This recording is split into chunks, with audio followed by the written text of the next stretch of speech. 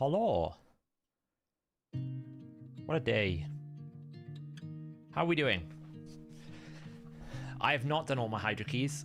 We've got to do Hydra. We've got to do Live Arena. We're going to talk about Sintranos. We've got everything to talk about. How are we all doing? Did we all survive the why did Raid decide to drop everything day? Because that's what today's was. It's literally been like I've never seen so many announcements in one day. Like, how many have we had? 1, 2, 3, 4. 4 announcements in one day.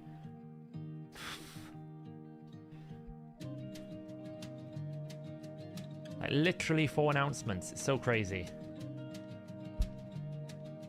Oh, she's actually somewhere else. Oh, no, she is here. You are correct. Bribe the cat. Hello, cat. We did just wake the cat up. She got quite comfortable downstairs. What are we doing here? It's going to be a speed team.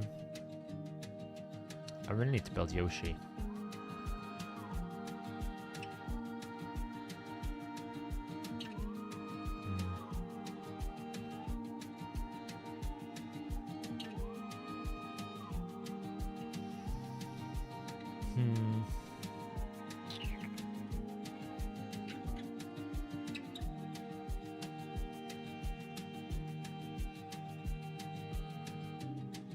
Lovely cat.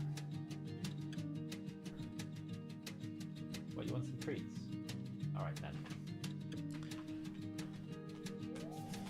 For constituency worth putting the effort into as developed as your pretty in-game. He's actually very good, especially if you have Vlad to go with him. Especially if you have Vlad, he's very good.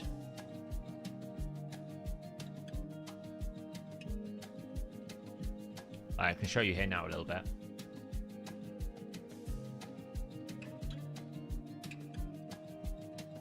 He should ban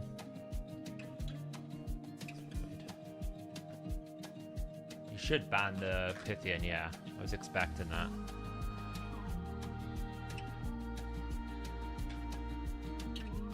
He doesn't really get sheep that often, to be honest. He has a lot of debuffs, but not that many. Right, this probably be an A2. Okay. It's kind of annoying because it stops that. We can do this. It's a bit awkward. Do you know what? I'm actually just gonna... I'm gonna kill everyone. I know it procs that. But I'm just gonna do it because it just helps keep the thing running. One more. Music's a bit loud, isn't it? It won't kill my things, it's fine. We just revive him straight back up. He hasn't got enough accuracy to be able to do anything, so just revive them. As long as we can survive the AoE nuke now, which I think we can. Because I don't think it's that much. He's locked down. That's it, no more. And then we just follow up. We didn't really get to see Constantine do his thing, but Constantine, to be honest, enables Vlad's passive anyway. Even if Constantine doesn't get a turn, Vlad's passive becomes a bit giga strong. Because he gets lots of turn meter. So without Vlad, he's also very good because he's very, very strong into Rotus, right? He has 2 double hitters. He has an AoE. He block revives any demon spawn, undead hordes. He doesn't need Vlad. He makes Vlad more powerful than the other way around. It just means that things like the Harima will block revive when you have Vlad. Things like the Banner Lords, like the Tarichkas, will block revive. So it does help. And obviously Vlad's debuffs help the damage on Constantine, you know?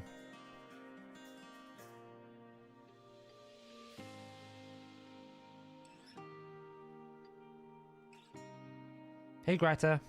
Yeah, I keep missing live arena. I tend to do it at the start of the stream just to warm up. So after Sintranos coming tomorrow.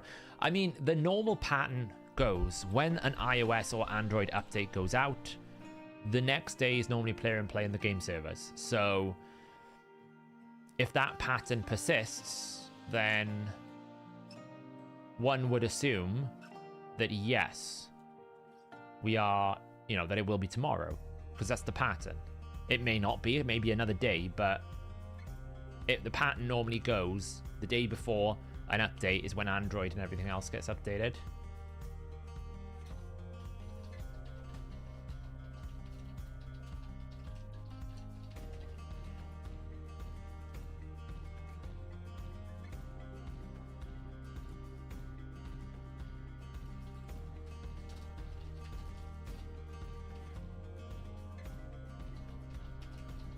Can I show the speeds for Iron Twin teams? Yes, I can.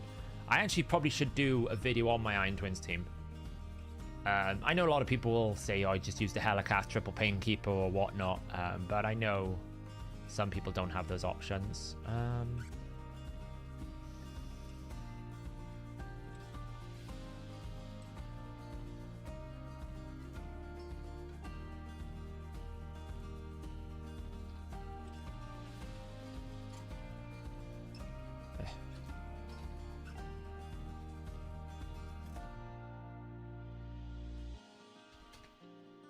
Sorry, I was just answering someone. Who am I banning? Let's just ban the Arbiter, I guess. Nice. Put resistance in the lead.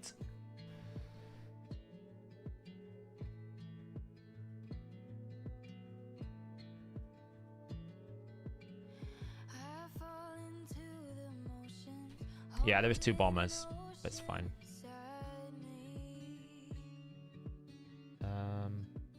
Why was that so slow? Am I pumped or... are you pumped up or are you pumped up? For what? The new content? It's the music volume too loud. Let me turn that down a little bit.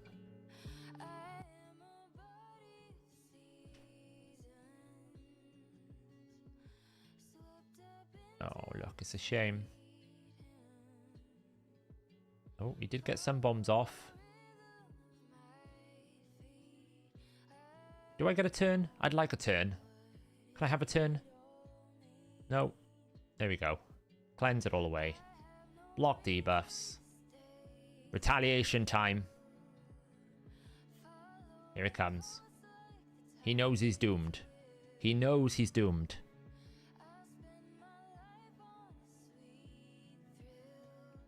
Eventually he's doomed. There we go. That's what Constantine can do. You give him a turn, he one-shots everything. The only reason why I'm doing this is it's a primal shard here, so it's worth it.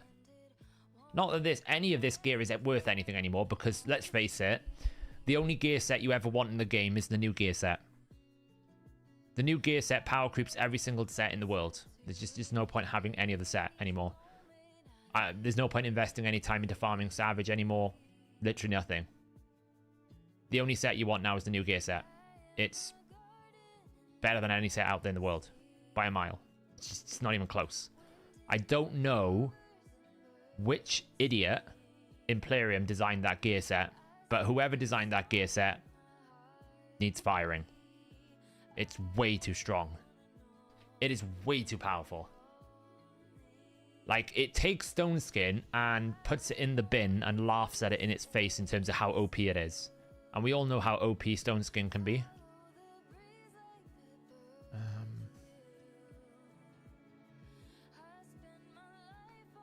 It's better than any set. We'll do the math now. It's crazy how strong it is. It's crazy. Like, the only reason why I'm saying it's so crazy that they've put it is, how do you balance any damage set now? Like, why would anyone ever choose any other set in the game? Like, it's relentless, reflex, better than savage gear, basically gives you more crit damage than crit damage sets, doesn't really cost you any speed. I'm like, I just don't even know why you would pick any other set. There's nothing in my mind that would suggest for me to pick anything else. Oh, look at him picking Uko. Okay, that's fine. I mean, it's probably not a problem. Let's do that. Ban that.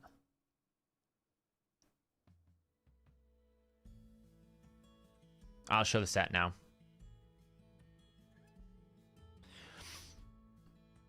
I mean, it'll take you less time. Honestly, I think it will take you less time. Why would you pick Mortu Macabre, then ban the Uko? What's the logic in that? The reason why you pick Mortu Macabre is so that you don't have to ban the Mighty Uko. Like,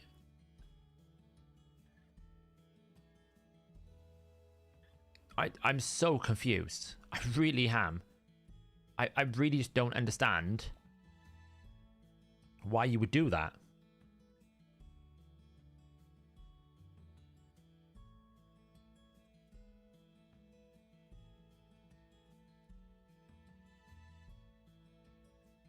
Interesting. Can he now only attack the Taunt, or can he attack the Duchess? He's got to attack the Emic, right? He can't attack the Duchess because of the Taunt.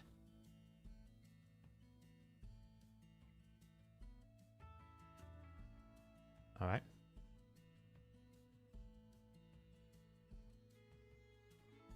Well, I haven't won yet. I probably will lose because I panic picked Emic. I just panic picked Emic, basically.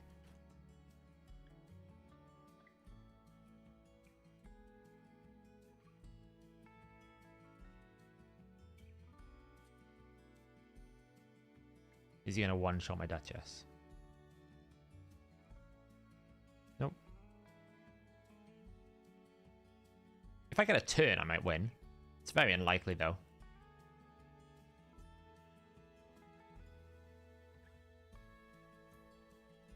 I'm pretty confident.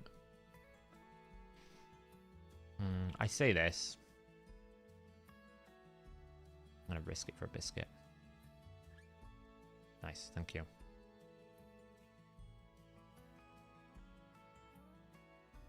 I've lost. I panic picked Emic. I should have picked like Necro or something. I panic picked Emic. I still don't agree with the ban, but like you pick Mortu Macabre so you don't have to ban the Uko. It's very strange. I'm still playing Bloodlines actually. I thought I'd burn out of the game, but it's actually still quite good. How many people will be able to complete hard mode? I'm pretty certain that I will finish hard mode outside of maybe one room. The only one that I think I can't beat is the Sand Devil at the highest stage. I just don't even know how you beat it without Cardiel. I'll be honest, I just don't know. We'll have a full look at it now. We're just going to finish these freebies, and then we'll go from there.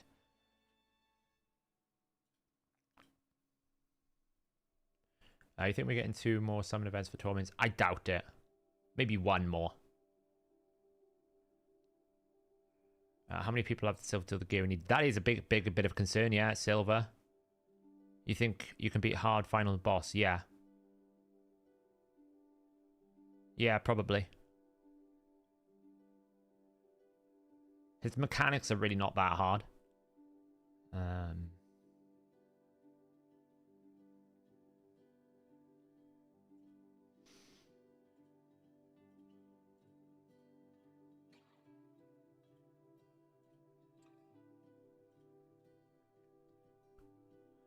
The thing about the last boss, is it's lots of words, but you don't actually care about much of it, right? It's a lot of words. But realistically, we just don't care too much about everything that's been spoken.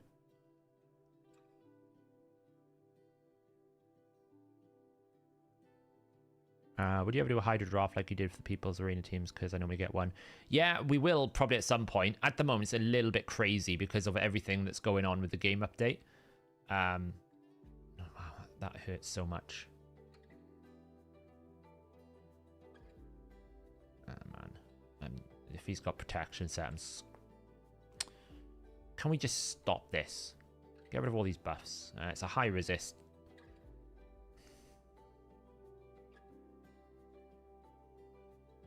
It's whether or not I ever get a turn that's the problem. Block damage is going to come out now, and then I'm done.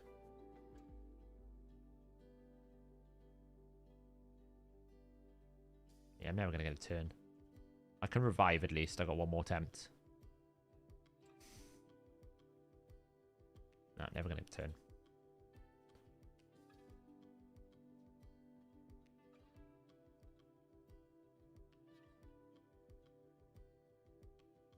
Even with the restriction, yeah, pretty much.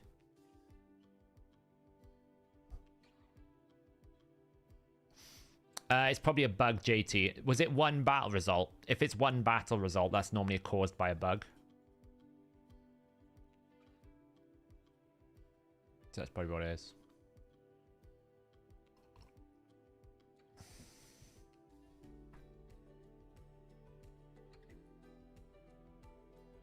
Hello. How's it going? What's my top 3 nukers you want who isn't Terrasa Rotus? Garol, the new Lizard Mythical, and Leorius.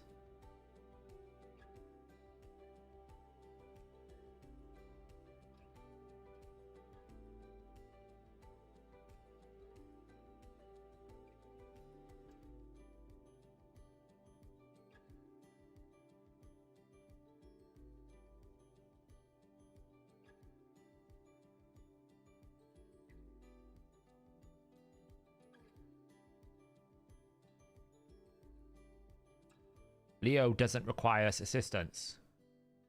And if you don't deal with Leorius, his passive is crazy. actually a mistake that I put Necro in the lead there, to be honest. I just wanted the resist. I even get a good turn. The challenge is always, will I ever get a turn? If I get a turn, I'm pretty unkillable. But it's just trying to get a turn on these things sometimes. Right, let's take out the first one. One down. Oh, he's got swift parry. Happens.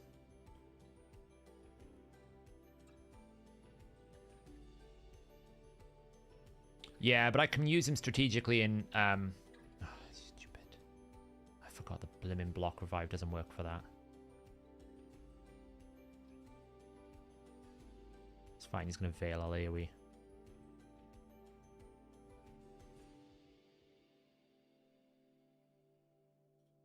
Right, let's stop you from doing something.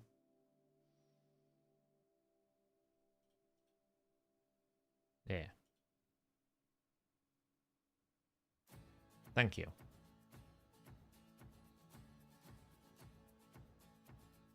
Three more wins.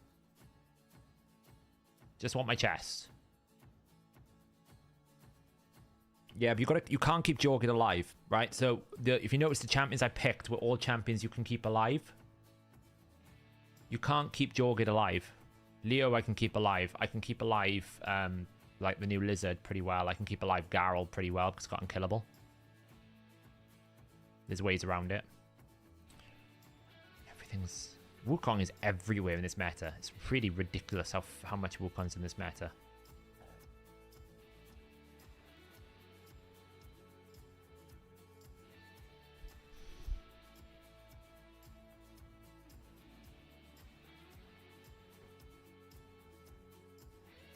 Harima would be the other one as well. Yeah, I always forget about Harima. But mainly because I can kill Harima without much problem.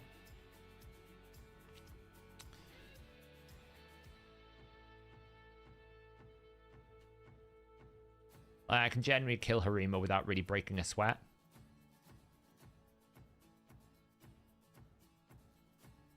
Jorg is a hard counter. Is it, though? How is he a hard counter?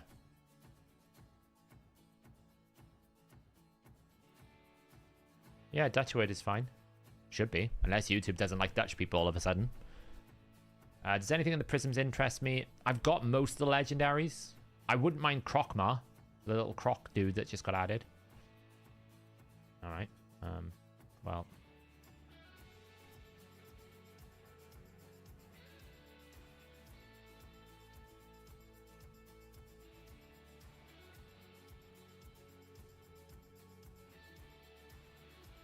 I don't think that's the right decision. But I think we'll be alright if we do this. Delete her one hit through everything, then AoE nuke the rest. Well, that assumes that you can actually get past Stone Skin and they don't have reaction and they're also able to be killed and they don't have Taras and they don't have all these other things, right? Jorgen, I don't think can really beat Taras.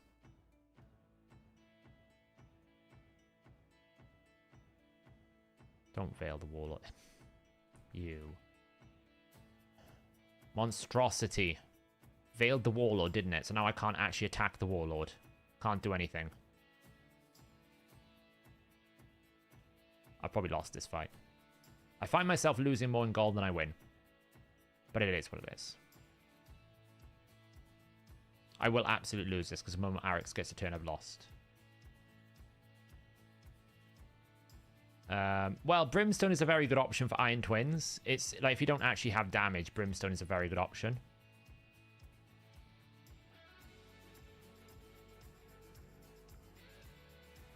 Again, it all comes down to, can I even get a turn? Which I can't.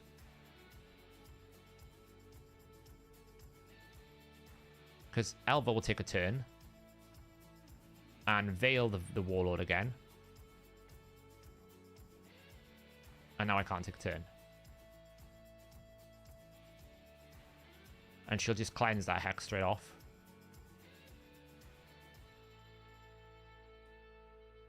It's lost. Unless I get an A1 somewhere right now. If I can get an A1 right now, I can do something. But he's just going to like put counterattack up. Right. Or maybe I can do some damage here. But I'm probably going to get locked out in the next turn. Because Warlord will have his A3 again.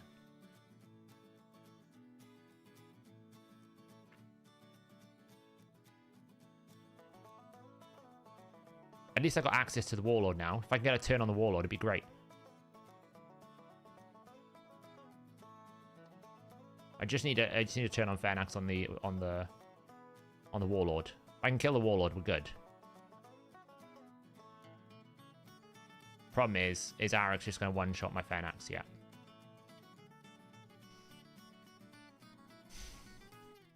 It's so frustrating.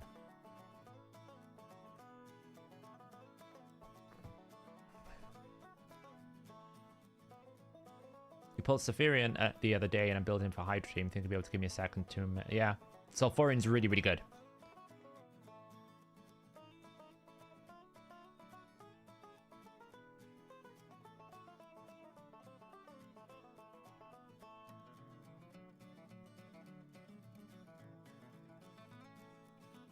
It's just every single team I face is speed meta, but the moment I draft speed meta, they don't have speed meta. It's just so frustrating.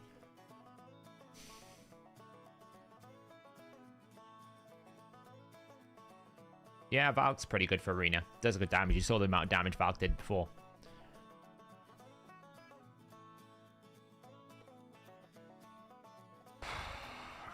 I don't know why I put myself through this live Arena nonsense. I really don't. There is no win condition here. I lose whatever happens here. Pretty much, this is a guaranteed loss. The only hope is I can take that out and hope I can tank the E3. But it's a guaranteed loss. Because no matter what happens, that Anith is going to get a turn. He's going to block revive someone. Probably. Boost into Shugen.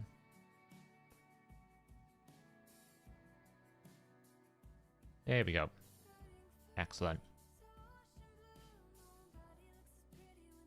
But watch what happens if I draft speed now. We'll probably get a bot because I've lost 2 in a row.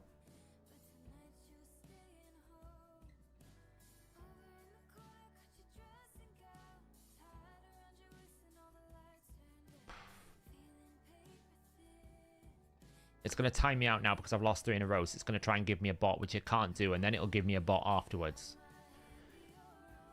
Oh, I did find someone.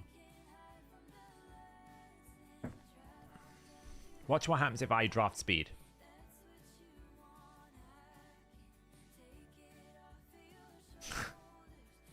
I can't draft speed now.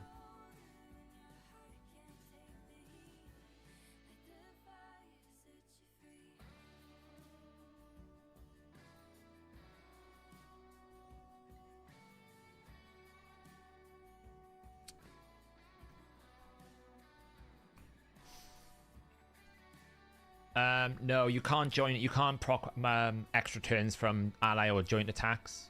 You can only do it from your own attacks. I mean, to be honest, Francisco, I didn't rush to get to gold. I just got there naturally. This one's okay though because they're going to be equally as slow.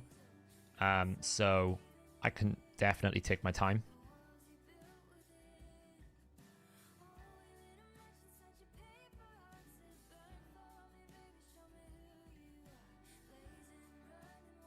No, if they pick Harima, that tells me straight away they're not going for speed. Green Virus. So I do want to match, like, I want to match no speed against speed. That makes sense. I'll just ban the Kaimar because I don't really care about anything else. He'll ban my Necra. I'll ban the Kaimar. So they're pretty slow. And I'll just take them out one by one. If I can basically get a turn on the Harima, I'll kill it one shot. Because Venax is a super hard counter for Harima. Very, very hard counter for Harima. Strong affinity, block revive, kill it quickly, not a problem. Hey, Almighty Dobie. Yeah, we'll start talking about the new content after I finish this. I was just trying to see if I could win the chest. It's like, I can just take him out. Yeah, that's not a problem. Don't care about that. Then I can steal some turn meter back. I don't care about proccing him right now because we can kill him straight off the bat. Then we can kill her off the bat And that's how you deal with Harima.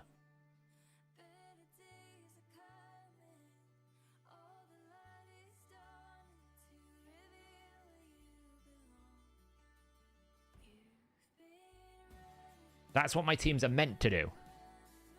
But it doesn't work very well if they go, and if I just don't have enough speed, right? If they just go fast, there's not much I can do. So if they pick Arbiter here, it's speed versus speed. I will probably lose that because my speed is all on my Arbiter.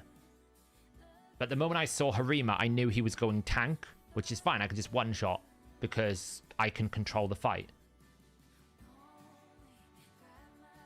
Stone Skin would stop it, but I just wait, right? If there was Stone Skin up there, I would just wait my time. So he's drafting speed. So either I draft speed with it, which I can do because I can basically go Wukong with Kimmy, right? Kimmy's my other fast champion. That gives me at least one speed aura. He's going full tank, full speed. So I can then bring... I need some sort of solution for Leo, which is Wukong. I'm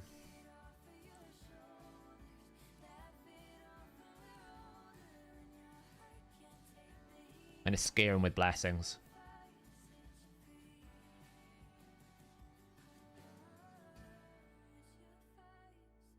She's like 350 speed. She's not super fast, but I'm banking on the fact that I'll be able to ban one of their leaders.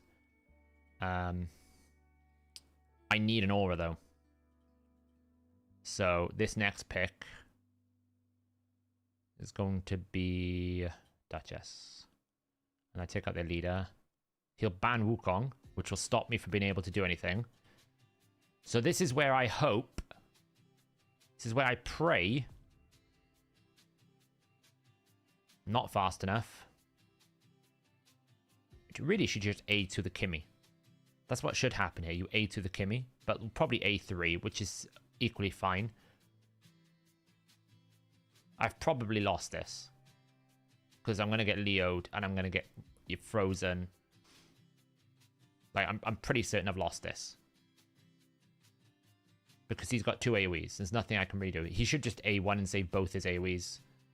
If I revive, I'm going to get AoE nuked.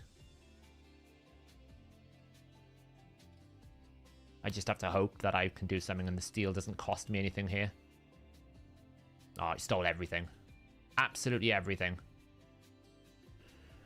I can't deal with speed teams anymore. I need to figure out a solution. Yeah, which is why I had to draft an aura. Why I had to pick an aura, because I knew Kimmy's wasn't. Watch what happens when I pick speed here, right? I'll do exactly the same thing. I'll pick my Arbiter.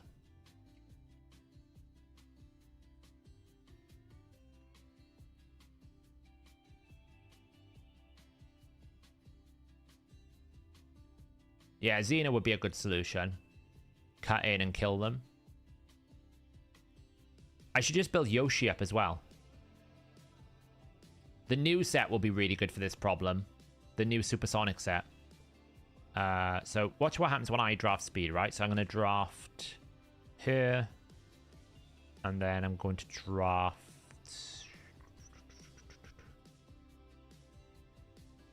Kimmy. Where's Kimmy?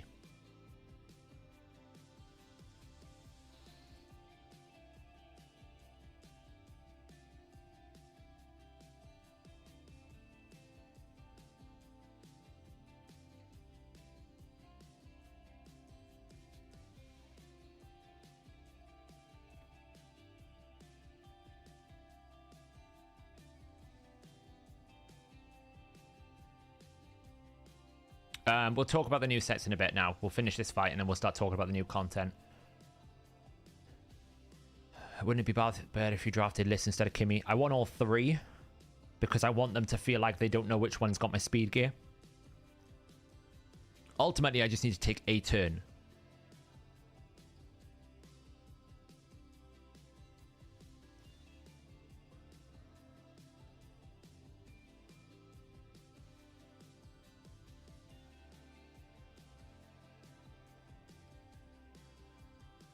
There's no way they outpace me now. There's just no way. I've got like 4 auras. I've got all my fast gear. Yeah, that was always going to happen. So I can basically put him in the lead. Hopefully, the Kaimar's not 900, like 400 speed. That's the only risk here. If the Kaimar's like 400 speed, I lose. Nice. So I can drop turn meter. Steal it. Take him out. He'll put protection up. It's fine. I don't really mind. He should cleanse. Yeah, which is great because I can just pop this out. Boost. Weak hit. The weak hit cost me. The weak hit's gonna cost me big time. The weak hit, I'm gonna lose because of it. I'm gonna lose because of the weak hit.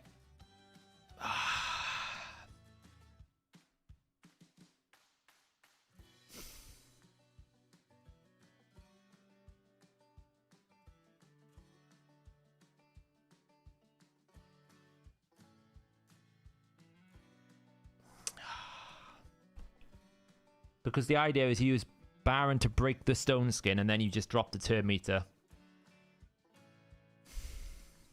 Probably should have just opened with the A3 instead. Try to get rid of the stone skin. Man, look at that history. Ah, I'm so blimmin' close. I just need 2 wins. I just want 2 wins.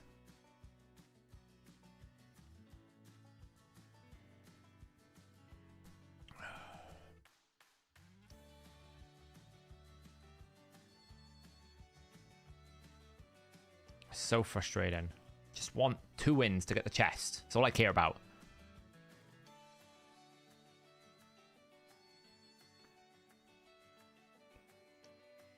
Ah.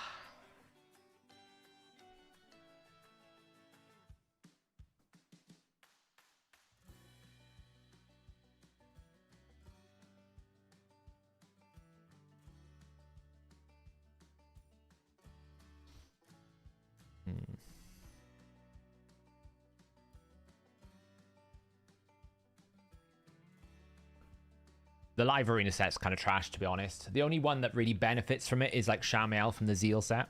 He's the only one that kind of benefits from any of those sets. I'd never trade my reflex chance for the extra speed, so I think the other set's just terrible. No, to be honest, Francisco, it's not just one champion. I need to I need to basically recalibrate my entire account to actually build teams properly.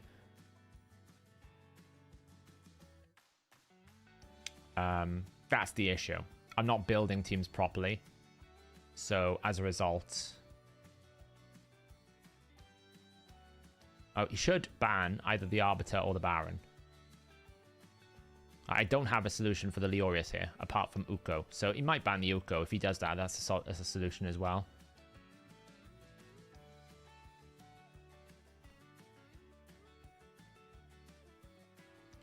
Unfortunately, I'm kind of forced to ban the Rotus because I don't have an answer for Rotus. So... No, I don't have a Tormin. That's why I'm going for the Tormin. I'm going to try and get the Tormin. Vogoth. I mean, I feel like I have to take out him. Because I don't have an answer for him. Because nothing in my team is going to kill the Rotus. Oh. Okay, well, that's an interesting decision. What do your teams really need for live arena? Just completely rebuilding. They're not fast enough. There's no like strategy. I haven't got teams built together. I've just got a handful of champions that are built well. So why do I want that useless chest? It has a primal shard in it. The chest gives me a primal shard. Man, this is the problem. Because of that, I didn't even click that button. I didn't want to do it. I mean, as long as I land that, it's fine. He revives. He's going to revive. It doesn't really matter because I'll just one-shot now.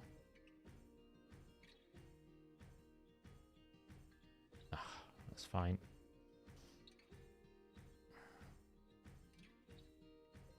Wait, we proc the unkillable, didn't we? So I can just one-shot. Nice. Bah. One more.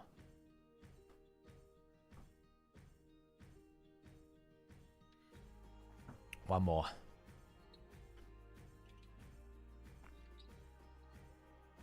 If I just had one of the meta Legos, right? I'm actually not a greedy person. If I just literally had a Kaimar, or a Yumiko, or a Warlord, or a Siphi, or a Rotus, just one of those, I'd have so much more flexibility in team building.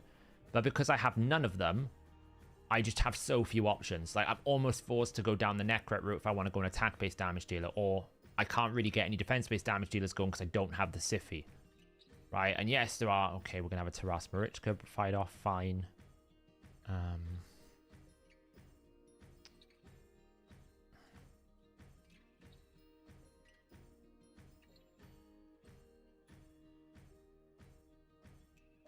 Baron is meta, not really.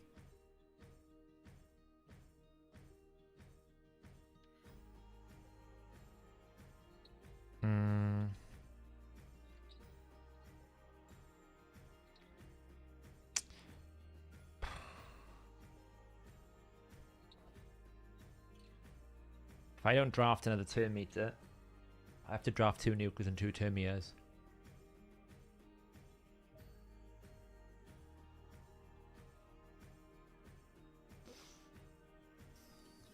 It's a mistake. I'm going to lose this.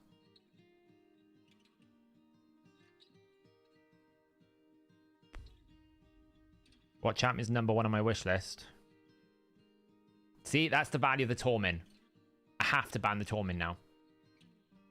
I think I have to ban the Tormin.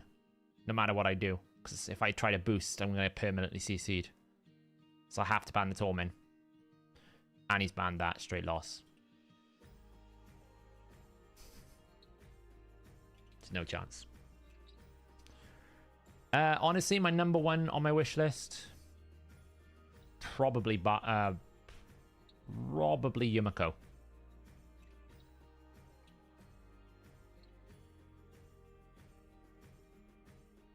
It's probably Yumiko. I didn't lose that because there was a Taras Marichka. I lost it because I only picked 1 DPS, hoping that they would think the Wukong was DPS, and it wasn't, so...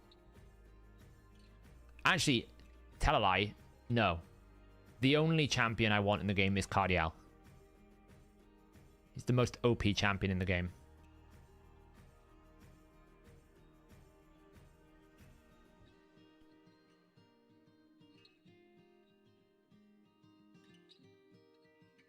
If I actually had like a fully decked out Arbiter all the way up to +6, I think my gear takes me to like 410 speed, if not 420.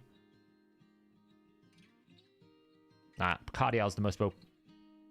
Cardiel is the most OP champion in the game.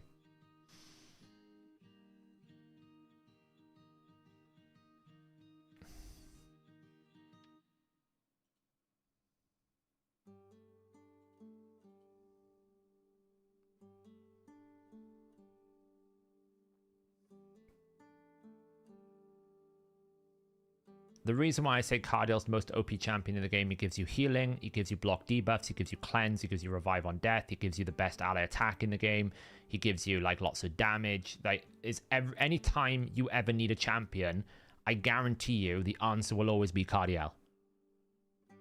When we have a look at this new content in a second, once I win one more fight, you will see what I mean by the answer is always Cardiel. Pretty much all the time. If you can't beat something like Fire Knight Hard, where do you go? Cardiel. If you can't beat something like Sand Devil, where do you go? Cardiel. What's the best non-Infinity comp team? The one that's fronted up by Cardiel.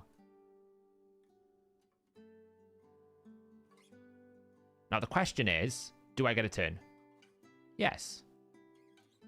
Now the question is, can I do anything with my turn?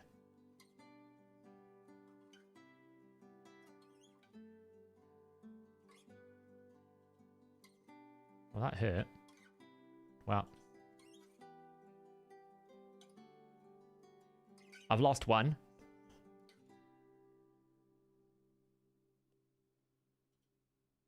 Well, we've killed 1. Can Karata one-shot me? Probably. He hasn't got increased attack, but he probably can one-shot me.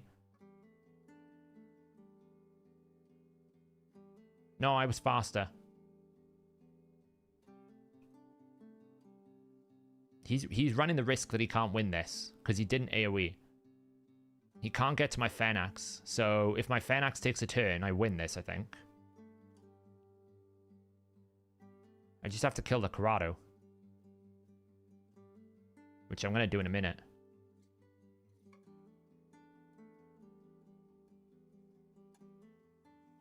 I had a boost, so I had Arbiter boost, so I cheat, you know. Arbiter basically boosted into Duchess. Yeah, see. There we go. Live chest. What do you get? A guaranteed Primal Shard. That's why we did it. What's this? Trash. Might be good. Ooh, that might be alright. Trash, 5-star. Might be good.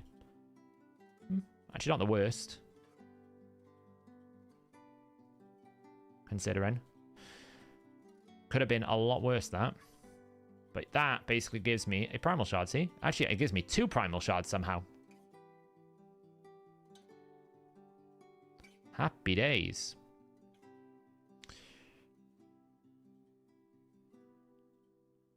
Should we see how these roll then? These roll any good? Well, they rolled in all the right places. Might as well keep hold of it just in case. Did this roll any good? No, that rolled terribly. Did this roll any good?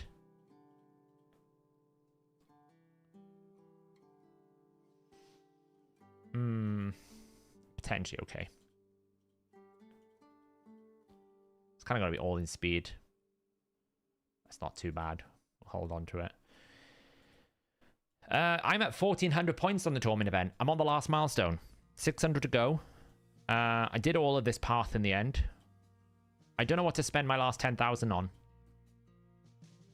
I feel like I buy a legendary book, but I could also buy, like... I could buy a legendary book and an ancient shard, or I could buy the oil. I feel like I buy a legendary book. I haven't quite decided yet. It's on my list of things to decide. I decided in the end to go for, like, the champion chase and stuff. Sand Devil here. I'm working towards this. I figured I might as well do some of it. Get the prisms. If you basically get this, the Sand Devil prism shards, plus the fusion warm-up, plus then whatever's coming in this dungeon divers tomorrow, you should have enough to have one free primal prism summon. And I wouldn't mind a Korrigar or a Krokmar. Or a Jag Bonesaw, right? Those 3 I wouldn't mind. It's a 7% summon rate. It's insane summon chance. It really is. Like, considering I'm basically going to get a free summon, in the sense that I'm going to get a summon from all the rewards that I've got. That's actually insane. It's really good. The epics, I pretty much have all of these, I think. Delaja would be the only epic I would really want for the Mikage fusion. Because I got the rest. But definitely something like Jag, Croc, or Korrigar. To be honest, Croc would be really good. Because of this ability. This ability, I think, is going to be very, very, very, very, very, very, very valuable. Very, very good. Very, very good. So I wouldn't mind the Croc, but we'll see what happens. Right, should we talk about the new stuff then? I feel like I've been live for like 48 minutes, and I said I was going to talk about the new stuff. I've actually recorded it, Lucas. It should be going live this week. Might go live tomorrow. We'll see what happens. It might be later on. It depends what is coming, right? Because generally, I don't know when the patch is coming, but generally whenever they do an iOS update, the following day, the game updates. So it's a fairly strong possibility we're getting Sintranos tomorrow. Should we talk about it then? Let's talk about it. Let's talk about it. Have we got stuff written up? I think we have on the website. Let's have a look.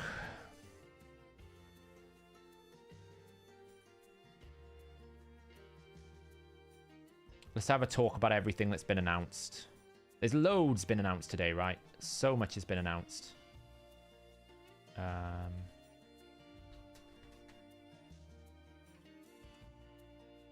So much.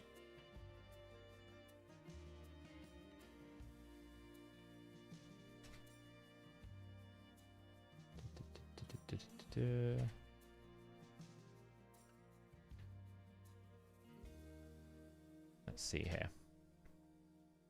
Right, okay. Let's see here. And then go to this. Just make sure that's working okay. Yeah, cool. Awesome. All right. Right, let's talk about the fusion first.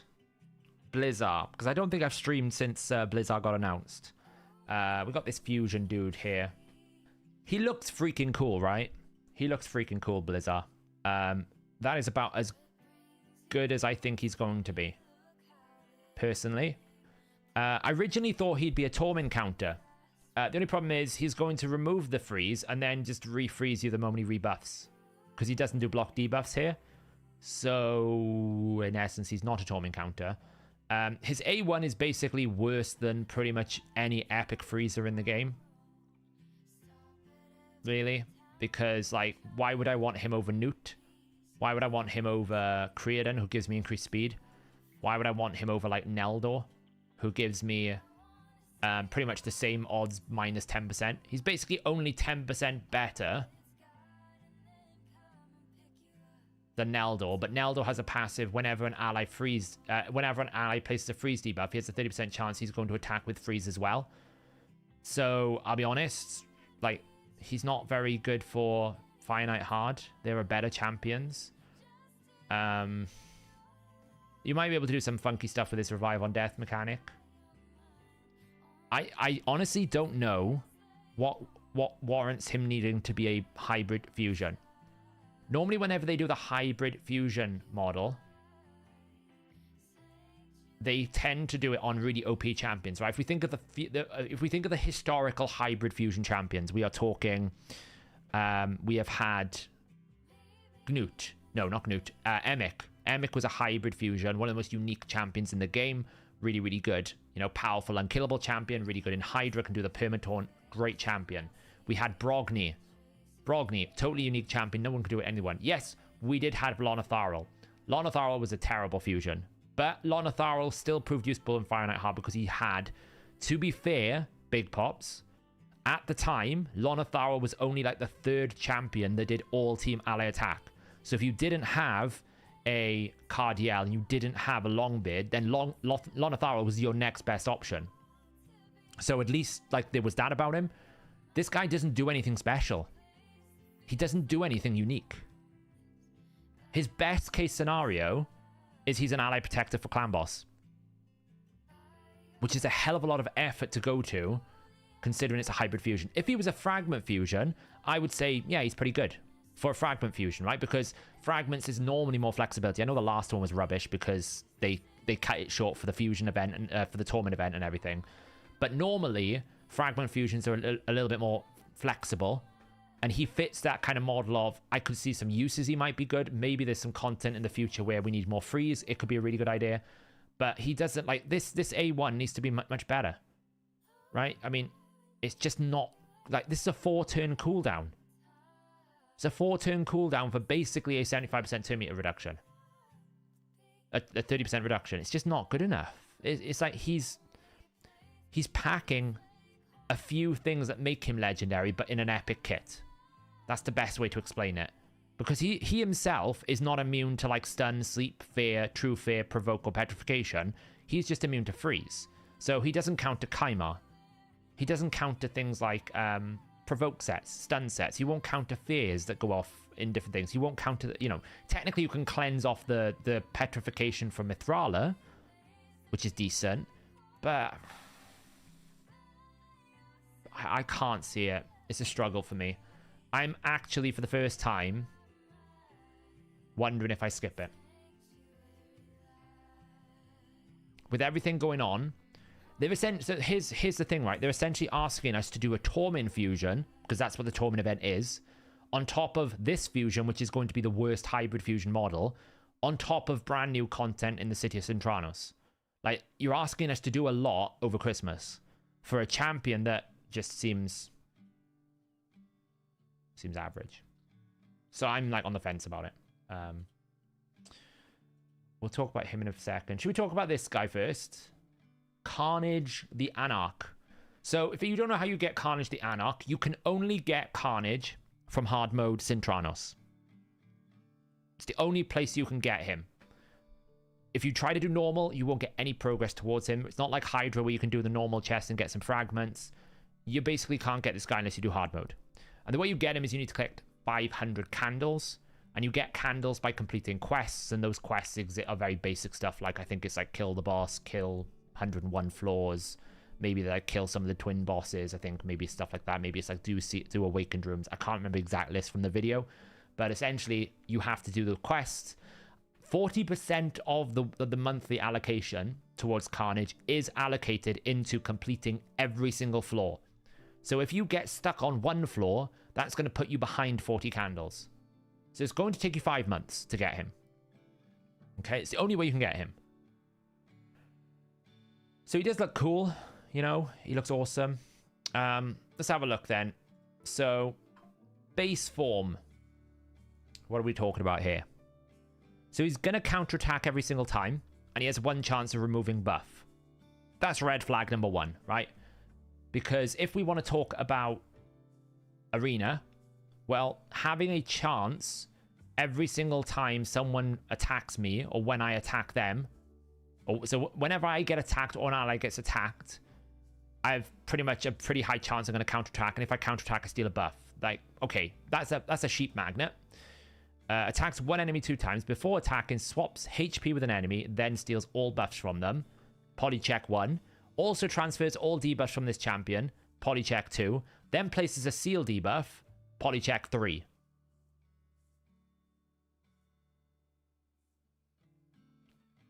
Like, I hope the polymorph change is coming in the first 5 months, because so far this guy is like, do you want me to become a sheep? Because everything that I do is going to make me a sheep.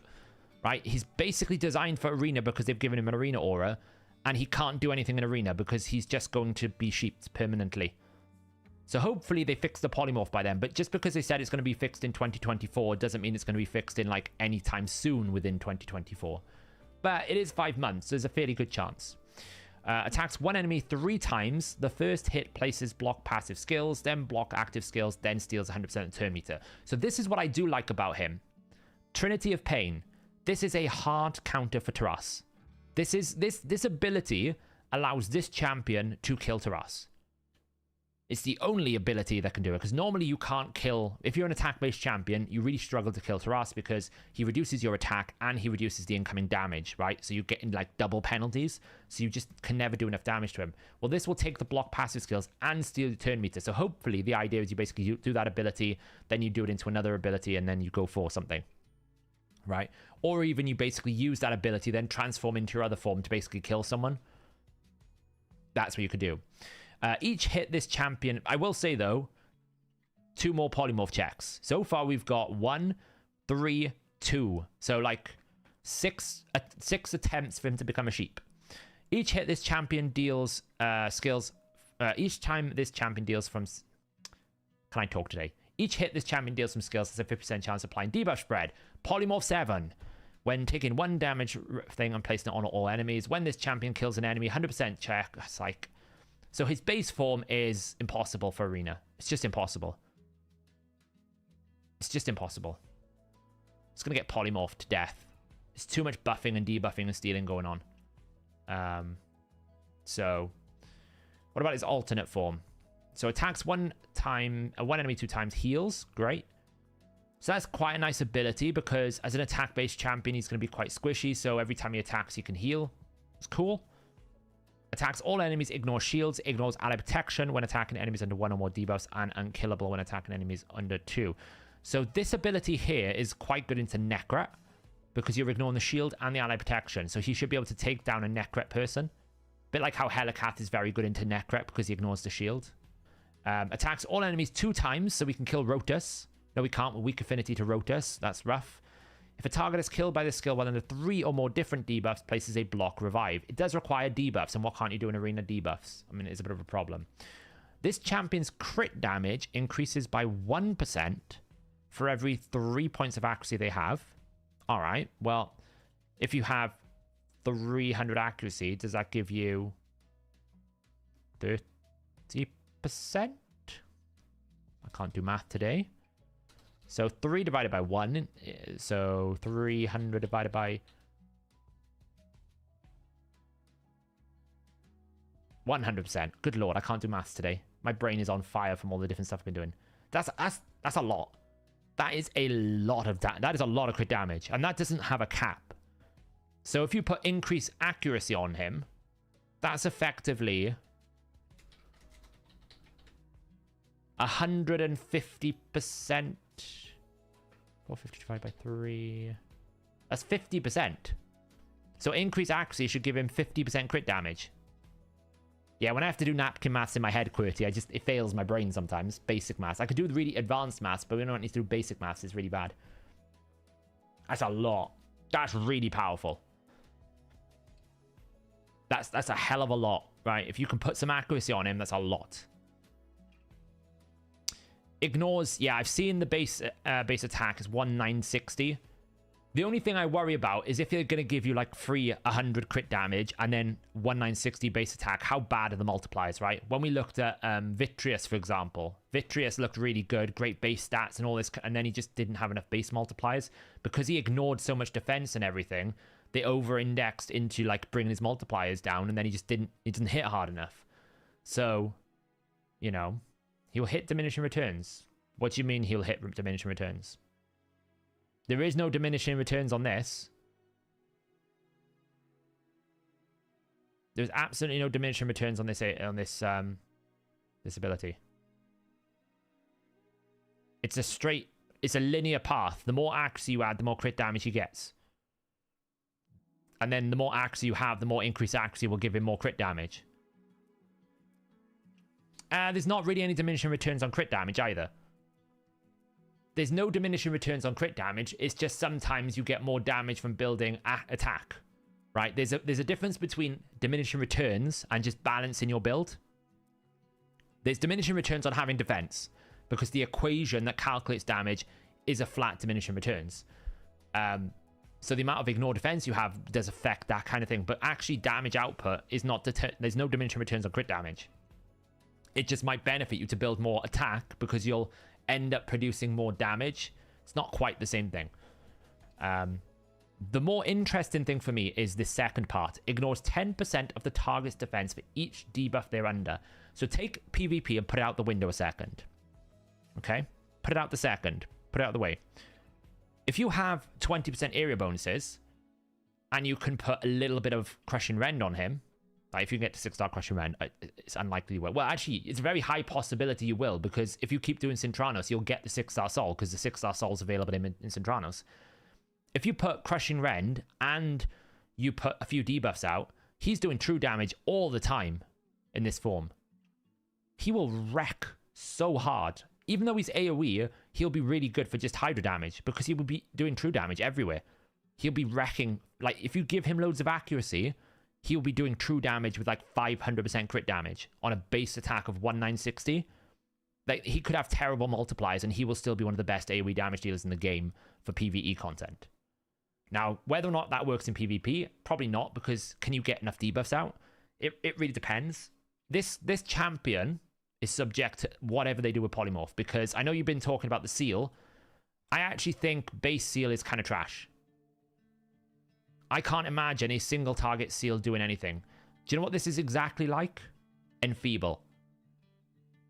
Conceptually, a great idea. Reality is you're never going to be able to use this ability. Because 1, you're going to put it on one target. 2, you don't know what sets they've got. 3, it's not the master seal, so you can't block the blessings. So yes, you could probably seal off a damage dealer. But it only lasts for 2 turns. Like, you can resist and block it. So if you just keep someone on high HP and they've got block debuffs, you can't place it. Sure, he can steal all buffs. That helps. But will he get polymorphed? I don't know. I doubt you can spread it. Maybe you can. I don't know. You certainly can't stun... you can't spread things like CC, right? I don't know if you can spread Enfeeble, then there's a probability you can spread this. If you can't spread Enfeeble, then I would say you can't spread Seal. Do I think Seal... Like, the problem with Seal as well is it's a debuff spot in PvE content that's useless. It doesn't do anything in PvE content, because none of the enemies you're facing has artifact sets or masteries. So, what I really dislike in game design is when you don't build alternatives. This is the Fortis problem. Fortis, when he gets to a boss, is useless because he can't fear the boss. His entire champion, fantasy, kit, design, whatever keyword you want to use, is built around the concept of fear. So I have this champion in my team that literally is a bot on a boss. Whereas when they designed things like Morrigan, they gave it an alternative when it got to a boss, right? You see a lot of these different champions that they do give alternatives. So I feel like they should have had, if this is a champion, it's a seal. If it's a boss, it does something else. Because this is just useless in PvE. It doesn't do anything. It's just going to take a debuff spot up you don't want it to take, because you're not going to be able to stop it. Because if it's a low HP, he's going to place it all the time. So it's just going to take spots in PvE if you're using him there. They should really adjust that so that he doesn't place seal unless he's in a PvE environment. So, hey, YST. Yeah, I mean, all of this, like, so, like, is he worth getting? Absolutely. It's a free mythical champion. You should not get him. Do I think he's going to change the arena meta? Not until Polymorph changes. But then when Polymorph goes, Romantu comes back in, Tarichka starts getting knocked out of the meta. You start seeing more evolution of the meta. Once they allow Romantu and these block passive skills abilities to work without the risk of Polymorph being such a dominant feature, you will see the fall of Taras. You will see the fall of Marichka. Because without their passives, they are not very good. With their passives, they're the most broken champion in the game. Right? You take the passive abilities away, you can one-shot them. Really easy. Seal will be insane in PvE. Seal does nothing in PvE. It does absolutely nothing in PvE. The only thing Seal affects is masteries and artifact sets. Enemies that you face in PvE do not have masteries or artifact sets. Therefore, Seal does absolutely nothing. So, absolutely nothing. Yeah, but Taras and Sintranos will be absolutely fine. You just put Romantu on him. You just use Ronda on him. You just block passive skills. Seal is a new debuff. So let me explain what Seal is. Seal is a new debuff, and it blocks the ability of artifact sets and masteries that do effects that are not stat gains, right? So, for example, right now you can see in my account here, I've got a champion built in, say, this one's a great one. I've got a champion built in Cruel and Retaliation, okay? So Seal, what it will do is it will disable the Retaliation effect, and it will disable the Ignore Defense effect. It won't affect the attack percentage. I'll still get my attack percentage, but I will no longer ignore defense, and I will no longer get the counterattack, right? It will affect things like ignore defense from lethal. I'll still get the crit rate. I won't get the ignore defense anymore. It will affect things like Savage. I won't get the ignore defense anymore. It will affect things like, do I have another set here? Guardian. I won't get the healing. I won't get the damage absorption. That won't work anymore. Defiant, Stalwart won't work anymore. The AoE damage reduction from Defiant won't work. The defense will. In terms of masteries, I will not get this. Won't have that. I will not have this. I don't get this. I don't get any of these effects. I still get this. Absolutely fine. I still get this. So if I'm getting stats, great. Everything else doesn't work. But you will never use it because you'll get polymorphed. And on, like, we don't use Taunt because it's only available on a few champions and the champion itself is not strong enough. We don't use Enfeeble. Why? Because it's only on the Panda. The Panda's kit is not strong enough. The same situation arises here. It's only on this guy, and this guy is not strong enough while the polymorph meta exists, so you will never use it. The Seal is basically what Karata's passive does, but it also blocks sets.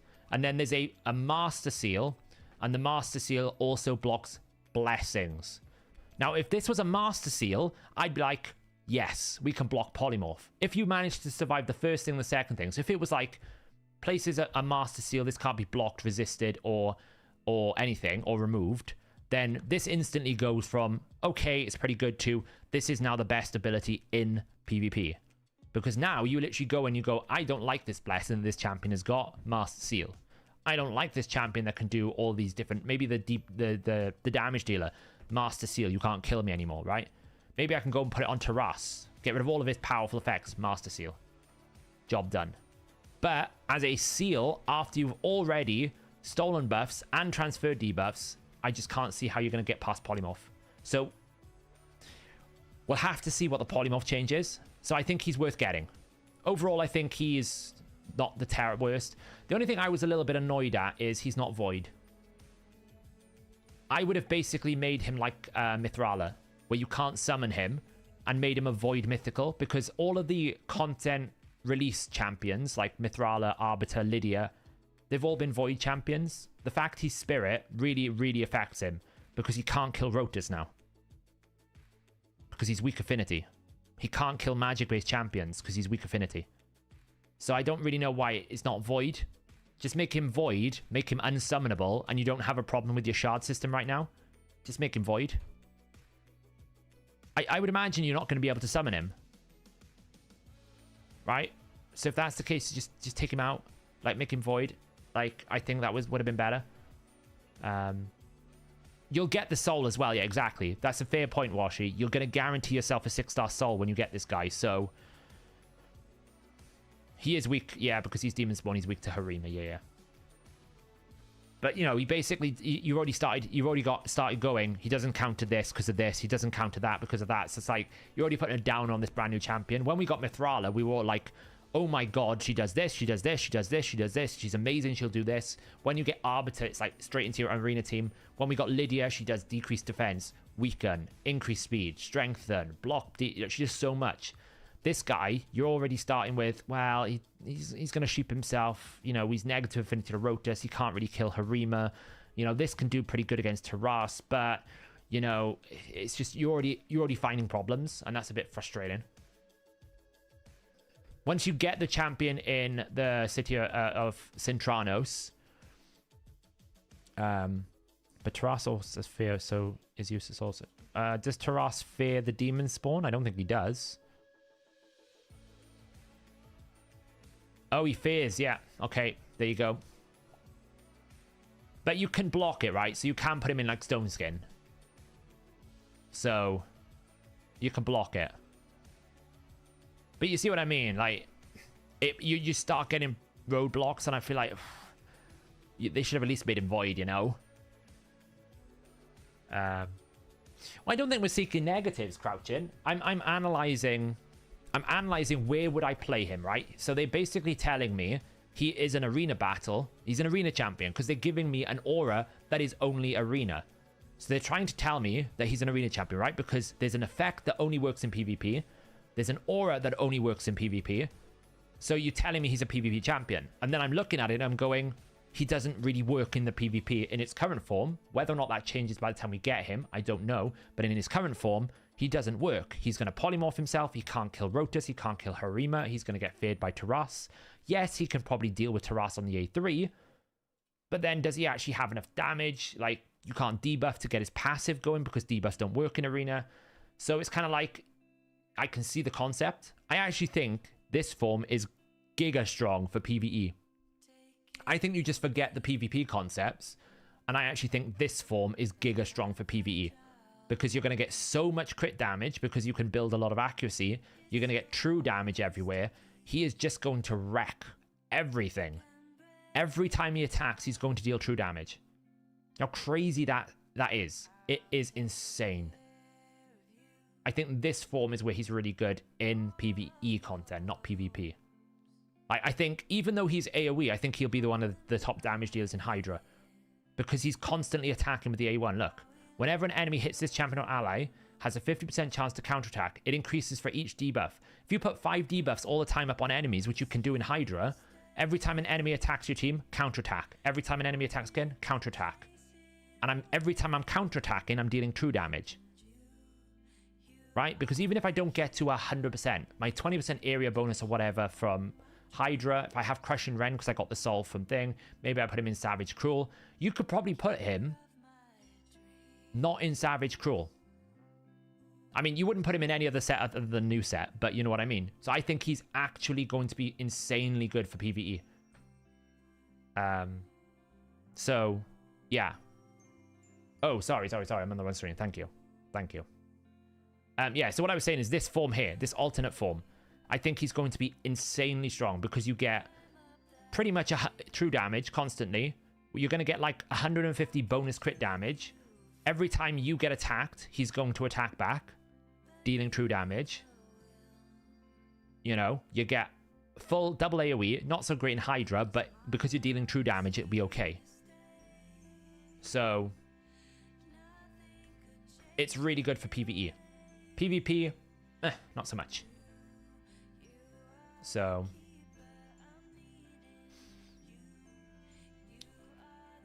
yeah, but the difference with Uko is, it's a fair argument. But then I like, how often do you see Uko in Arena anymore? Right? When he was abusing the artifact sets, Uko was everywhere. How often do you see Uko anymore? I don't see it. You know? I just don't see it. So, you know, that is the fundamental thing. If they change Polymorph, it changes the landscape for him. So, if they change to Polymorph, it'll change the landscape. So, you know. Right, Cursed City. Where do we start with this one? Yeah, it's 500 candles you need. You can earn 100 candles a month. So if you basically complete everything, which I'll be honest, I don't think you can. Unless you've got Cardiel. If you don't have Cardiel, I don't think you can complete every stage. It will take you 5 months.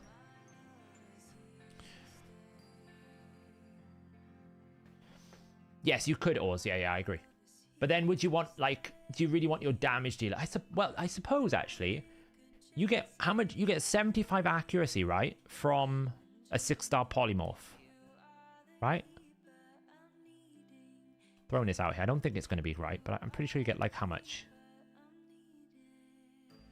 Ah, polymorph is resistance. Ah, that's frustrating. Because if you got accuracy and you had 75 accuracy, well, he's going to get... From 75 accuracy, he'd get 25% crit damage. So even though you'd be taking an accuracy blessing, he would actually not suffer so much. You wouldn't lose the 38% crit damage. You'd only lose like 12% of it. Oof, frustrating that. Can you get him from a shard? We don't really know. We don't really know. Yeah, I think he'll be pretty good for PvE, mainly. That's where I think he'd be really good. PvE. So... You know, so, yeah. So, Cursed City. Pretty much everything I expected to happen has happened. Right? I did a video and everyone called me out for being negative. I think I was 100% correct. And I think... I'm really concerned that this is going to upset... this is going to please no one and upset the majority. The reason why I say that, right? I'm not being negative here. I'm being analytical. So for an account like myself, who's been playing the game for 4 years, who's got 278 rank 6 champions, that's got a fairly good stock of awakened champions, although not great. I don't really have the arena meta, but I have a lot of gear. I've been waiting for PvE content to challenge the account, to make new challenges for about 18 months. Okay, we've had empowerment come in. The message when empowerment came in, you'll need this empowerment for future content updates. Fine. We had artifact awakening. You'll need this awakening for future content. We had mythical artifacts. You'll need this mythical gear. You'll need these stats for future content. We've had blessings, awakening blessings. You'll need this content.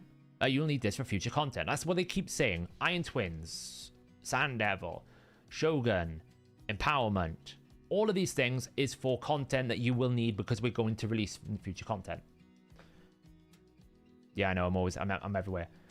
Now that the future content is here, it's not hard enough. And I know that sounds crazy, but it's not difficult enough considering you've added 300% more stats. Okay, let me explain why. 1 second. Let me get the video. And I'll show you, I'll explain exactly why I'm saying it's not hard enough. Is the video on here?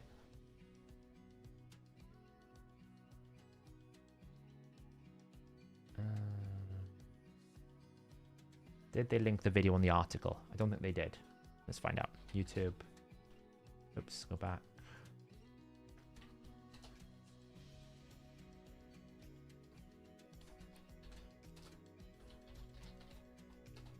I want to get the video. There we go. Hey there, everyone. Oh, that was loud. Okay, right. Right, let me explain why, for my level of account, it's not hard enough. Okay, so we'll move in through here, okay? So, the first zone we go into in hard mode, look at the boss levels. 150, 150, 100, 150. These boss levels are like stage 16 of normal dungeons. Right? These are stage 16s for normal dungeons, okay? Follow my train of thought here. This is not just a singular thought. I'm looking at my perspective first, okay? So from the perspective of an end game player, right, coming into this right now, someone who's been playing for 4 years, that's been told for 18 months that all of the stuff that we've been giving you for stat bloat and everything is for this new future content. You'll need it for this new future content. I'm looking at this, I'm going, a level 150 hard spider. I can beat that probably with Baron. I can probably just walk in there with any one of my damage dealers and one-shot it. So this first area of hard mode, yes, it'll have restrictions, okay? And we can probably find the restrictions. Like, let me pull up on the other screen the restrictions here, right? Because they've given us the restriction list. Where is it here? They've only given us the hard one, by the way, not the actual difficult one. They're only the hard one. Where is it? Okay, so for that hard spider, which is like C21 or something, is it? Let's see. So to beat Tainted Skavak, I have to use Dark Elves. Which champion exists in the Dark Elf faction? Night Revenants, Demon Spawn.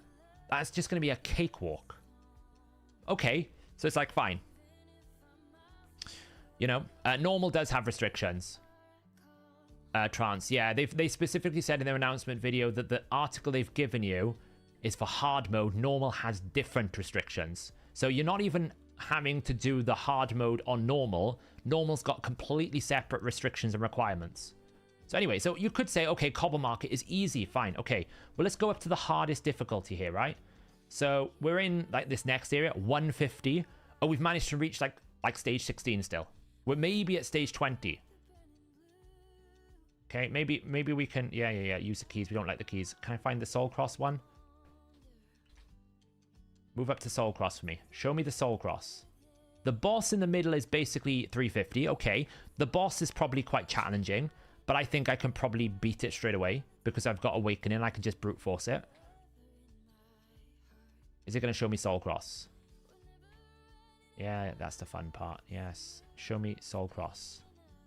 Right, that's what I want to see here. Right, so the hardest area... 200. Oh, we're in normal. So normal is 200. Okay, so the hardest part of normal... This is about fair. I think this difficulty curve is fair, right? This will be quite difficult for an early to mid and a mid to early late game. Because you will be restricted by the mechanics of finite hard, right? Trying to beat a finite hard boss at level 200 with restrictions, that would be hard. That's an absolute fair difficulty curve. That's not what I've got a problem with here. If I go to like, see if we can find... Oh, look, there we go. Let me just zoom it back a bit. Let it play. Right. This is hard mode. The hardest stages up here are boss level 300. That's like stage like 5. Now keep in mind, this is on the backdrop of 300% stat bloat. So if we're already one-shotting everything...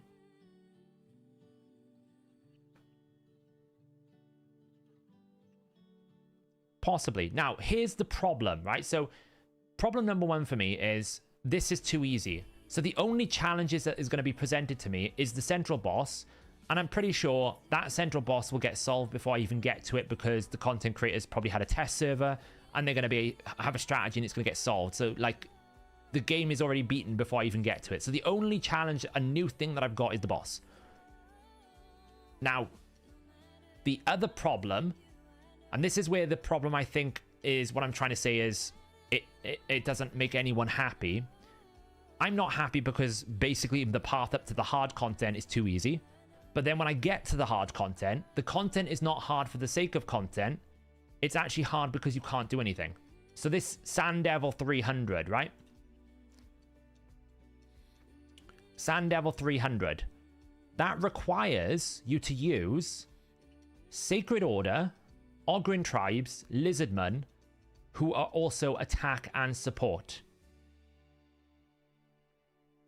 How the hell do you beat this without Cardiel? You have no access to Aneri. You can't use Ninja. You can't use Cronum. You can't use Mother Sibel.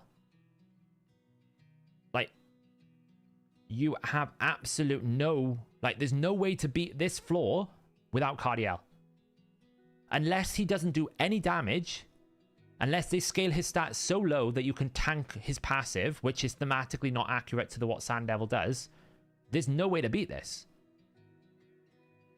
So what ends up happening is it's literally like I'm auto in the game modes, like I do with Doom Tower, Doom Tower Hard, up to like stage 100, and then I'll hit that one floor that I have to manual. But in this instance, I can't manual this because I physically just don't have a champion capable of matching the boss mechanics, right? I can beat Sand Devil in 4 different ways. You can either do it with a one-shot strategy, which is like Riho, Kaimar, double Newt. You can beat it with the Godseeker strategy, Godseeker Aneri, with Godseeker Ninja, or something of that nature. You can do like a Geomancer strategy, I think there's been. You can do Cronum Solo, right? You've got all these different ways to beat Sand Devil as a normal boss, but now that you've applied restrictions, the only way you beat that is if you've got a Void Legendary. You can't even use Muckstalker. It's a HP-based champion, so you can't even use like Muckstalker. He's a Lizardman, can't use him. Let me show you the disaster that is going to be this, right? So let me apply, and this is really good, by the way, guys. If anyone doesn't know or doesn't use it, this is a really good way of you being able to find what champions you can do, right? So the restrictions here, you can come into the optimizer and you can literally go, okay, my restrictions are going to be the Sacred Order with Ogryn Tribes and Lizardmen. And I also need them to have attack and support. So I have 92 champions I can use. Yeah, 92 champions in total. You have gear sets. There isn't a gear set that places sleep. Is there? Is there a gear set that places sleep? I don't think there is. Oh, there's a days set, but it's a 25% chance. Like, you're going to get one shot. You're going to get one shot. Right, so even if you daze him, how do you survive the one shot? Because look, in order to survive the one shot, you need a passive revive, an active revive, or revive on death. Okay, so this is my roster right now. I've got 92 possible champions. How much of them have revive on death? None. Okay, how many of them revive? Well, we've got some revivers, but Pythian isn't going to be able to tank it on his own.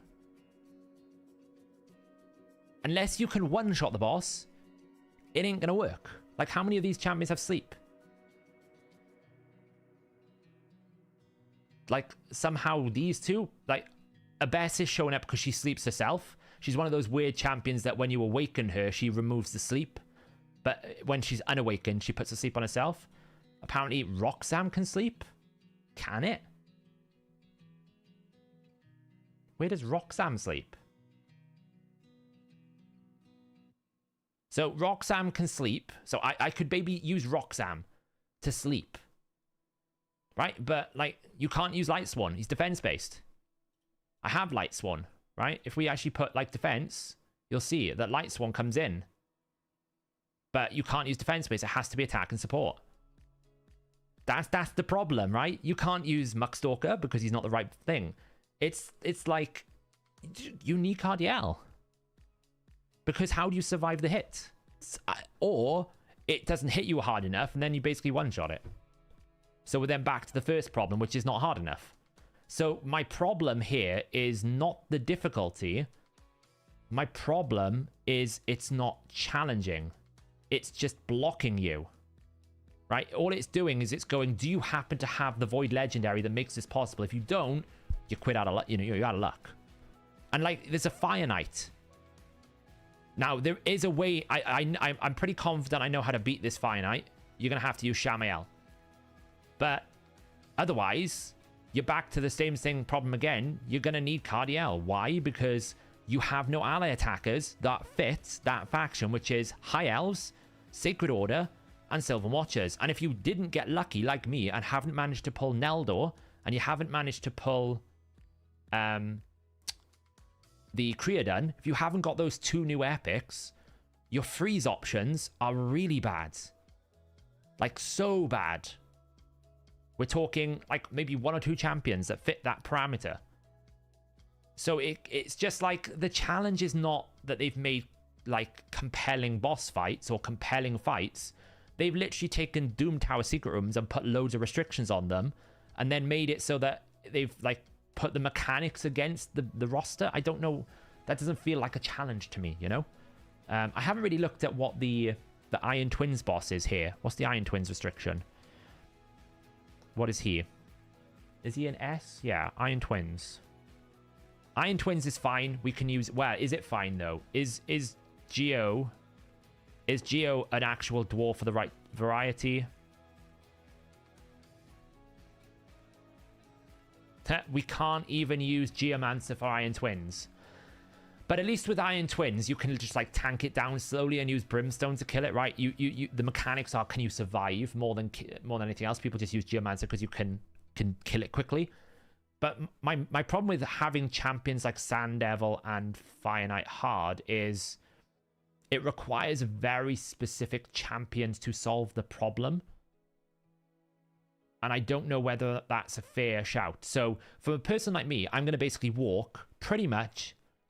My plan is I'm going to cakewalk myself all the way up to all these triple bosses, and I'm going to one-shot pretty much most of these triple bosses, except for this last 2 areas, right? Anything to the left, if that's a boss level 200, it's going to get one-shot based on the strength of my account, right? I've got so many artifacts and so many champions built that I've probably got an answer out of my 278 rank 6s that I can just go in there and one-shot it because it's too low a difficulty.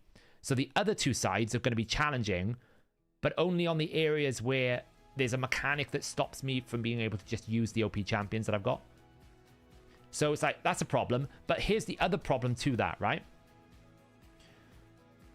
The people who don't have 4 years are going to come into this content and go, well, I got stuck at this point because I don't have a champion.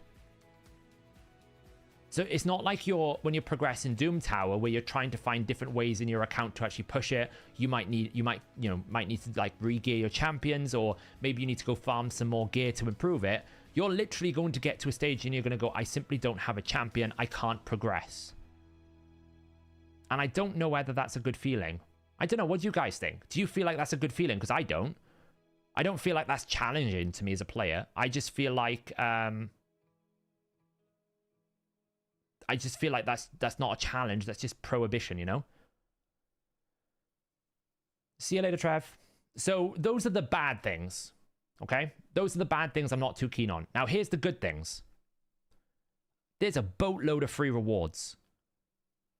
Absolute boatload. Look at what we're getting here. Energy. We're getting Ascension Oil. So everyone who doesn't want to do Sand Devil, doesn't want to do Iron Twins, doesn't want to do...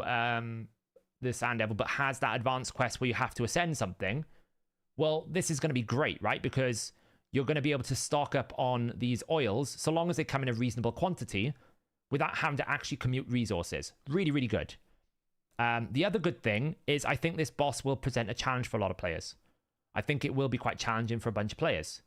It will probably be quite challenging for me. And it's a shame that we don't have more unique bosses to actually challenge ourselves, because the boss in the middle is what I'm most excited about because it's new. I'm not really like, am I really that interested in fighting Eternal Dragon? Like, the restrictions might make it a little bit more interesting, but I've already solved that in my brain. Whereas this is a new challenge. Like, this is going to be really fun. But again, this probably won't take long to be solved because it's the only thing that needs to be solved. So the good thing here is lots of rewards. We see it like the following on the bottom here. 500 energy for getting 10 candles. Like, what's the quests here? Let's have a look. Oh, we didn't talk about the Awaken. We'll talk about the Awaken in a minute. That's probably another negative. Right, so clear some stages. They front-loaded everything to perfect clearing. Fine. Clear 6 Awaken stages. Fine. Let me get rid of the captions. Clear 12 Awaken stages. Is there a boss stage? Yeah. Oh, it doesn't really show me. And then you get a chest, right? Oh, there we go. So it gives you a chest. And you have to defeat Amius, right? So if you defeat the boss, you get loads. Then you get all these rewards. These rewards are really good. Cool. Whatever. Awesome. Once you complete that, you keep getting a chest, right? There's mythical tomes, there's sacred shards, there's void shards. Basically like what we get from thing. Really good. Then you get a chest going forward. So well done to Plarium here. They thought about what happens once you get the boss. So many times they have thought about it afterwards. So, for example, Doom Tower epics. Oh, you got to go get all these epics and legendaries. And then when people basically doing secret rooms so easily, they were like, we need to add more champions. Okay, let's just quickly add more champions. They've thought about the long-term future of this. And they've actually made it so that you can get good rewards, right? They've basically they've given you a reason to keep doing it, which is good. Beyond like the one-stage rewards. It's not just like get Carnage and then you have nothing else to get, right? They've put more things in here. Mythical Chaos Ore. I'm annoyed I haven't been keeping my mythical gear now, but you can get souls. Now, I will say, like,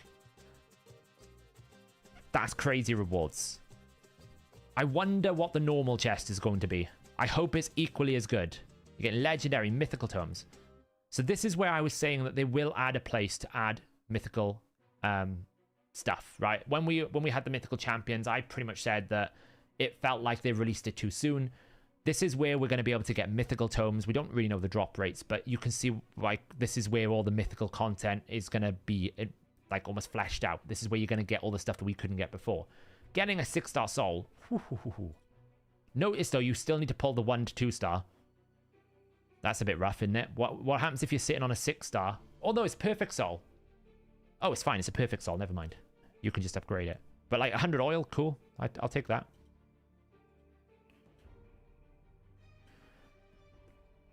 I don't know about the Remnant, by the way.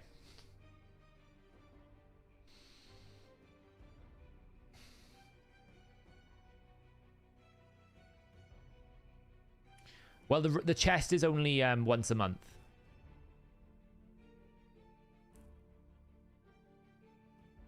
I didn't think they would do it this soon, Matt. I thought it would be another like 12 months or so. I'm assuming that, so yeah, I'm using the boss level and my experience of how they code the game to understand how difficult they're going to scale the boss levels. So if they're scaling it at 300, I can position it in my brain to know exactly how difficult that is against pre-existing content. They absolutely could scale up the attack, but then you've also got to put into consideration they've limited you as well. So they're not going to punish you twice by basically making it harder than everything else and put the restrictions in, I don't think. Yeah, so, I mean, so here's the thing, Big Pops. See you later, Nobo. I actually thought, my initial reaction was 24 summons a year, that's terrible. But actually, when you think about it, okay? It's 2.5% mythical rates. And it's basically like a sacred shard. So if you compare prism rates, primal rates, which is 0.5, this is essentially 5 primal shards in one. In a rough sort of way. So actually you're getting about 100 primal shards a year. Is it better? No. But that's one way you can look at it. Are the bosses the same since they're reflections? I don't really know. But we'll see.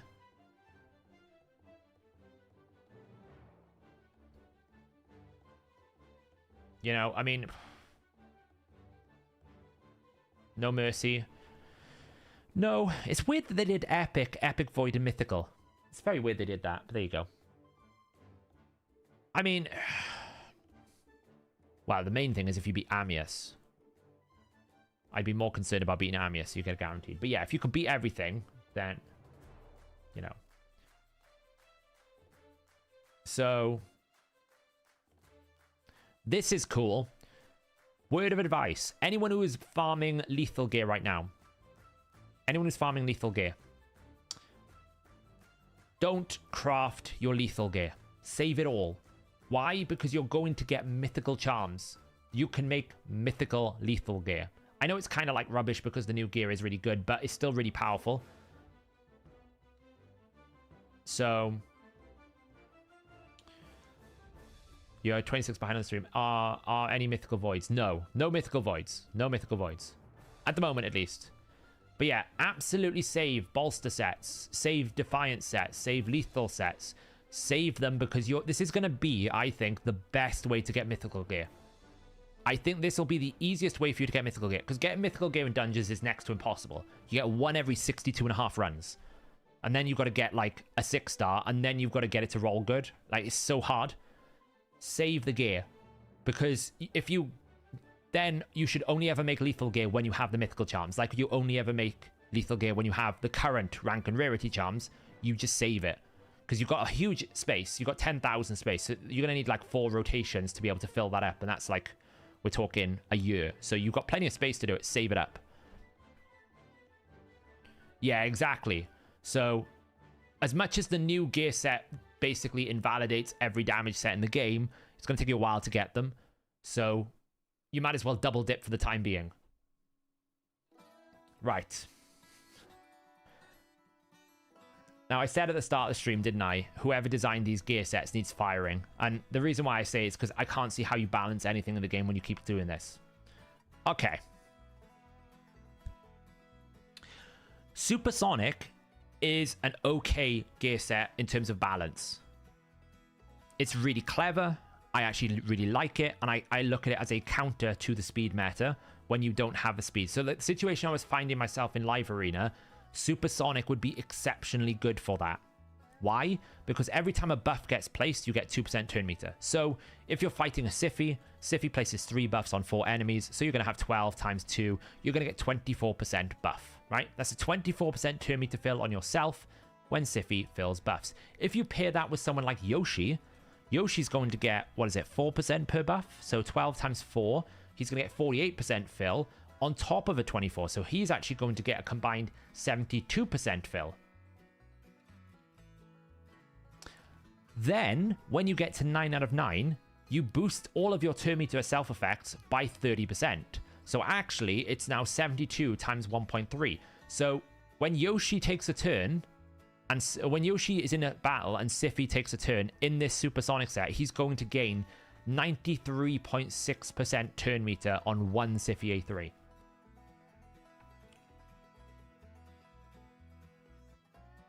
Wow. Speed is massive in Live Arena Elixium. If you can go faster than your enemy, it's always going to be better for you. It doesn't necessarily mean you need to go first. It just means you need to go faster. Yeah, the Siphi A2, A3. I always call it... For some reason in my brain, I always think of the main ability as the last ability. I'm using Yoshi as an... Okay, if you take Yoshi out of it, you're still going to get 24 times 1.3. So every time that Siphi does her triple buff, you're going to get 31% turn meter fill. For free. And you're not sacrificing anything because you're still getting speed sets. You're still getting, like, immunity to reduction. If you need champions to take a turn, this is great. Another thing you compare it with, Life Harvest. What happens in Life Harvest if you have a 5-star or 6-star awakening? Take my Vladimir, for example. Vlad would be absolutely bonkers, right, in Supersonic. Because look at what we're getting here, right? 5-star Vlad, I'm getting 20% turn meter every time someone gets revived. Okay, so if someone gets revived with Supersonic at max, well, we're going to get 26% every time someone gets revived. Not only that, we're also gaining turn meter here. So that's another 30% on my 50%. So he's now getting another 65% turn meter there. Plus, every time a buff goes out, he gains 24% turn meter.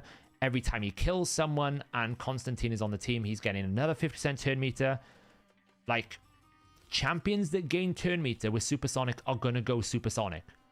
Very, very good. I actually think this is a reasonably balanced set because as much as you gain a lot of turn meter, it doesn't break the game. It's a very good option for a champion that you need to take turns and that you know you're going to be facing lots of buffs because it's going to give you agency. And yes, okay, Stone Skin exists. Speed meta isn't really a thing, but still going faster than your enemy so you get round to, like, if you have Duchess in a bit of supersonic, right? She gains a little bit of turn meter. Valkyrie passives, right? There's so many different things you can interact in the battle to basically give yourself control. And if you get control in a fight, that's a big deal. So I actually think this is a really good set. I think it's balanced. It's going to take a while to get, but I think it's a great set. This set,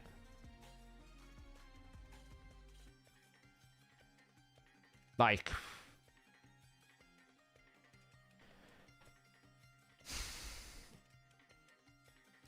I don't know what I don't know what you can say about this set. It's utterly overpowered. This set is going to have to be super hard to get because otherwise, why would you pick any other set? Like, why would you pick any other set? Is it tomorrow? Probably. Typically, historically, whenever they do an iOS update, the next day they do a player and play update. So, like, what you got to understand, the reason why I say this is so overpowered, you get more ignore defense than Savage Lethal, right?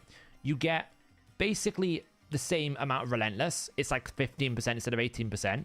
You're getting 30% random chance with reflex, so you're losing 10% there. You're getting more crit damage than a crit damage set. You're getting more attack than an attack percentage set like Cruel. Like, why would you pick, like, if you have a choice of any damage set, why would you pick anything else? You wouldn't. There's no point. There is no value in picking any other damage set in the game. It's just better than everything else. They are all for 9-piece, yeah. I don't know if it shows, like,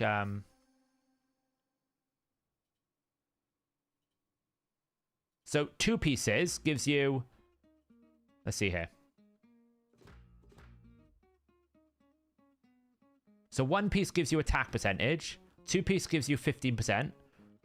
3rd piece gives you 5% speed. And then the 4th piece gives you reflex. So 4 pieces gives you reflex.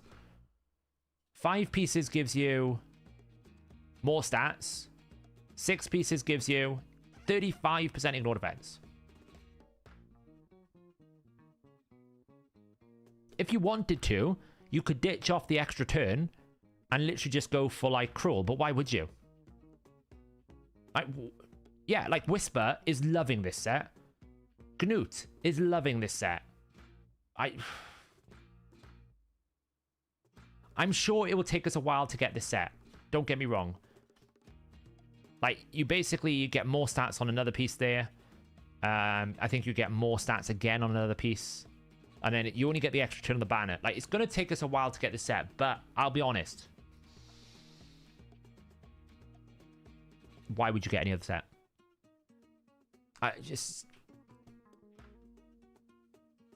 There's no other set in the game that I've never seen something added to the game that is literally giving you no build consequence. You lose nothing. You don't even lose speed. You gain speed. Like, I just don't understand it. You literally lose nothing.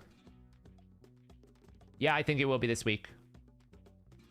You need 6 pieces for the ignore defense. You need 6 pieces for the ignore defense. You know, the only thing you lose is the 10% crit rate from lethal. But in exchange, you're basically gaining 10% attack. You're gaining 30% crit damage, 10% speed, 5% ignore defense, 30% chance for a remote, for a chance to reduce skill cooldown, and a 15% relentless proc. It's just, I've never seen something added to the game that is so wholly overpowered that it shouldn't be there. How do you even, like, why would you even, like, make a new set? How can you make a new set that's interesting? You can't. You can't make another damaging set any more interesting because this is too powerful. Unless you can't farm it, which is going to be really unlikely. And even if you can, you probably can get one good set, because if it's impossible to get a good set, why did they create the set, you know? I know people that have already got like 9 out of 9 protection. It's just insane. I don't know what they're thinking. Like, I don't know what they're thinking. Well, the thing is, I think you're going to be able to craft this, right? So if you can put it into the forge, you can even weight the probability that you're going to get good stuff. So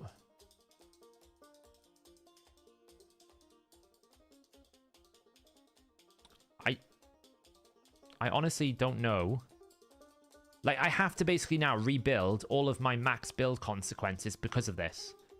Like, imagine this in Hydra. Normally in Hydra, we're like, oh, do we want to take Relentless or Reflex? We got to sacrifice one thing or the other. Now you don't. You basically take this and you go, I can get everything. Everything I want. I don't know where you get them. Let's have a look.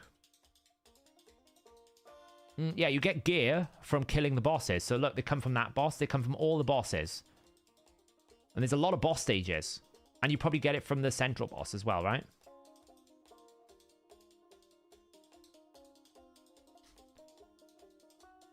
So you get it from the central boss as well. Or you get jewelry only from the central boss. Okay, so you can only get jewelry from the central boss, but you can get the 6 pieces from everywhere else.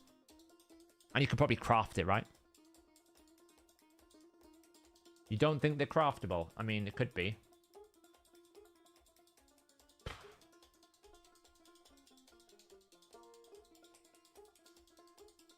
Nah, lethal... No. You will never use... If you have the choice between this set and lethal, this set is... Oh, like, this gives you 5% more ignore defense. Like, just getting 5% more ignore defense makes it more valuable than lethal. Right? Just that alone will be more valuable. And you get 30% crit damage. This is like taking Swift Parry and adding in Relentless, Reflex, Lethal, Savage. Basically takes Savage, takes the crit damage component from Swift Parry, gives you twice as much attack near enough as Cruel, gives you a speed set, and throws in Reflex and Relentless for you in one build. This is like the best set in the game. Like, by a margin. Like, I would say this is probably the best set by a factor of 2 in the game. There is no other set that's anywhere near as good as this. It's ridiculous. Like, you literally could be in an arena fight where this guy just someone in this build can just keep cycling extra turns constantly. Like, Whisper. This set on Whisper would be, like, almost filthy. Yeah, so if you didn't want the Relentless proc, because the Relentless proc, I think, is the 6 piece. So if you didn't want the extra stats, you could basically drop 3 pieces and get a Cruel set to get 40% ignore defense. Because you get the Reflex at 4 pieces, right? So you're trading more stats and the extra turn for a Cruel set. So probably people will go 6 pieces and then try and fit in the Cruel set, I would have thought, for the extra ignore defense. Because if you can get to 40% ignore defense, right? If you can get to 40% ignore defense in arena, that's a big deal. Because if you have a champion that's got 50% ignore defense, then all of a sudden you might not necessarily need to go Helm Smasher anymore. Right? Rotus is what? 65%? If memory serves me right. Rotus is... What is he? 65% now? 60%. Okay, so he's going to ignore 60%. We're going to give him 40% because we're going to give him 1 Cruel. So if you get 4 pieces of this, or if you basically take 6 pieces, hopefully you'd have like a ring and an amulet to basically give yourself 2 spots on the main gear. So you'd go Cruel plus this. You're at 100% true damage now. You don't even need Helm Smasher. It's just... This set doesn't do anything to Stone Skin. Yeah, but there's a lot of champions that ignore Stone Skin or can do stuff to Stone Skin or can blast through Stone Skin, right? You can just outlast it, right? So the Stone Skin argument is valid, but when you compare it like for like, QWERTY, there's just no comparison. And you can fit a reaction ring in, yeah. So you could go 1 piece reaction, 2 pieces Cruel, 6 pieces Merciless. You wouldn't get as much stats, but like, what do you lose stats-wise? Let's have a look. So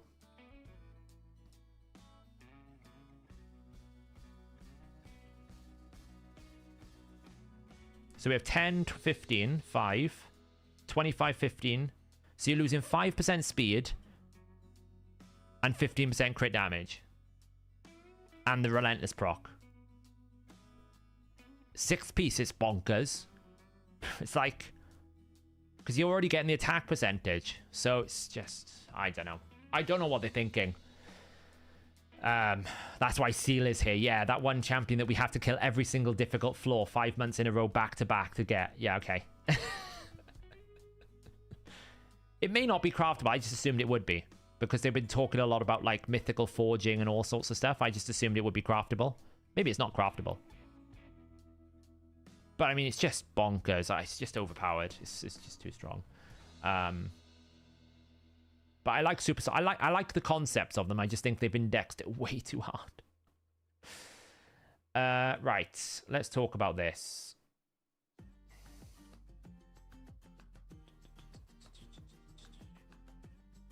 In terms of bosses, it looks like Iron Twins has all its same skills. So if they're reflections of bosses, they look like they're going to be the same bosses, right? This is all of Iron Twin skills. Can we see another boss? There was an Eternal Dragon boss at some point. Oh. Sand Devil, 10 counter. He's got his sleep mechanics, so that doesn't look any different. Bosses here, Iron Twin. So we've got Ice Golem hard by the looks of it. Or normal, I don't really know. That's normal. Koldath. It looks like just exactly the same bosses. They don't look any different.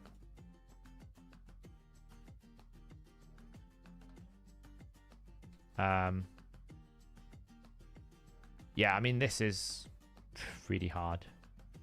I don't know how you do that without some certain champions. I was looking for the secret rooms.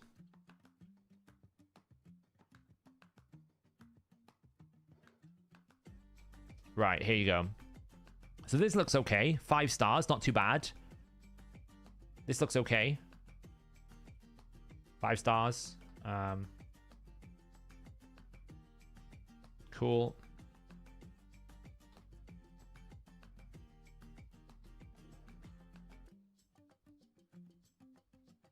That, though.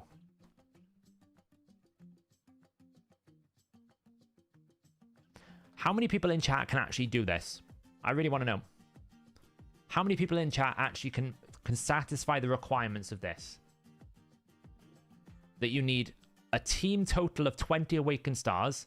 They have to be void or magic, and they have to be legendary, epic, and only support HP.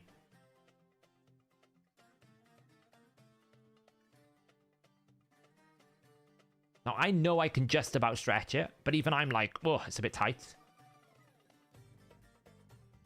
You want to vote?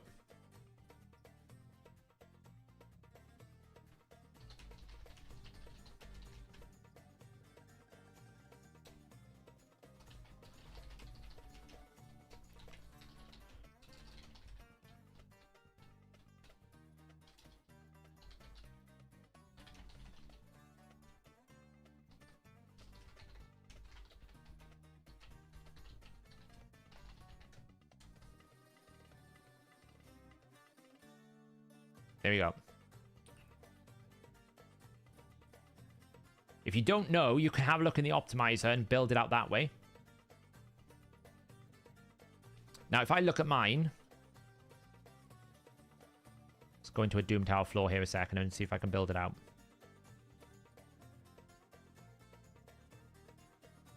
I mean, is this a question if the team... Yes. Can you actually build a team?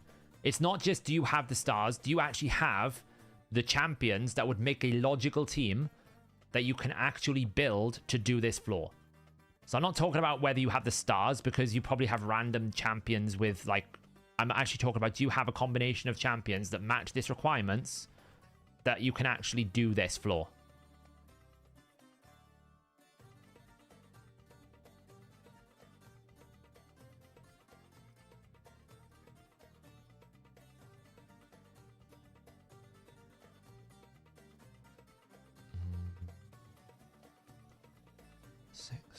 I'm doing my math now. 6, 10, 12, 13, 14, 15, 16, 17, 18, 19, 20. Okay, I've got my team.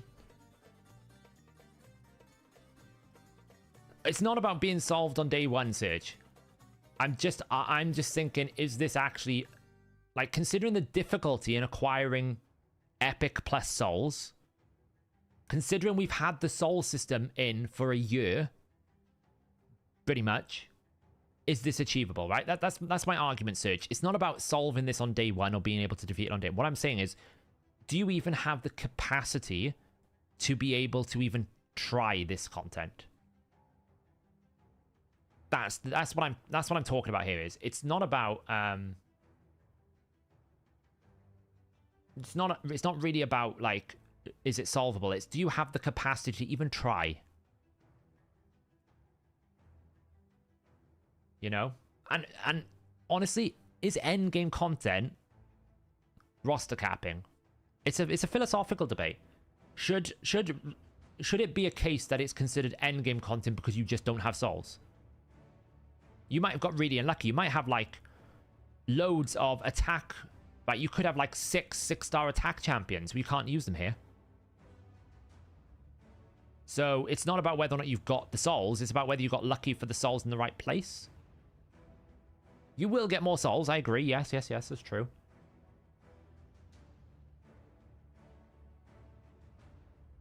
You know, and they have been giving us more souls, which is fair.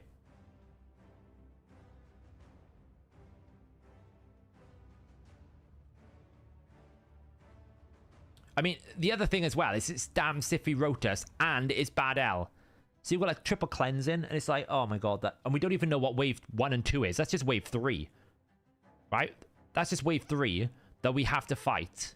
Because, like, it's got accuracy, it's got a resist aura of 80. So just before you even get to, like, can you even beat the stage, it's, can you actually even try?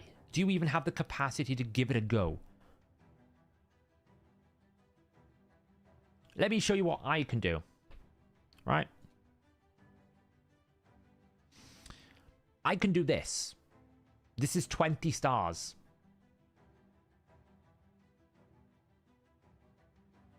You know, I could absolutely bring Artak as well. I've got 6-star man-eaters. So I've put, like, I would say overall, across the life cycle of my account, I've probably put somewhere in the region of $400 to $500 worth of souls into this account. Just to give you an example. And I've been farming Iron Twins a fair amount. So, and you can see, even I'm looking at this going, well, this is a bit stretched. You know, like, to try and build a team. Theoretically, the only way I can kill it is with Seer. So we're just going to have to cycle Seer and keep her alive.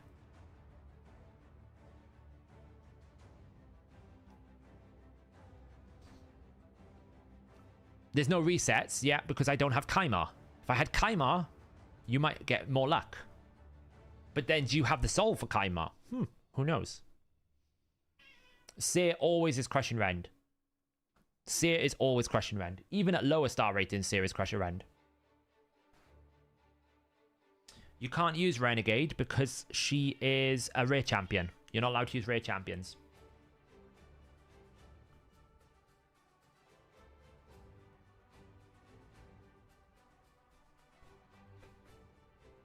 Taras fits in the team. Yeah, you could. If you had him awoken, right? What about PvPs here? Yeah, crushing rend. Always crushing rend. No, it's HP, support, void, magic, these 3 only. That's the restrictions.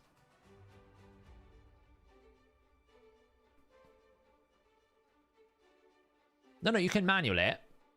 Like, I'm just saying, do you even have the stars to even give it a go? That's my main concern is I don't want difficulty curved based on, like, the main complaint I have about Live Arena is not that Live Arena itself is not fun, is that Live Arena is roster lock-in, where if you physically just don't have the champions, you can't play the game mode, and then it becomes depressing. And this is like an expanded concept of Live Arena, where if you don't have the star ratings, it's not about whether you have the gear or whether you even have the champions. It's now, do you even have the star ratings to give it a go? It's not content that is challenging. It's not like clever designs. It's literally just like, you didn't spend that $100 you needed to get that soul pack, so you can't play the game. That's not raid spirit to me. That's not what makes raid really good, and that's what I don't like.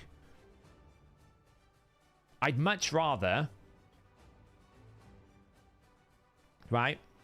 I'd much rather this be 10 stars, but this Siphi Rotus be like 400 boss level, right? I'd much rather the enemy be much harder, the content itself be hard, that requires me to have stronger gear, so that my end game progression is based on how much gear I farmed, how much my awakening gear has been done, how much, basically what they've been telling us. AKA, the challenge of the content is based on how good you have progressed your account, not just, I don't have this one champion at 1 star, so therefore I can't even give it a go. That's where I'm saying the difficulty should be. The difficulty should be in beating the content, not getting into the content. Because if I manage to get the stars that I need, then like people are saying, if you've got enough stars for Yumiko, well, Seer's just going to one-shot all this. So it's like, well, because it's too easy. 270 is not even like... That boss level is like stage 20 in Doom Tower Hard. So if you have the champions to get in, it's going to be too easy. But if you don't have the champions, you can't even take part. I don't know. Let's end the poll. 62% is actually less. I thought a lot more people would be higher. But, I mean, you know.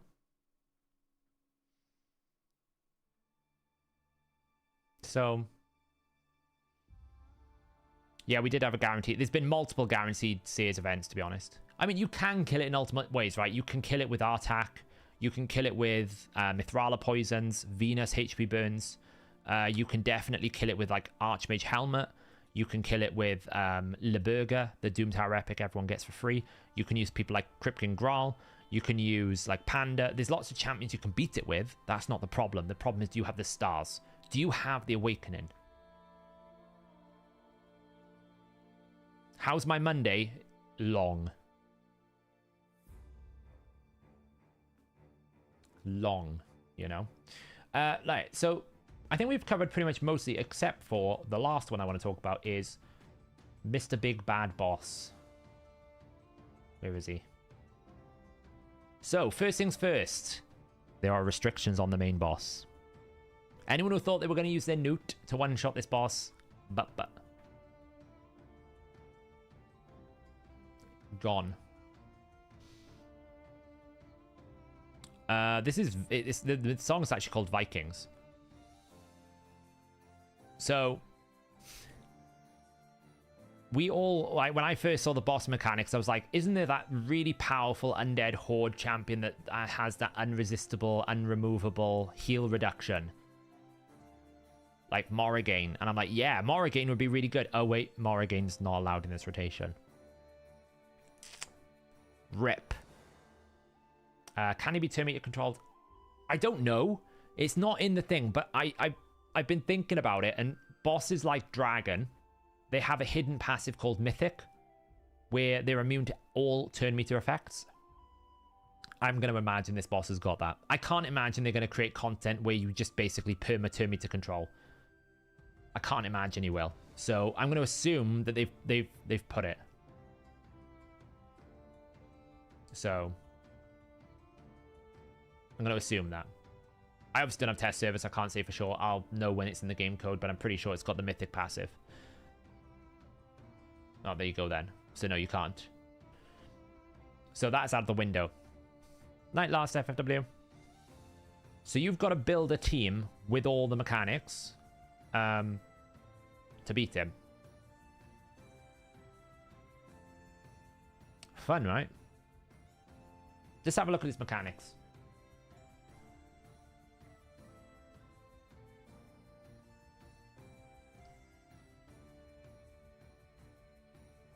Okay. Let's have a look at his mechanics. You just got a 6-star soul and Royal Hunt and have the champ. I would keep the 6-star soul in your forge and wait until this patch goes live. Because it might be a flaw that Royal Huntsman is really good for.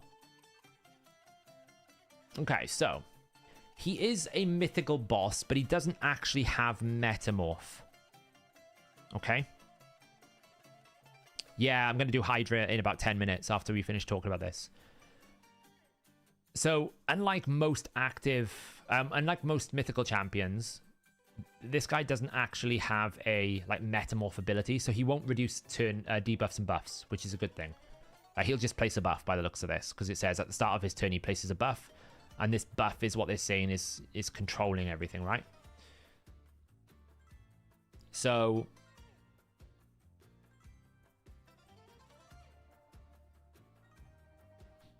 I said epic plus, which meant epic, legendary, mythical. So you can use anything at epic plus.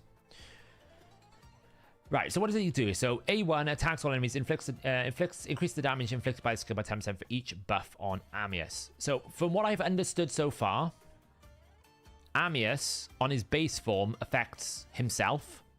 On his alternate form, he affects you. So in his base form, it's all about what he does, and his alternate form is about in his base form, it's all about what he has on him, all the buffs and debuffs on himself. When he's in his alternate form, it's all about what you are wearing, what debuffs you're wearing, what buffs you're wearing. So that's an important thing to keep in mind.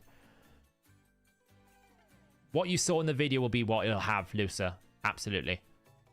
Like, I would imagine nothing is going to change from that. That will be the dev build that they've used, and that'll be the build that goes live. I doubt it'll change. Remember when there was a set that applied heal reduction, right? I know, Robo. I know. I did think this.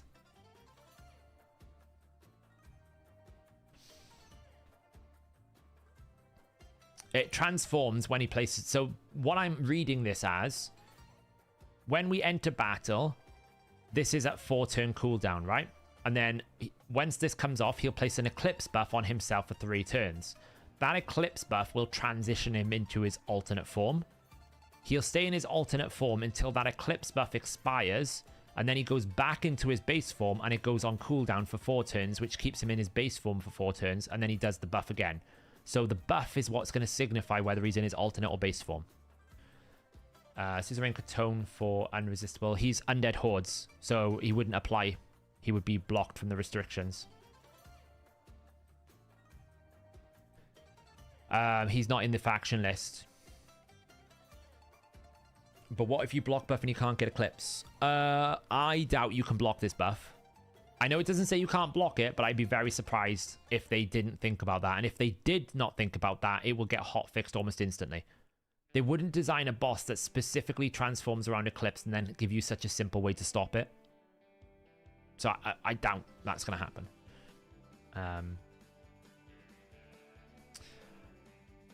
So in his base form, he is going to heal like a mother trucker. So I think heal reduction is one of the most essential things you need for this boss, right? Because he's going to heal by 100% the damage he deals here. He's also going to heal here. He's also going to heal on this passive when you heal.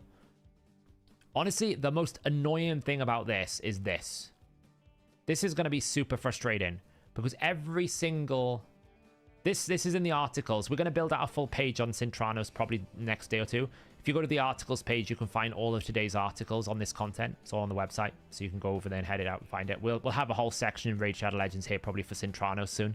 I might tidy this up and like just get rid of some of these pages and things and tidy it up. So this is going to frustrate people. Every champion that you have Cycle of Magic, you have to remaster them. Because if you take any sort of Cycle of Magic, Relentless, Reflex, or not so much Relentless is fine. If you take any sort of Cycle of Magic, Cycle of Violence, you're just going to basically get him into his alternate form quicker. Because he's going to get into his alternate form quicker. So you can't have any of them. So you're going to have to remaster every champion that's got it. It's going to be... This is Evil Eye for... what champion, what boss is it? Griffin and Bommel.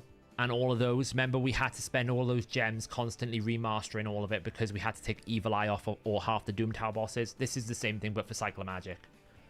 Because every time you decrease a cooldown, it'll speed up his transformation by 1 turn.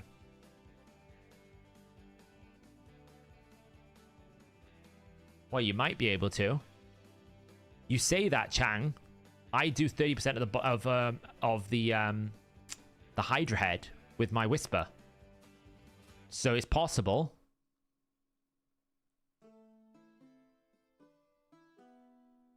Can't use the new gear set. No.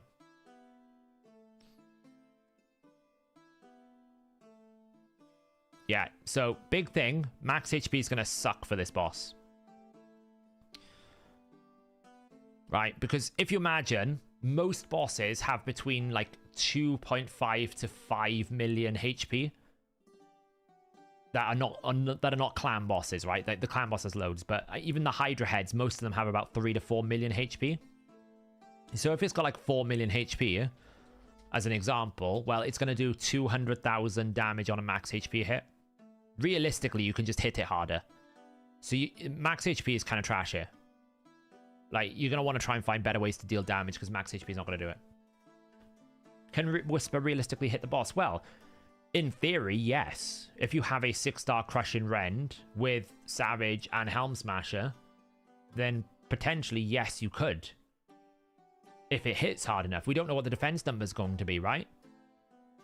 If he's got like a 5,000 defense or like whatever, and you put decreased defense on the boss and you whack it really hard, then potentially. No, she's triggered it on deadheads, Dutchy. I've seen her do it. I'm sure I've seen her do it. Oh, on living head, sorry. It may not. I don't know. I'm just putting it out there. That's potentially a problem. We can't use Whisper. She's faction locked. So, sorry, guys. She's not in the allowed factions. But the point to take here is you're not killing this boss with max HP. And this is another complaint that I have. And it comes back to the fundamental problem I've been arguing for the last 6 months, which is champion balance needs fixing. Because we have now Gnut, we have now Acrisia, and we've got people like Grisor, which means that because they do max HP damage, every boss mechanic is now going, well, you can't do max HP damage. And then because you had things like Ninja, well, now we have to cap the amount of HP burn. What they have to do is restrict boss designs because they haven't got balance in the champions. Because you can just, like, imagine if dwarves were allowed and this was 10%. You'd literally come in and you would go, Gnut, Gnut, Acrisia, Acrisia, dead. It's a numbers game. 30%, 30%, 60%, 20%, 20%, 40%. Job done. Double Gnut, double Acrisia, one shot. It might even be possible in future iterations. If they allow a reset with all these extras, yes, it's still 5%, but it's very possible you could probably kill it before it even transforms. So I don't know, Dutchy. Maybe you are right. Maybe it's only when it's dead. But I thought I had. Well, I thought I had seen it before where she can do it when they're living because of the... Like, certainly if she's hitting the head of Mischief, right? Because the head of Mischief has got really low HP. It's like 2.7 million. So if she hits for 400,000, it's not that far away. I think. I may be wrong. Maybe it's the A3 as well. But you see what I mean? They're having to basically go, oh, well, now you can only do 5% max HP because if we allow 10%, one champion can break it. So we have 820 champions. Probably about 50 of them can do max HP, but because one is broken, everyone must suffer the consequences instead of realizing that maybe adding a champion that does 30% max HP nuke probably wasn't the best idea in the world, right? Champion balance is out of whack. So you're not going to be able to kill it with max HP. He is immune to all the usual debuff effects. He's immune to HP exchange, HP balance, cooldown reducing effects. Cool. We do have the awakening passive. Funny enough, awakening is going to be really good. And you have to not kill him in his alternate form as well. So the main thing about his primary form here is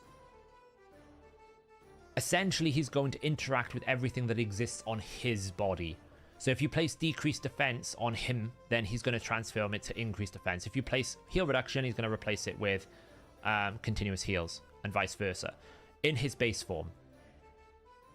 He's also going to fill his turn meter by lots of debuffs. So you really don't want to stack poisons, right? You really... Yeah, you only have to kill him once. There's no farming in... Sintranos has no farm. There is no farming in Sintranos. It's completion, right? One time.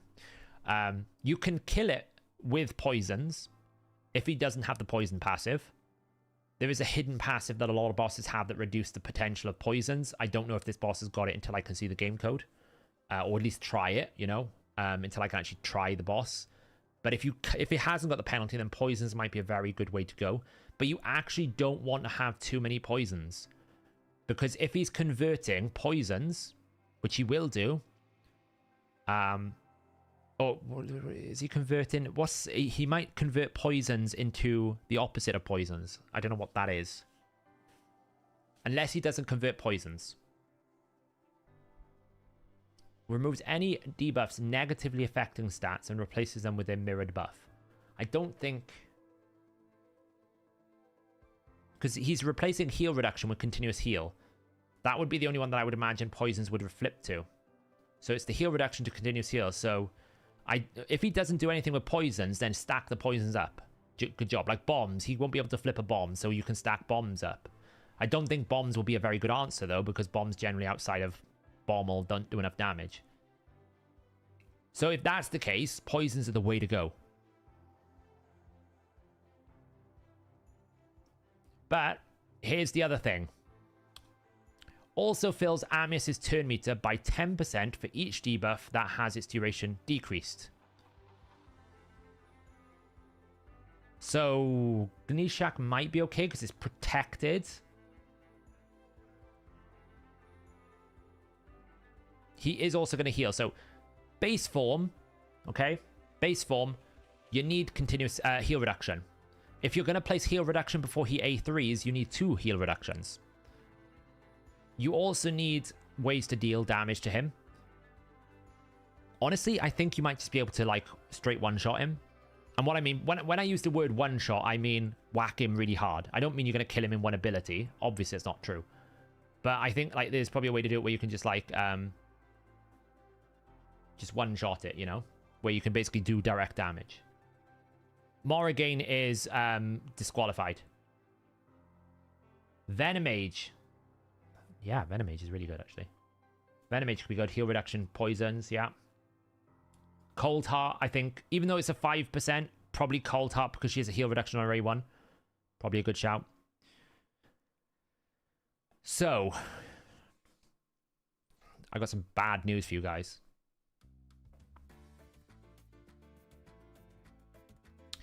I don't think you can do this unless you have at least one champion that is 3-star awakened.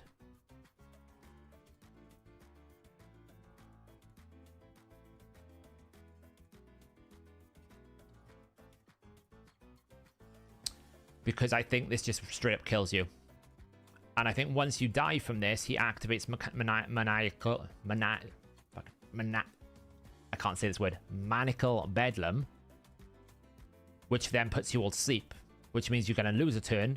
Which then puts him into this and it's just going to get out of control. I don't think you can do this unless you have at least one champion that has 3-star awakened. So that you can stop this 100% ignore defense.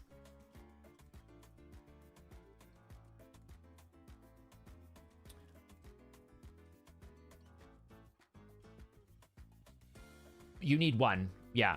But what I meant is you need one that's going to fit in the team, right? That's all I'm saying. I think you need at least one that's 3-star plus. Depending on that 3-star. You might even need higher. Yeah, pretty much the entire Sintranos is going to rotate every single month. What factions are allowed this month? I think it was Sylvan Watchers, Dark Elves, Barbarians, Lizardmen and Ogrin or something like that. Or Lizardmen and Skinwalkers, something like that.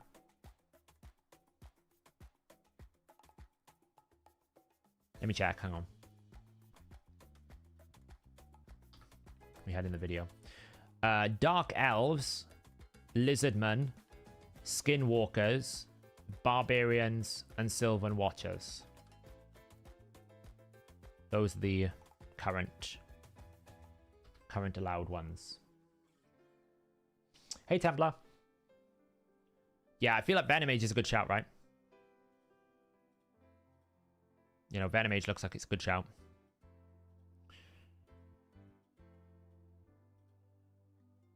The faction restrictions are completely different on normal to hard. So it might even be totally different on normal. That's what they said. 6-star Elva. Yeah, but you don't want to have too many buffs, Mark. Right? Because if you have buffs, then in his alternate form, he's going to remove any buffs positively affecting and replace them with the negative effects, right? And then he's going to put you to sleep. And he's also going to fill his turn meter for each debuff converted. So if you have Elva doing a Raid 2 here, she's going to convert the increased speed to decreased speed. She's going to convert the block debuffs into block buffs. Any continuous heals that you constantly get are going to get converted into heal reduction. Like, Elva's problem is she's going to buff too much. She's going to basically give him way too much damage. Because before attacking, increases the duration of all debuffs and decreases the duration of all buffs on the enemy. Increases damage inflicted by 5% of the target's max HP for each enemy buff that has its duration decreased. So if you have Elva and Elva's constantly buffing all the time, you're just going to die. Well, it's the passive, Mark. It's the A1, sorry. Every time she dashes with an A1, she's going to put another continuous heal up.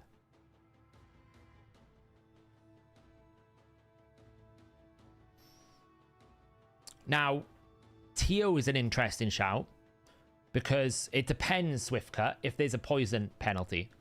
If he's taking 100% damage from poisons and you have 2 Theodores, then what's stopping you stacking up the poisons, right? Because what you can do, for example, yeah, so we basically said the restrictions were, oops, I'll go here. The restrictions were just faction locked, right? So it had to be Sylvan Watchers, Lizardmen, Skinwalkers, Barbarians, and Dark Elves. So you absolutely potentially could go, if you had them,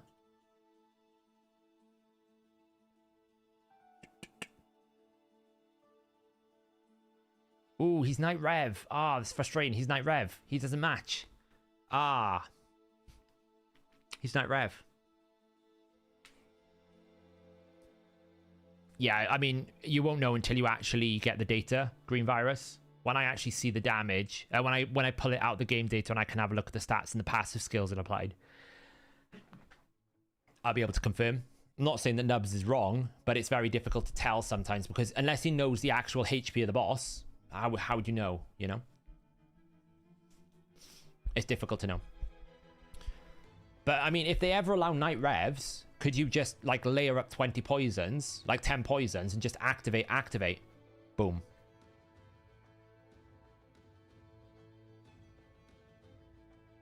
And one-shot it, if there's no passive. That's another option. Skull Lord Vargal. The only downside with Skull Lord Vargal is going to be his A1 has to repeat for you to place heal reduction. So you only get the heal reduction if you actually repeat the opportunity. Whereas someone like if we look at who can do heal reduction here. So Sylvan Watchers, Lizardmen, Skinwalkers, Barbarians, Dark Elves, debuffs, heal reduction. And I get rid of that and I include Vault that. These are your options, basically. Probably Venomage is going to be the one that... I would imagine Cold Heart will be where a lot of people go. Venomage, maybe. Delver's a really good option. Pretty good chance. And you also get some damage with it. Cantra, but you have to like roll the dice. And you need to be careful. You don't want to put too many debuffs up. But she would be quite good for like healing as well. We don't really know that like how much accuracy or resistance you're going to need either, which is another check. Like, but essentially what I'm saying is you're going to need someone to tank this Abyssal Construct, because this A1 will one-shot anyone that isn't awakened. Because if he's dealing true damage, you can't tank that. No amount of damage reduction is going to stop you from dying from that. So probably having like if I was to put Venomage in that position, for example, she's 5-star awakened in my team. Well, I'm going to basically reduce the incoming damage by, is it 40%? He's only going to ignore 60% of my defense, but I'm also going to get the awakened passive here, which is going to reduce my incoming damage by 20%. So I'm getting double the benefits. So probably the innate like damage reduction is going to increase. The boss has damage, has faction restrictions, yes. Does he block? He blocks everything. Yeah, he blocks everything. So in his alternate form here, reduces the amount of healing that enemies receive by 50%, ignores shield, block damage, unkillable when he's under Eclipse buff. Finally, whenever an enemy's cooldown is decreased with an artifact effect, instantly activates Amis's Abyssal Construct. So he's going to A1. Keep in mind what I just said. Cycle of Magic. When you proc Cycle of Magic, he's going to A1 and one-shot you. You can't have Cycle of Magic. Any champion you use on this boss, you're going to have to get rid of Cycle of Magic, Reflex, refresh accessories, anything like that. It's got to go because you're just gonna get yourself killed. So we don't know what. I think the Eclipse buff is just a buff. The Eclipse buff is what controls his transition. So when you enter battle, you're gonna have a 4-turn cooldown. Then after that 4-turn cooldowns on this passive, he's gonna place Eclipse buff. That's gonna transition him into his alternate form down here. Then once that Eclipse buff expires, he's gonna go back to his base form. When he comes back to his base form, this passive is on a 4-turn cooldown. He'll stay here until he applies a buff. So it's basically just the buff that controls it. I'm not talking about Cycle of Violence, Dutchy. I'm talking about Cycle of Magic. The 5% chance. Right? I'm talking about this. So I need to send a quick message to someone as well.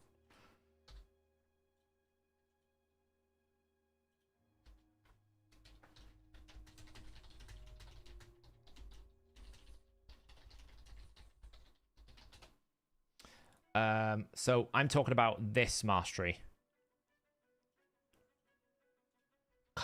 You cannot have that. If any champion you want to use on the final boss has this, you just have to remaster them, and you're gonna have to basically waste 150 gems. Everyone has it. It's another Evil Eye. Evil Eye, we had to do it for Doom Tower. All the bosses that did negative effects on turn meter, like Bommel, Griffin. We're just gonna have to do exactly the same thing here now. Like, we're just gonna have to, like, this has to go. Like, you could probably get away with Cycle of Violence, because I don't know many champions that can actually exceed 30% of the boss's HP, but this is gonna have to go. Absolutely. You can't use Reflex. You can't use Refresh. It's gonna be it's gonna be fun. And, like, literally all of my champions have Cycle of Magic. So many of them have Cycle of Magic, it's unreal. Cycle of Magic. Cycle of Magic. I wonder if Venomage has Cycle of Magic. Cycle of Magic. You know, all of these. 150 gems.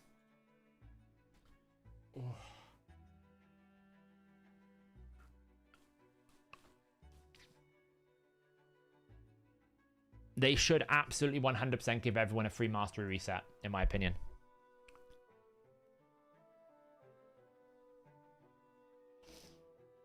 It does. It reduces the cooldown of a random skill by one turn every start of every turn. They should just give everyone a free. They should just reset it. So if you've spent your gems, you can reset it, because that is going to be the problem. Like, for me, I can probably keep it.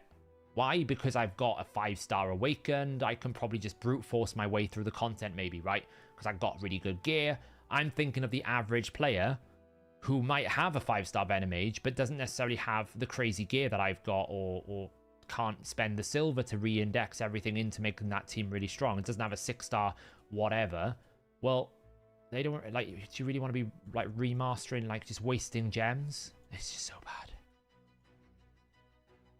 I'd imagine Refresh will break this.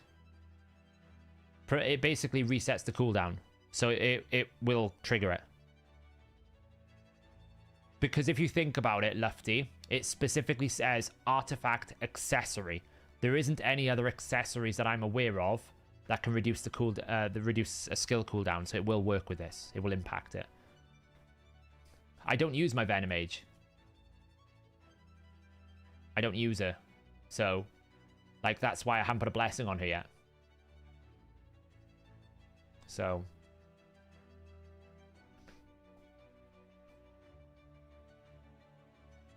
But absolutely, if you're not doing it, you need to start doing this. Ascending gear is broken. So, yeah, absolutely. So, XCB, I'm critical of the way that they have roster locked some of the bosses. I actually don't mind that the central boss is going to be this difficult. I want the difficulty of this boss to be a challenge. I do think it's still too easy because it's going to get solved within like a day. Because, you know, test server access, they've had probably, I don't know, 3-4 days on most of us, potentially, depending on when they got access to it. So, I'm a bit disappointed that we'll probably, by the time I get to that boss, it'll be solved. Like, there'll be videos out there that says exactly what it is. You know, so, and that's, I suppose that's the downside of not having content creator perks. Like, I can't actually sit in a test server and build different strategies and test it. So, you know, I'll have to wait until I get access to it to do it, which by that point is going to be too late, but it is what it is.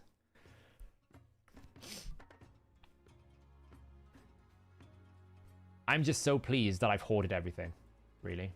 So, but there we go. That is the new content. I mean, we've been talking for hours about it. It's a lot, you know? A lot has come out today. We'll have to see how Sintranos develops. I don't really know what they're going to do by the whole resetting and changing a lot. We'll see. Like, is it just going to be like Doom Tower where we get 3 rotations that rotate once every month? Or is it going to be like completely randomized every single time that we have a new rotation? I don't know. Oh, Templar, that's crazy. You know, we'll see. My only concern is it's just a bit too, like, I feel like, you know, if it comes in the game tomorrow, for example, I'm going to boot the game up, I'm going to go in, I'm going to do 8 floors, and then I'm going to be like, well, that was easy. So I'm literally going to spend 75% of my month just basically auto in it. And I don't know if, like, I feel like I've waited 18 months for this new content piece. I want a challenge. And if the challenge is only the central boss, and by the time I get there, it's already been solved, that's a bit depressing. So, I don't know if you're going to be able to pull him from shards. History tells us no, because if you think Lydia was not pulled from shards, Mithrala was not pulled from shards, Arbiter was an exception, but the 2 content piece champions have not been pullable, so history tells us no, but we never know, you know? Don't like the 8 key per day. Yeah, I saw it coming, to be honest. I mean, they had to put some restrictions in there, because, like I've been saying, a level of account that has got like 200 rank 6s could fly through the content too easily, and they don't want it to be one and done on day 1. I think a better approach would have been to do a staggered unlock. Dragonair does this very well. Dragonair basically unlocks content, like they have a tower called Famiander, and what they do when the season starts is they basically unlock 10 floors a day. So you technically get the key concept. The difference is if you miss 3 days, well, now you have 30 floors to go back to, right? You haven't missed anything. The keys haven't locked you out. You're not going to miss out on, like, content because you weren't around to play the game. You just come back in and you start climbing. You've got 30 floors to climb. Cool. You still got that concept you have to come in every single day, but you're not punished by missing a day. So, how does it reset if each month is... I don't know what the reset cycle is right now.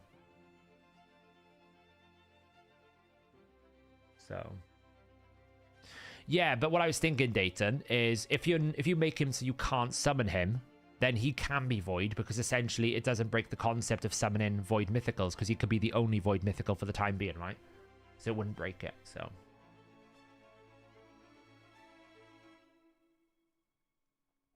yeah, maybe, James. I mean, I don't even know if you can replay. I hope you can keep replaying it. Like, I don't want it to be a situation where I go in, I use my 3 keys that I farmed, and then then once I beat it, I can't do it again. That would be pretty depressing, right? I hope I could redo it over and over for free. Yeah, so you need 202 keys in the bin. 202 keys. So, yeah, I get that, Templar. I mean, it's probably worth having a little look in a few days, because the servers are going to change in like 4 or 5 days. So season 2 comes out, so it might be worth having a little peek in, see if it sparks your interest again. They're like completely changing the game, essentially. I guess that is true, Elixium, yeah. I just think they could be a little bit more forgiving, you know? Which dual boss combos do you think will be the hardest? Probably they put anything like Fire Knight Hard or Sand Devil or Iron Twins with, right? The bosses that require specific counters, those will be the ones that are the hardest. The ones that you could be a little bit more general with, like Dragon, Spider, right? Those are much easier. Best guess when all this drop? Tomorrow, I'm guessing. Like, history tells us when they do an Android iOS update, the day after is when Play and Play and the game gets updated. So that would mean tomorrow, right? It could be later in the week. It could be with the Fusion as well. But tomorrow seems like that's how they've done their rollout of updates to me. Mythicals can be empowered, yeah. Yeah, you can pull duplicate mythicals and empower them.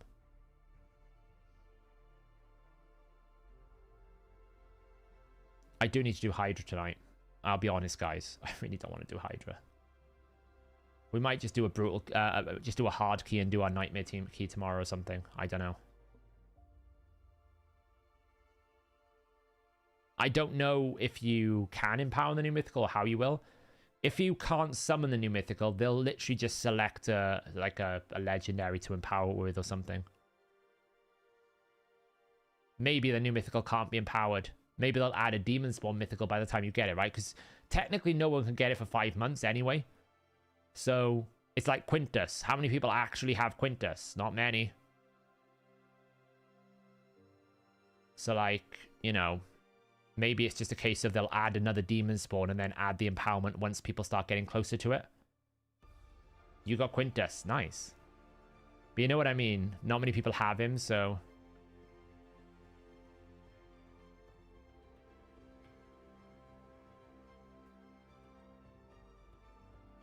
Who empowers Quintus? Isn't it,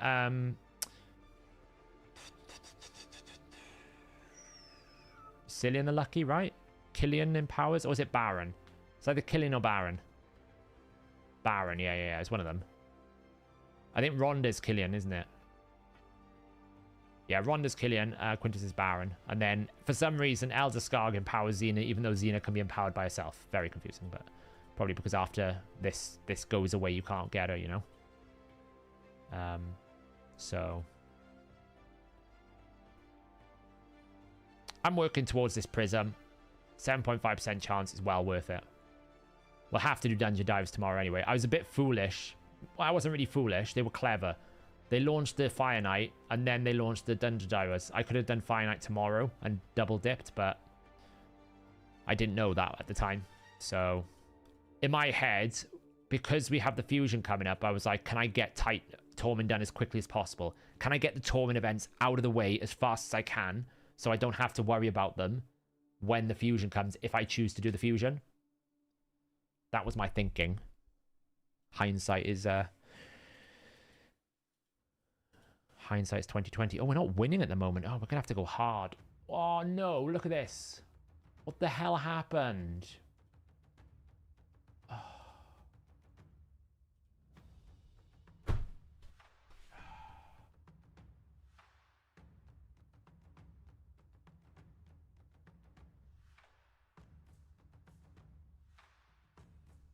Maybe they should spend more time balancing champions and making repeatable, boring boss content.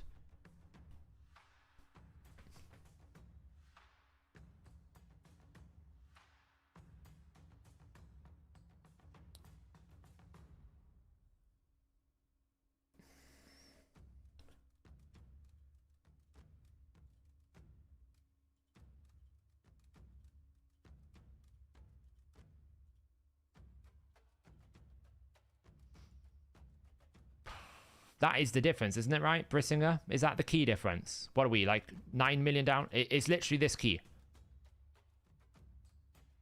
Where is it? It's that key. That is going to cost us one.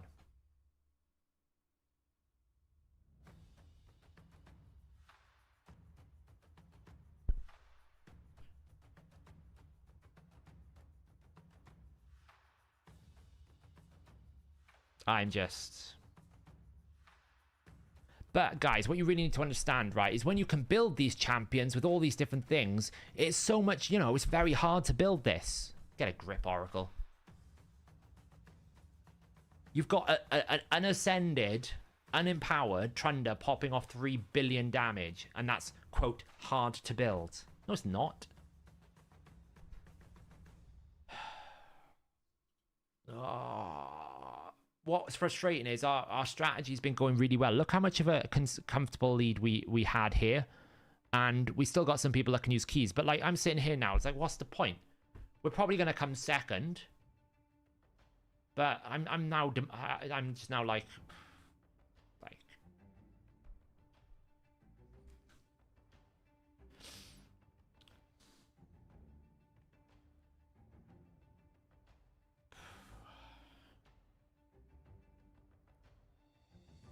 Oh, I know that, Templar. I was being sarcastic.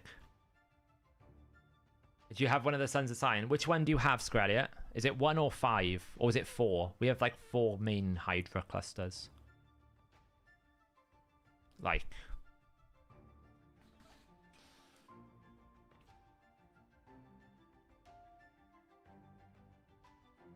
Twitter.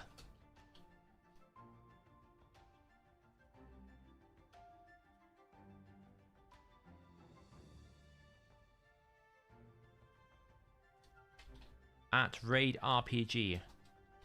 So are we saying this is fair and balanced? Killed motivation for Hydra Clash.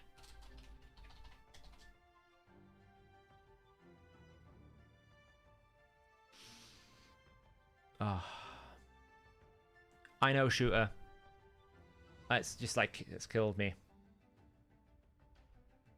0. How do you get 0 damage from Arbiter? How is that even possible? Like, how do you not have... Well, I suppose it is possible, isn't it? Because Arbiter is probably built slow, so all she ever does is A3. A3, A4, A3, A4, A3, A4. 0 damage. Because she's probably slow, and she's just getting reset all the time, right? She's probably just built slow, I guess. I mean, what's frustrating about this team? I respect... So, for example, I have no problem with this. This is fine to me. To get this type of damage in a team, you have to build these properly. You have to figure out a team. 252 million is a fair reward for this type of team. I've no problem with that. I don't even have a problem with this type of team. Right? It's a good team. You're using powerful Void Legendaries. I don't have a problem with it. I don't have a problem with this team. You're using Krokma. That's why I was saying Krokma's quite good. Right? That's a fair and balanced team.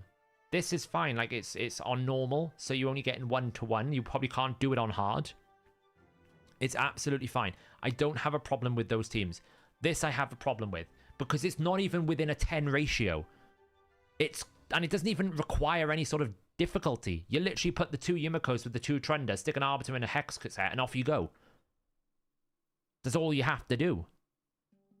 Like, I could get it if we were doing like 1 billion damage and this was a +4 Trunda, this was a +4 Trunda, this was a +4 Yumiko.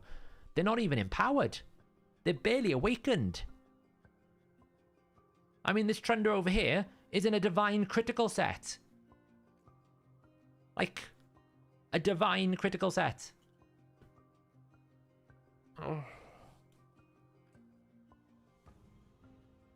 Oh, man. Oh, well.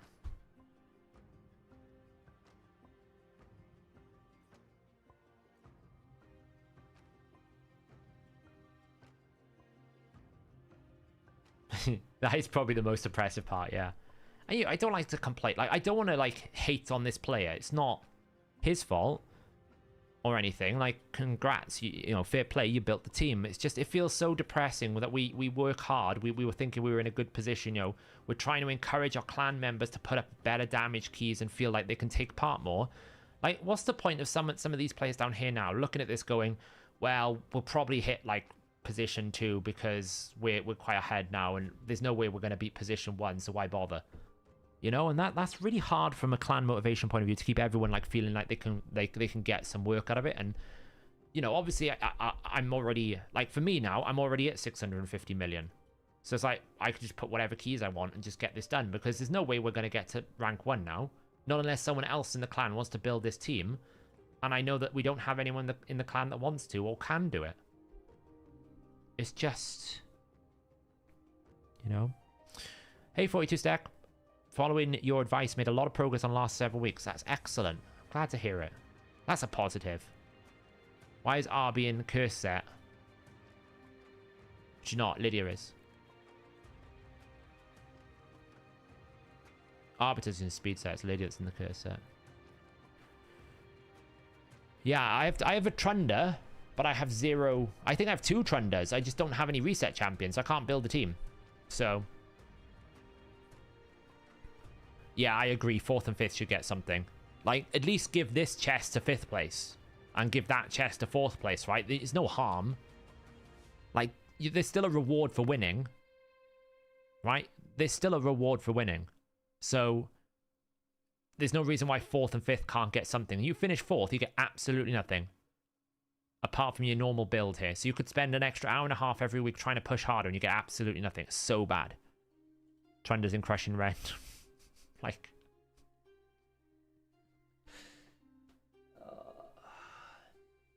yeah, I think Scratch's idea of just stopping the duplicates would be a good idea. It's only when you put the 2 Yumikos together it gets really broken, because the Yumiko resets the Yumiko, so you get essentially 3 resets instead of the 1 reset or the 2 resets. You're just getting way too much, and it just becomes it's unmanageable.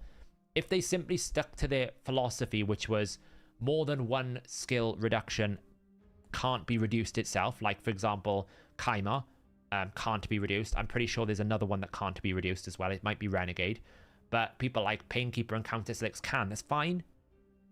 Yeah, Nia can reset Yumiko. Nia resets Yumiko and Yumiko resets Nia. Kaima can reset Yumiko, but Yumiko can't reset Kaima. So Kaima is locked, Renegade is locked, Nia is not, Yumiko is not, Lix is not, Crixia is locked. So it's not like it's a new thing, because Crixia is new and Crixia is locked.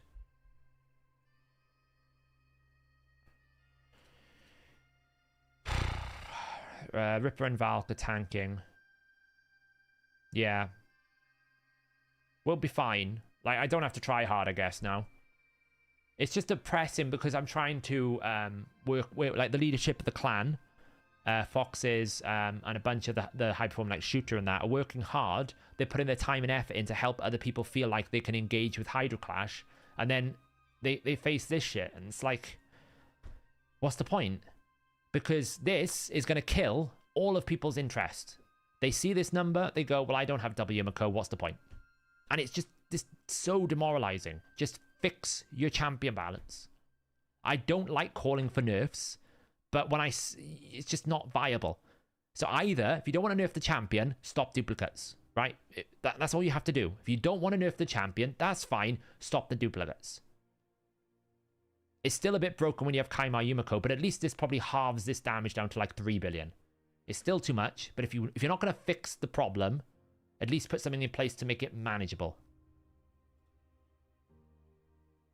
But this argument, like, what was the argument? Oh, well, if you get these champions, it's really hard to build, so therefore you deserve the performance. That's not a hard build. He stuck, I bet you this person stuck probably random three of his good perception pieces, 3 of his good speed pieces. There might even be the ones he's used in arena anyway. And then just stuck random gear on his Trunders, you know? He's probably just picked the best lethal and savage crew. It's not like it's that hard.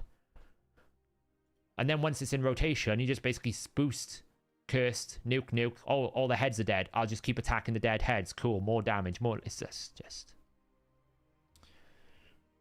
You could do it, Shooter. Yeah, the way. Like, let me show you Shooter's team, right? Shooter in chat here. This is the type of team that I would expect to see from a quote very hard to build, right? Because Shooter's pushed this. He's got a 6-star Gnut. He's got a Grisor. We've got a Tuhanarak. We've got a 5-star Nekmothar dropping cruelty. We've got Michinaki. These are like, this is probably as nasty and hard as you can push this team. I know your speeds are crazy, right? Shooter, your builds here are crazy as well. Like, they're not like basic average builds. So this is the type of team that I would go, doesn't need nerfing. It's balanced because this is a very extreme end build. Whereas, you know, Fox is here, putting in the effort. These are good numbers. Right? Hard is great numbers here.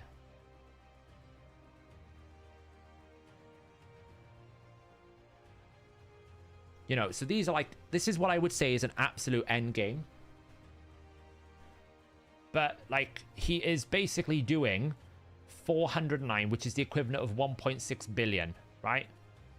This guy, on normal, is doing 7.3 billion. It's like 5 times as much.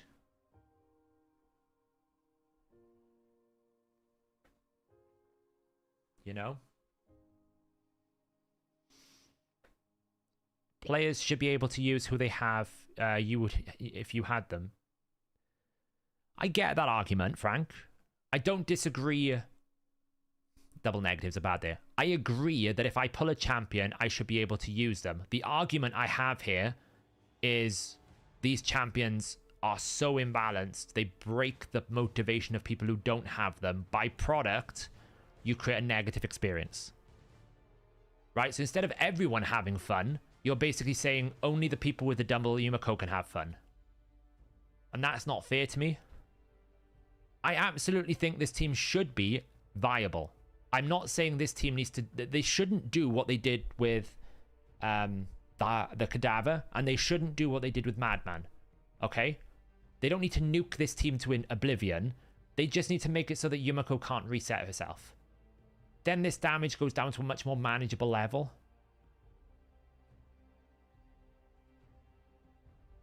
So... You know, I'm not trying to, like, make it sound like, oh, because I don't have Yumikos, I can't do it. It's not what I'm saying. I'm saying that by allowing this, they're basically telling everyone who doesn't have that, they're not allowed to have fun. They don't get to engage with this that well. They're not able to play this game mode. Because essentially you can't. There's no answer to that. Right? There is no answer to that team. And I know people have said, well, won't people just use Acrisias? Yes, they will. But look at the performance difference, okay? This is the difference, by the way, with the Yumiko versus it. This is the identical team with Kaimar's. But because Kaimar can't reset himself, look at the difference in damage.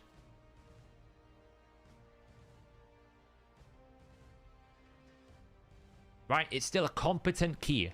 It's still absolutely fine. But because Kaimar can't reset himself, they can't power cycle. So therefore, they actually have to engage with the Hydra mechanics, which makes it harder. I don't think they have Hex here, do they? The difference with one Yumiko. But this is the Nia reset in the Yumiko, right? See, again, the same concept. 600 million is manageable because you're doing it on normal. So therefore, it's not multiplying. I don't mind a 600 million key on normal. That's absolutely fine. You said show you yours. There's no Acrisia there.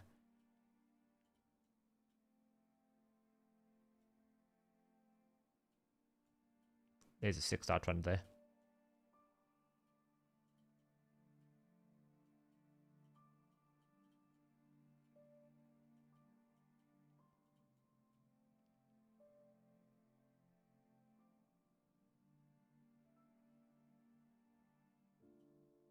Have I missed Acrisia? Where are you, Brissinger? Have you done your other keys yet? No, there you go. Yeah, see? 139 million, 210 million. Even if that doubled, it would be fine.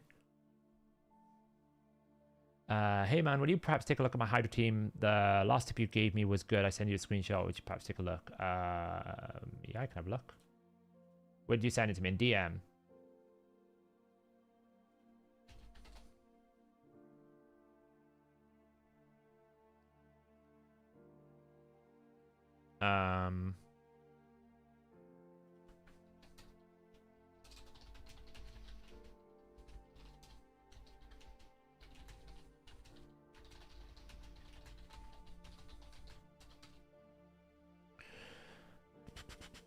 I got it, yeah. I got you. What difficulty were you hitting, Davey?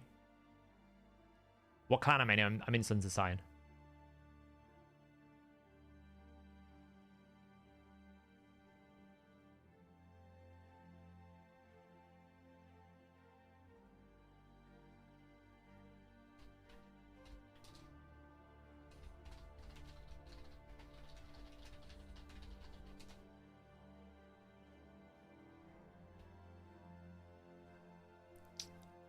Normal. Okay.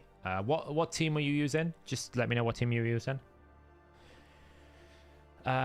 We get hammered like that every week, but I agree that the prizes should be more spread so low teams get something out of it. Yeah, absolutely, Frank. I think there's no reason, there's no excuse why 4th and 5th can't get something. You know, even when you lose at Hydra class, even when you lose at CVC, right, you're still getting your team rewards, like your clan rewards. You still sometimes will get 2 reaction pieces or blood shield pieces, right? You still get something for your time and effort and the energy that you spent doing it. You get nothing in Hydra Clash if you come below 3rd. What about capping the damage? I don't really think capping the damage really solves the problem because it goes against the philosophy of Hydra Clash, which is do the best damage you can. The problem is it fundamentally just comes back to the main problem that Raid has right now, which is stat bloat and champion balance. They have allowed balance of the game to get to such an extent that I don't need to, like, respect the game mechanics. I can just ignore them and one-shot things. And when you get to that position, you end up in a situation where you can't really design new mechanics creatively because, well, I can just apply same strategy, reset, one-shot, job done. And then you end up having to start basically limiting content based on restrictions to make it more challenging to stop the one-shots. And then you have situations like Hydra Clash where whatever you do at the moment, there's always going to be something that's broken because you haven't got the champions. Like, there's basically like a list of 10 champions that if you just fixed a bunch of different things, you would make the game so much more healthy and players would be so much more happier. But they won't do it, so it ends up in a situation now where Trunda and Yumiko is OP because Yumiko can reset her own cooldowns. That's what makes this OP. It is not the Trunda that's making this OP. It may be the source of the damage. What is making this do so much damage is the Yumiko reset and the Yumiko, not the other way around. If this was Kaimar, we already saw, it doesn't do anywhere near the same level of damage. Why? Because you can't just keep recycle killing the heads, which means that you actually have to respect the Hydra mechanics. But this, you don't have to respect the Hydra mechanics. You just keep killing the heads over and over and over again. So,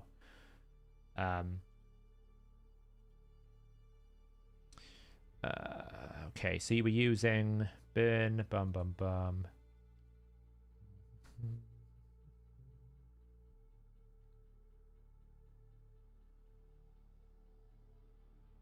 You know, I would actually look at maybe just throwing in a damage dealer. I wouldn't worry too much, like, about normal Hydra. Like, what chest do you get into, Davey, here? So you get into the... You want to hit the novice chest. I wouldn't worry too much right now in your game progression, Davey, to push too much higher, okay? Because you barely have any 60s, right? You're building your account for the first time. If I was to invest in any champions for it, it would probably be someone like Xena, because Xena will be able to scale damage quite comfortably with her active, so you might be able to pump some damage. Or someone with a very high single target damage dealer. If you've got like someone like I'm looking at your champions here, like a Fenax, a champion that's got very strong single target damage that can just basically pump some damage into the boss for you. You don't need much at normal. You just need to it's almost like a kill quick or die trying kind of mentality. Go in there, smash it as hard as you can just to get as much in your normal, because all you want at the moment is your Mithrala fragments, Davey. Right, if you're this early in the game, all you care about is Mithrala fragments. You don't care about stone skin, you don't care about protection, you just want Mithrala fragments. Sun Wukong would be there if it's I can't see. Yeah, he's got Sun Wukong already. That's already in the team. The team at the moment, I know I'm not showing the screen, is Elva, Kira the Watcher, Mordecai, Duke, Shamael, and Sun Wukong. You just basically want to bring someone that can hit really, really hard. Like Xena would be okay because of the passive accuracy, the passive attack gain. You could bring someone like Werriger in Suncursed, hits really, really hard. Just someone who can like whack the boss very quickly for you. Or even put in Varric in the fat and basically get some extra, ally attacks. No, it doesn't look like there's an R attack on here. But there's a Mordecai, which is as good. If you're doing 1.9, you're not far away, so just put some more damage in, you know? Who should you replace? Well, in this rotation, if the Torment Head is not in active rotation, drop the Shamael and bring someone with more damage. Because you'll die before you get the Torment Head out anyway. You can use the fusion for the Sand Devil. He has a revive mechanic on his passive. His A2 might save your team. You can use the fusion for the Sand Devil. I did think about whether you could do some funky stuff in the Sand Devil. That's a good point. Yes. Honestly, so many stupid offers. Eat all this up.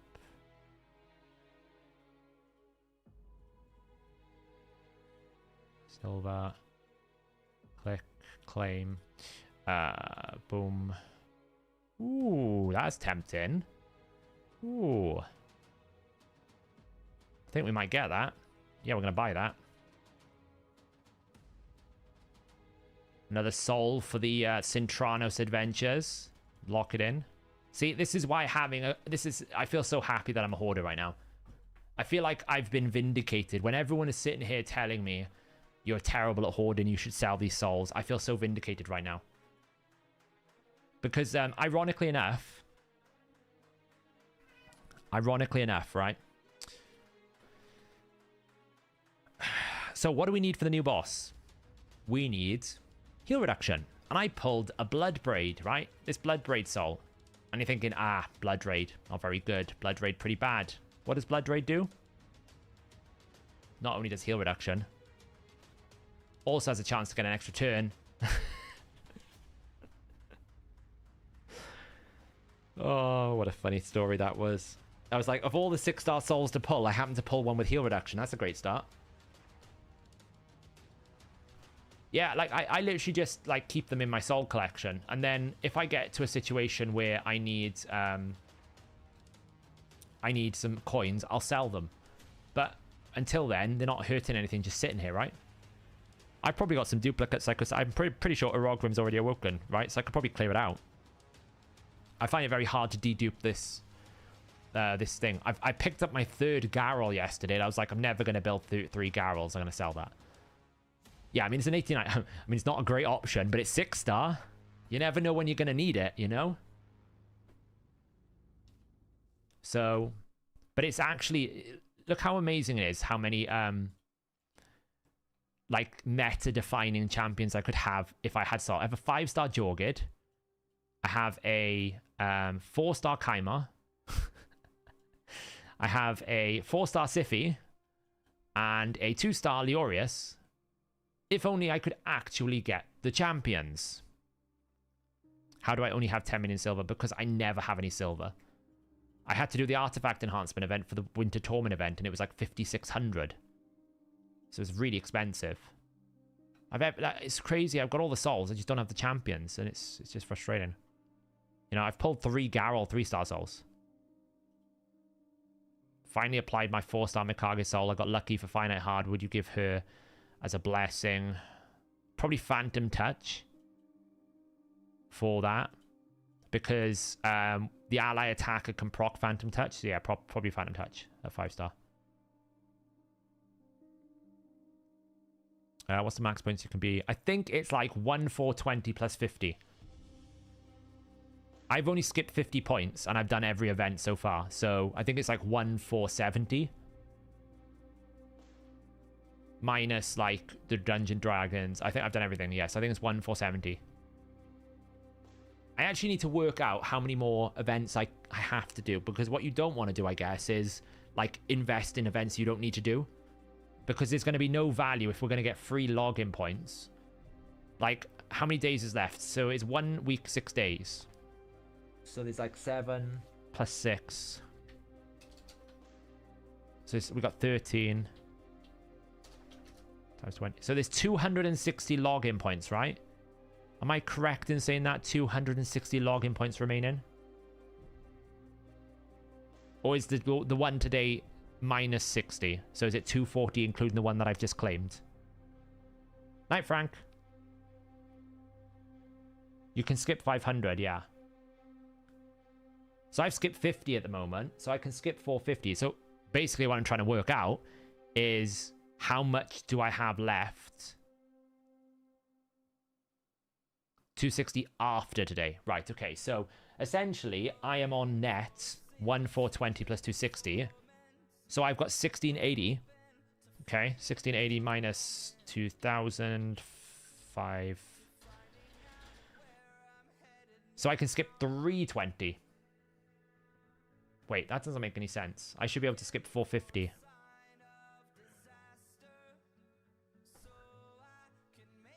Have I done the math wrong there? So we can skip 500. So I'm on 1420. I've skipped 50. And we're going to get another 260. So we got 1,680. 2,000 minus 1,680 means I can skip 320. What am I doing wrong there?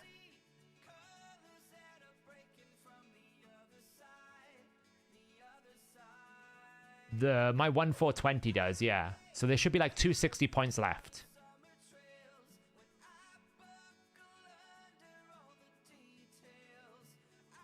I'm confused.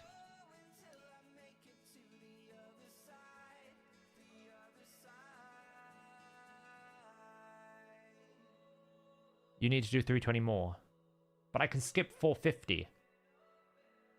So what happened to the other 130? Do you see what I mean, right? Total available is 2,500. So I was going to get 500 for free. So effectively, there's 2,000 points available, right? Yeah, there's 2,000 points available. So if I've skipped 50, I need to get 1,950 events. 1,950 points from events. So what I'm working out is if I'm at 1,420, I've claimed all the daily rewards and I've only skipped 50. And then we add what's left of the daily rewards, which is 260 refills. Unless we're adding too much there. How long? Maybe we haven't got 1 week, 6 days left. Where's Stabio's spreadsheet? Where's Stabio's spreadsheet here? Let me see.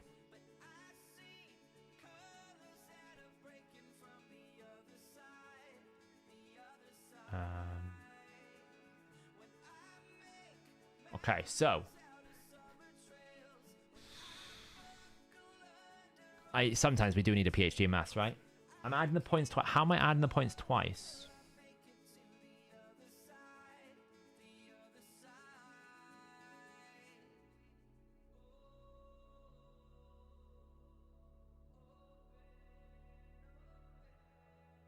No, right. So what I'm saying is I've got 1,420. That includes all the daily rewards. So if I stop right now, stop doing all the events, and I only get my daily rewards, which is 260 points, because we get 20 every single day, then I will be on 1,680, which means the amount of points I now need from events is 2,000 minus 1,680, which is 320 points. But I've only skipped 50 points, and I could skip 500 points, so why is it now saying I only need 320 points? What happened to the other 130? Right? That's what I'm not getting.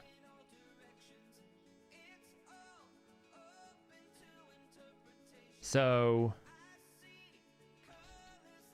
the fusion warm-up has points, does it?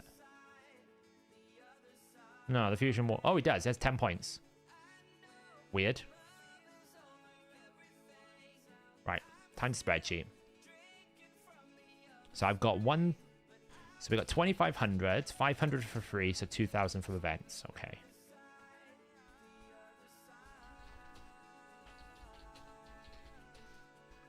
I have claimed... So, of the free events right now, we're basically saying there's 260 left, okay?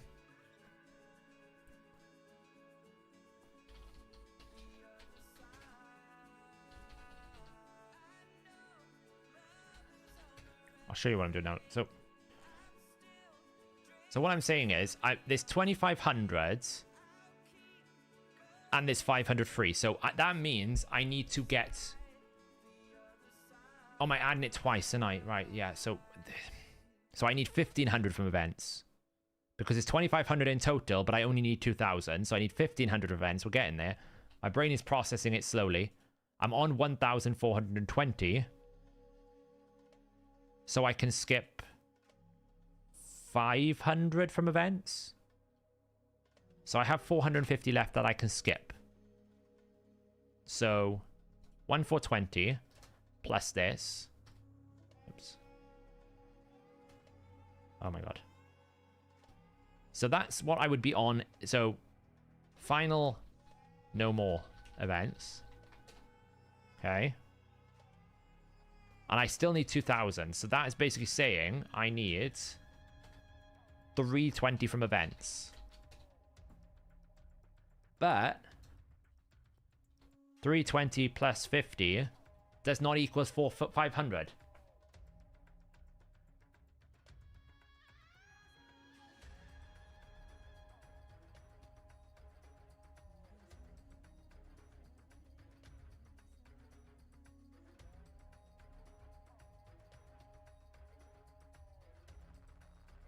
So what happened to the other one? What I'm saying is, where did the 130 go? Where am I missing the 130?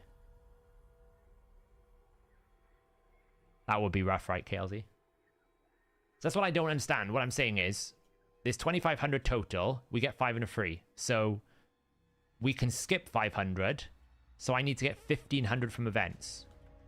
So if I'm currently on 1,420 and I only collect the daily loggers, I'll be on 1,680, which means I need to collect another 320 from events. But the ones that I've skipped and the event total only adds up to 370, not 500.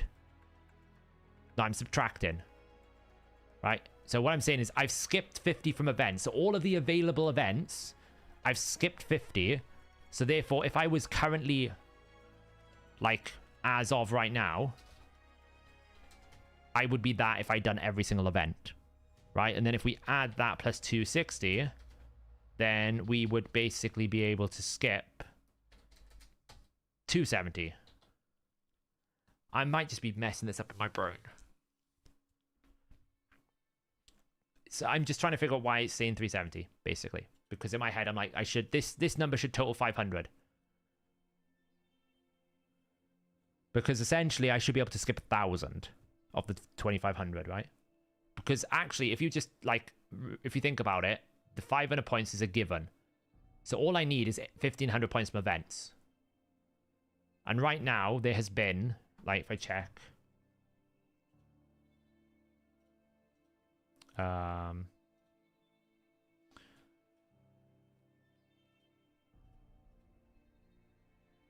right now there has been, let's see, 350 was in the champion chase. So chase is 350, 30, 30, 30, 30, 30. Fire Night was 30. There's 10 in the daily login.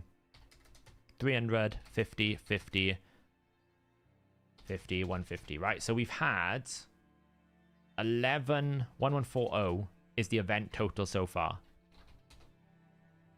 Yeah. So we've had 11,400. So we have left 860.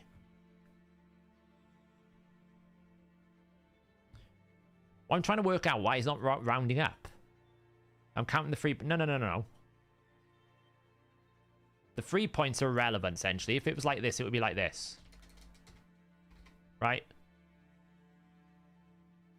So what I'm saying is, they're giving you 2,500 points. But 500 of that is the 3 points. So technically, it's 2,000 points available from events. And you would need 1,500. Right? Because you're getting 500 for free, right? Unless we're not, actually. Maybe it's just that. Maybe I'm just overthinking it. Maybe it's 2,000. So then 3,700 minus that. Oops. Yeah, there you go. Right, now I got my way back now. I know what I'm doing now. I figured it out. Yeah, it's fine. I was trying to get this number back to 500.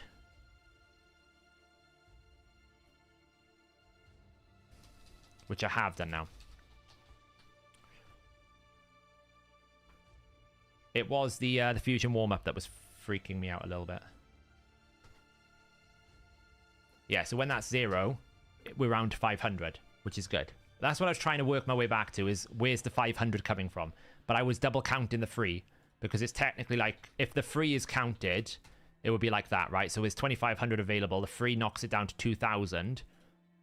So therefore, I've skipped 50, so there's 450 available. If I take what I've currently got, and then add in the daily, would take me to 1680, which means I need to get 320 from the remaining events, which is, I only need 320 left. So 310 from that. So therefore, all I need to keep in mind is I need 310 points from the events remaining.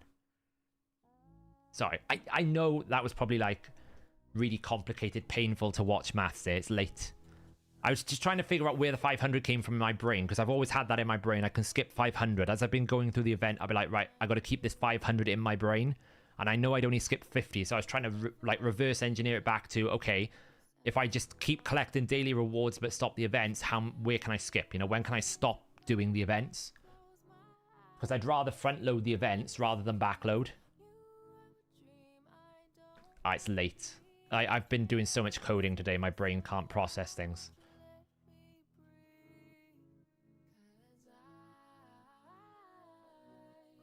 Smash this for a little bit. Yeah, I know what you mean. I know what you're saying, Lufty, now. Sometimes it takes a while for it to process in my brain. Because when we started the tournament event, I pretty much was like, we're not actually getting free 500 points. They've just elevated the cost by 500. Yeah, so my goal is at the moment is, I don't know if I'm going to do the fusion. But if I do want to do the fusion, I want to get the tournament event out of the way as fast as possible. That's kind of like my goal. I don't have downtime, honestly.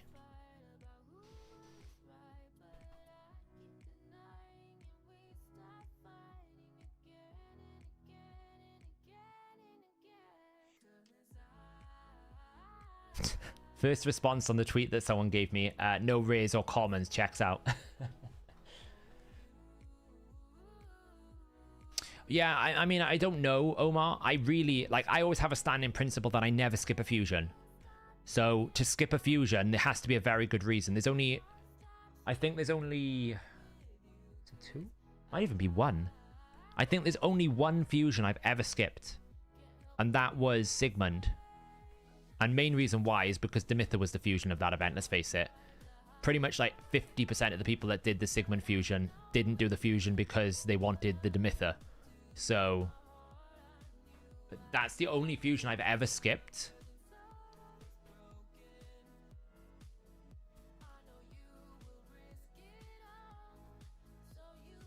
I'm not sure I should do the video based on that performance.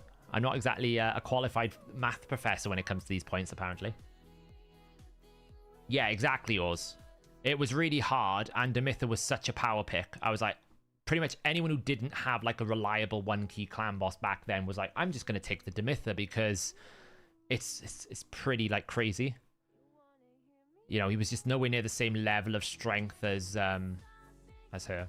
I did Jetney, yeah. I even did Loriaka. I even did Lonatharil. Like, that's how crazy I was. I never planned on doing Lonatharil because I thought he was totally rubbish. And then I was working my way through and it's like, I realized I was doing the fusion without even thinking about it. In the end, I did the fusion. I've never used the champion. He's still pretty much 5-star, not equipped, not awakened. I actually quite like Loriaka. Loriaka might be quite good for the boss, by the way.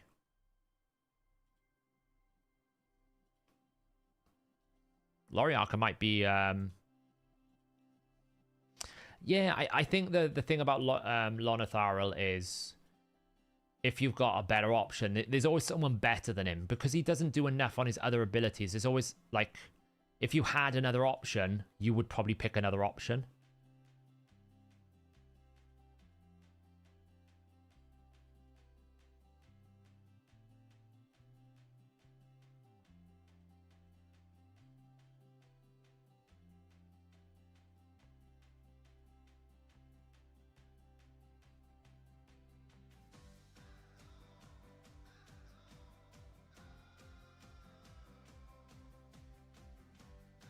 All right, then, Whisper. What have you got?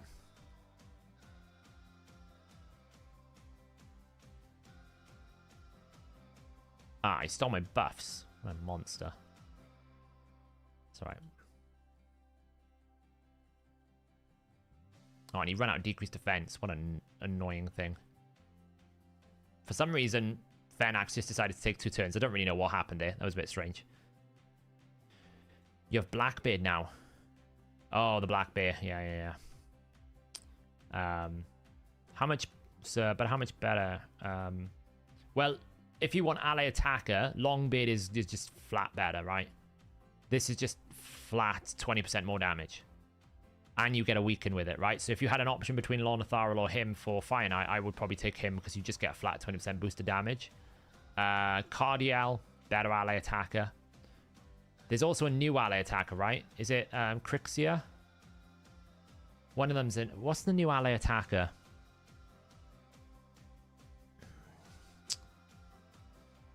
It's not Ophidius. I'm trying to think who the new ally attacker is. Oh, Mikage, yeah, because she's also AoE, isn't she? Yeah, that's it. Yeah, so like Mikage is going to be better. So, does Jintora work in Batita? Absolutely, Jintora works in Batita. You might just need to adjust the tune a little bit. Loriarca might be very good for the new Aimus, the Archon. Because it's a compatible faction, and you basically get... block debuffs, turn meter fill. You also get a decreased resistance, which might be quite useful. You have a chance of stealing some buffs, which could be quite useful. And whenever you have ally buffs messed around with, you get a lot of turn meter, so it could be quite good. Potentially. Maybe trash, you never know.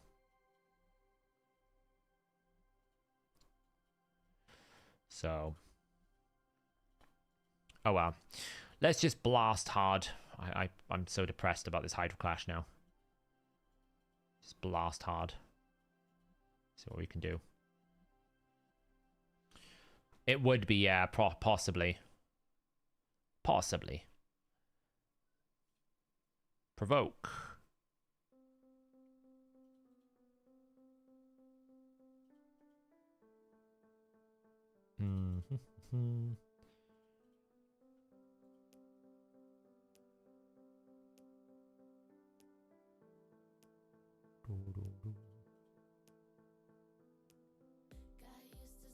We need to provoke. Islin, you failed. You horrible, horrible thing. Just pulled Saito. Is he any good? He's a little bit power crept, right? He lives in an era now where, you know, I feel like he's just been power crept. When he was released, he was quite good. But I feel like he's been power crept now.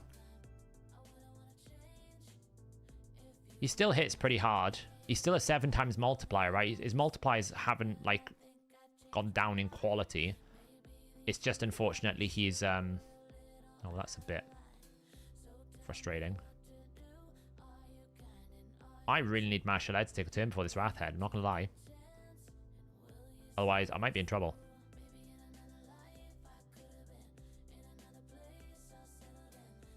Potentially. Oh,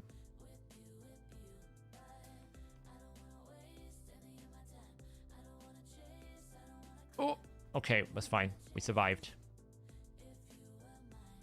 We can revive.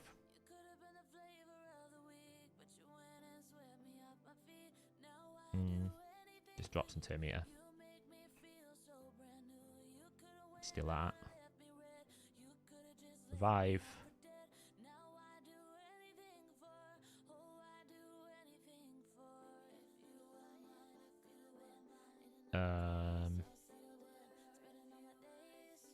Can I provoke now? Not that I need to anymore.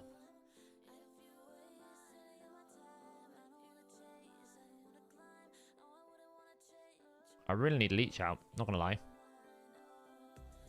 When you don't have the Torment Head, this team kind of loses its bluster a little bit. There we go. Kill his head.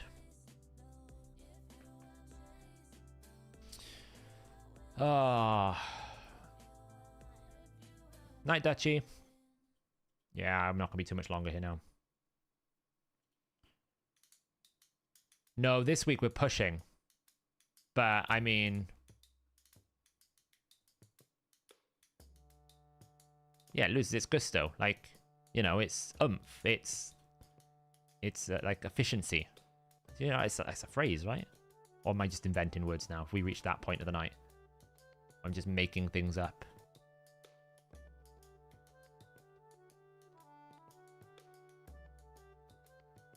It's not even 1 a.m.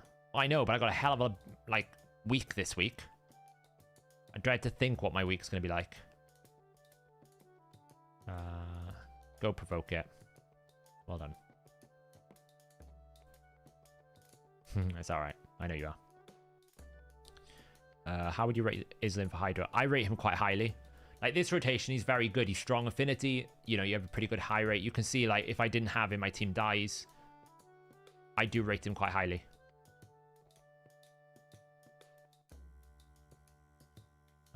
Might as well put some protection up.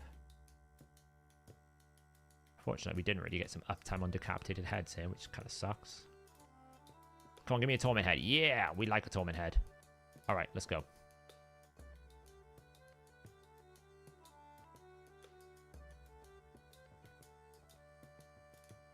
Without the torment head, Suzerain Catone is just a very slow...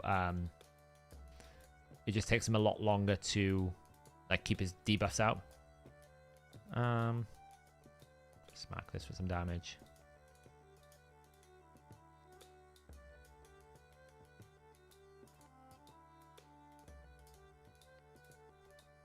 They do need to do more reworking like Salad. You're right.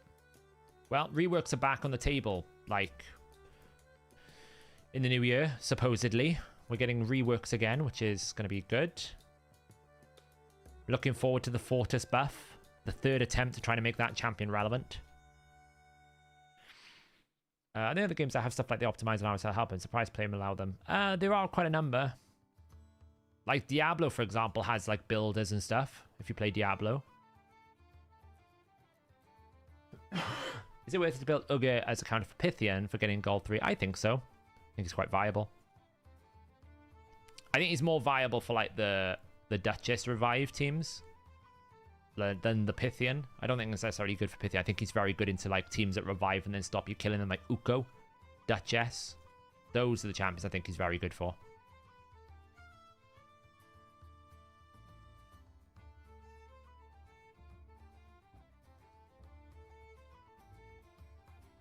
What epics would be best for double money to clan boss? Thane, Anax, Delver. There's another one as well, I forget. All those are pretty good. Aina, Suai. All excellent options. Can we get like a heal out here? That'd be lovely.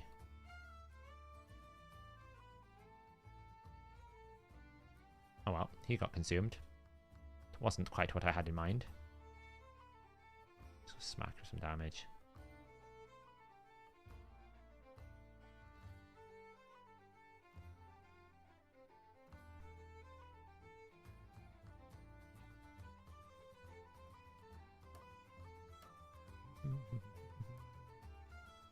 Farrakhan's not bad either, yeah.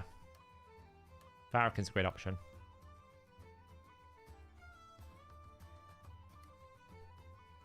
Annie is actually quite good if you can get her to revive. And Whirlim is excellent for Bommel, right? Whirlim actually has a lot of good buffs. He has decreased accuracy, strengthen, increased defense. Hits pretty hard. At least his mechanics like work. That's the thing, right? The mechanics that Whirlim has, at least it works on bosses. Like, pretty much the mechanics that Fortis have, just half of them don't even work. This is a really bad rotation for Suzerain Catone, I've realized. Just weak hitting everything. You have a 4-star site, do you think that it boosts his value enough to warrant building? It depends on what you need in your roster. Like, the thing about Sintranos coming out, pretty much every champion is possibly a really good option. If you happen to hit a floor that Saito is particularly good at killing the target on, then yes. So I don't really think you can essentially put anything off the table at the moment.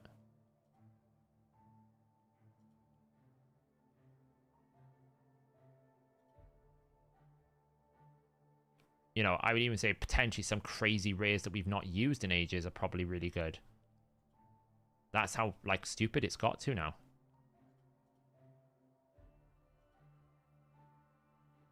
I really need him to take a turn. He's going to die now. Sometimes it's so frustrating. Because I haven't been able to get Leech out because he got eaten.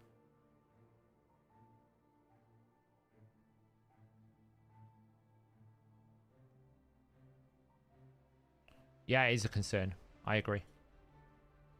I think he's tank for this team. We just got into a weird situation because the Shamail got eaten. So, like, Leech is a very big component of this team. So if I don't have Leech out, like now, we have no healing. And that happens, right? So we just had too many turns without a heal.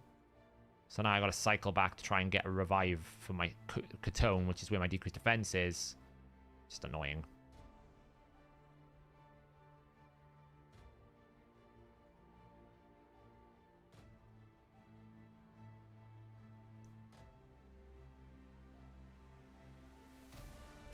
We do have Nuke Ursala the Mourner, though. Isn't this enjoyable?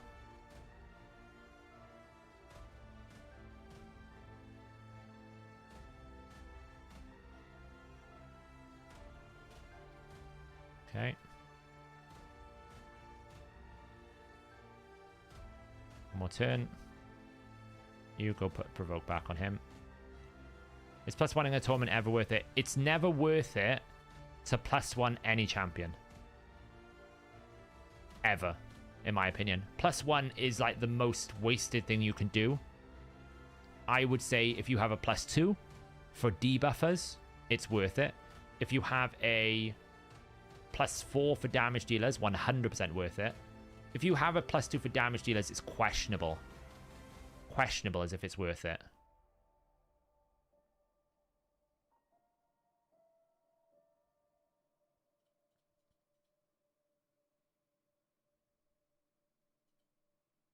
I can't really do anything, might as well protect.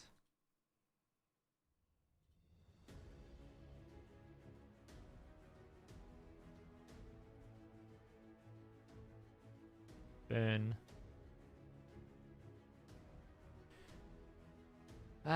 Yeah, I just don't think it gets... Like, Rotus is probably a bit of an exception. Like, I would say if you have champions that are hybrid damage dealers, so like champions that have multipliers based off multiple stats, then yeah, there's more value in +1 in them because they're getting a multiplication bonus off attack and HP or attack and defense, you know?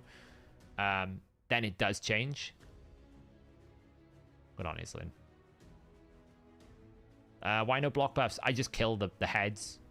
And Tua Messia can place HP burn with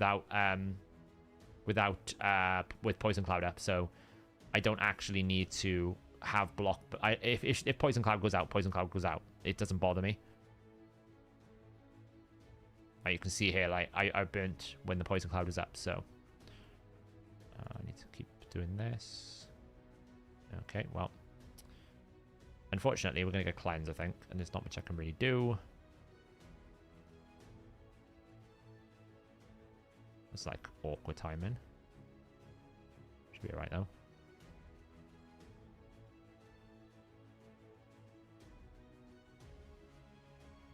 Drop speeds.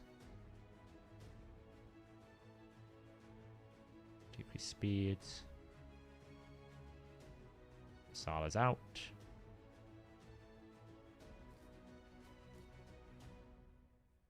Save your lethal gear, absolutely. Everyone should be saving their lethal gear right now. Don't build...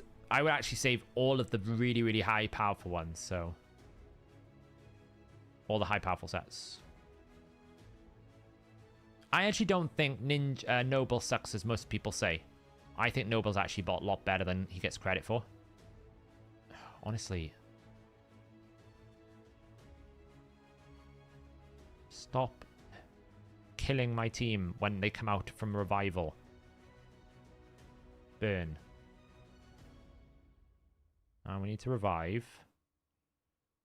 Nice, got an extra turn. Oof.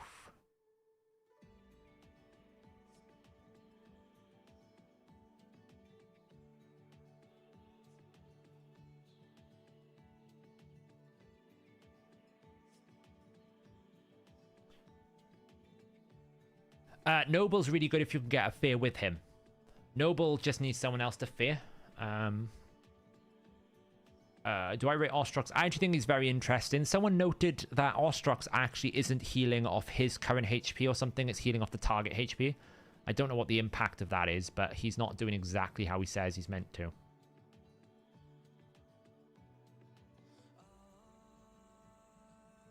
Kill this head. Drop turn meter. Slow him down.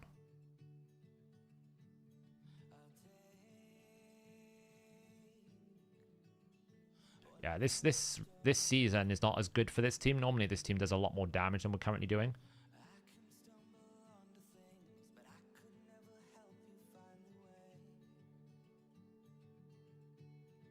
I think it's just because Suzerain Catone is weak affinity. So they're just taking a lot more damage than they normally would. And we didn't get provoked. That's kind of stupid. Oh, kill that.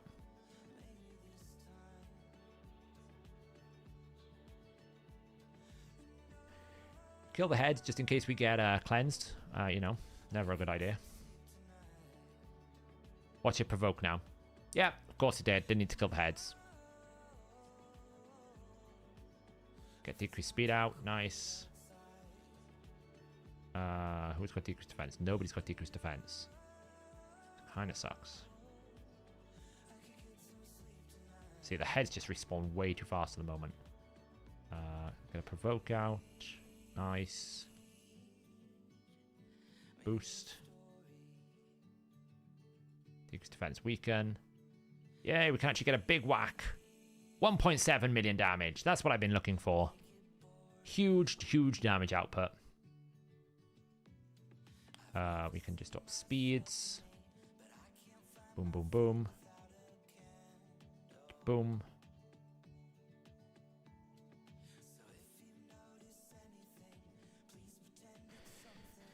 Isn't Nobel one of the champions due for a buff for New Year? No, you imagine that. They've confirmed it's going to be Solus and Angar, the Void Provoke dude. Those are the two that's going to be. How do you feel about using the Affinity Breaker for Ugo? It can be okay. I'd rather just run more speed. Oh, don't kill me. Don't kill me, aren't you? Whoa. Okay, we survived somehow. Don't kill yourself on it. Oh, she healed. Protect. Burn.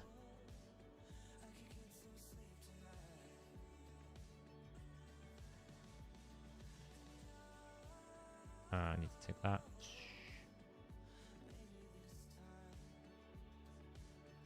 Not Solus, no. Fortis and Angar, I think it is. I didn't think it was Solus. I could be wrong. It could be Solus. I didn't think it was.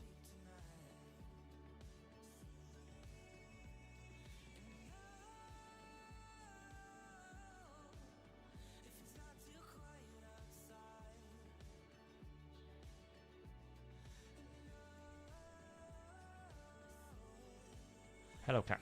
What are you doing? Did I say Solus? I meant Angar, sorry. Fortis and Angar, I think it's going to be. Singing Void Legendaries, I were. Hello, Pretty Cat. What are you up to?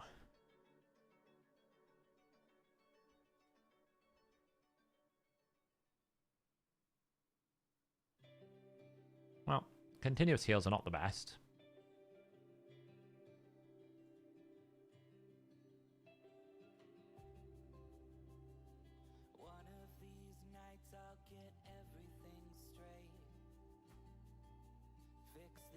Why can we put smite? I don't know.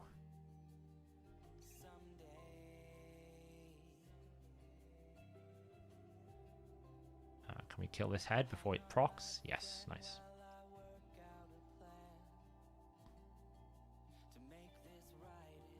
And now what we want to do is we really want to kill this head of Mischief, but we haven't been able to get Hex on it at all, which is really fun. Now we do. Got speeds. Reset duration of cooldowns. Alright, now we can get some damage going on. Defense here. Pump some damage over here. Decrease defense, weaken. We did weak hit.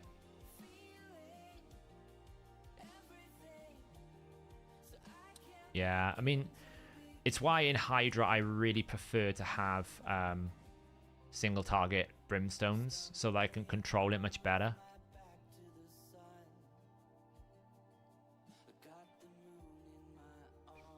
You know, it's just so much better if I can do that. Knight Templar.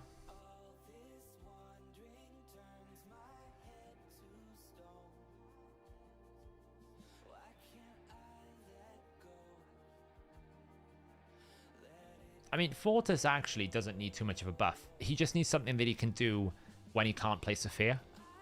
And ideally just upgrade all of his effects so that if he does a fear, it's a true fear and it's 100% and it's more consistent. The fact when he dies with his passive, he doesn't have 100% true fear is bonkers to me. I don't understand who designed that concept because it's stupid. It absolutely should have that.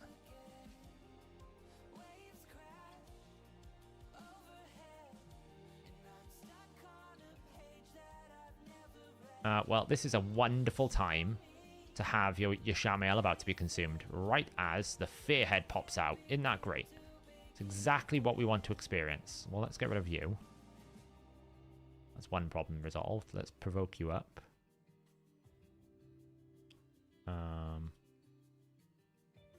Nice.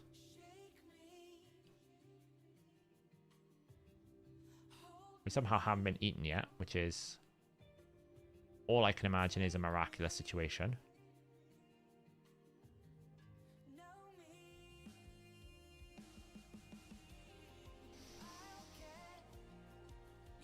Now we want to proc the Wrath Head.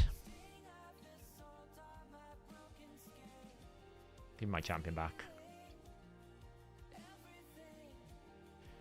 Hey, Seth, the new mythic champ can place seal to all enemies. It's a single target ability. It's a single target seal. Yeah, rotations suck, don't they? Tried Fortis, the Tomb Angel, and Mithril are really nice combo, but still terrible damage. He's not bad, he just needs a increased defense buff. So in Arena, I can actually one-shot a lot of things. The problem is I don't have a Siphi. And if you don't have a Siphi, it's very hard to have an increased defense in your team. So you're almost forced towards the Ragash Stultus that can do it themselves. But even then, that's not exactly great. Stultus is much better than Ragash because his increased defense is on an AoE. So if there was just more options for setting up, like his nuke, so he had a buff, then it would be much better. But without those things, it can be quite frustrating.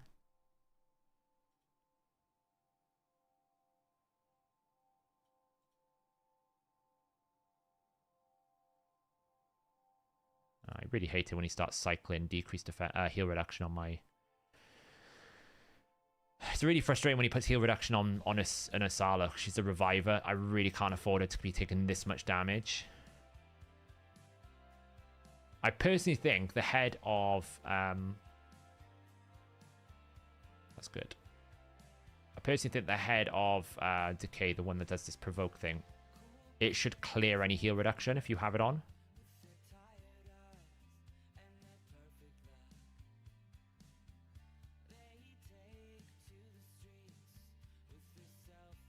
Do that. Oh, I should have executed. Hit this. Execute the head. Reset turn meters. So we have pretty much perfect scenario right now that we could have. A leech out. Boof, boof. Good damage now. Burns out. I don't know if we're going to get back around to that in time. Sucks, but...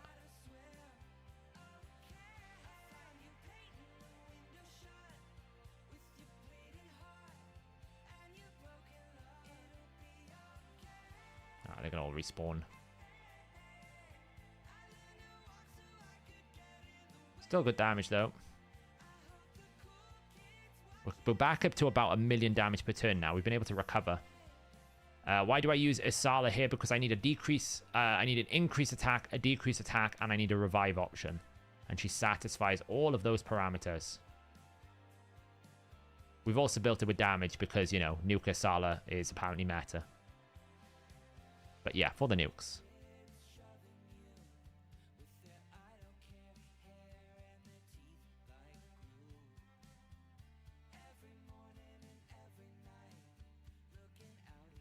You know, she's doing like 300 KA1s. You know, it's not bad. It's not terrible.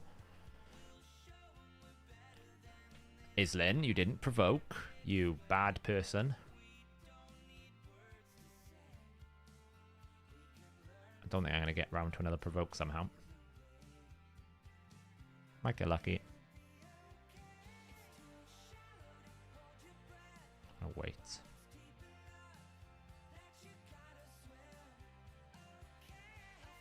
Oh, we did. Come on, provoke it up. Well done, Islin. Big damage. 1.8 million. We wasted the smite, but hey, you know. She's probably a little bit too squishy, I'm not going to lie. It is a bit scary at times when she kind of gets herself killed.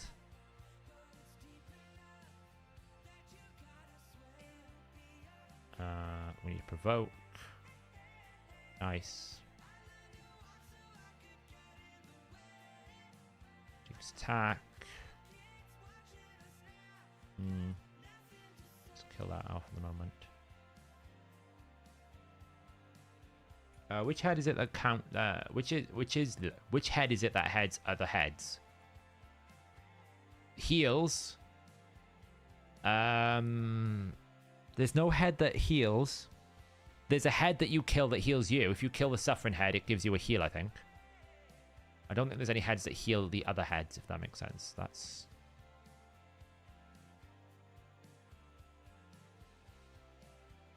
He might die. I don't mind if he dies, though. If Suzerain wants to die, actually, it would be super ideal. To reset the consumption marker. It's not going to happen, though. Because he's got heal reduction, actually. It might happen.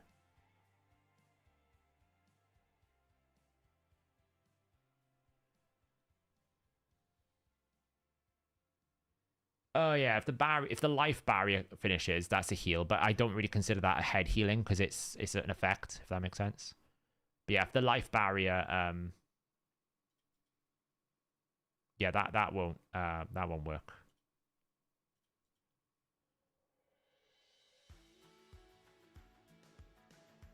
That was somewhat ideal because we reset the consumption counter.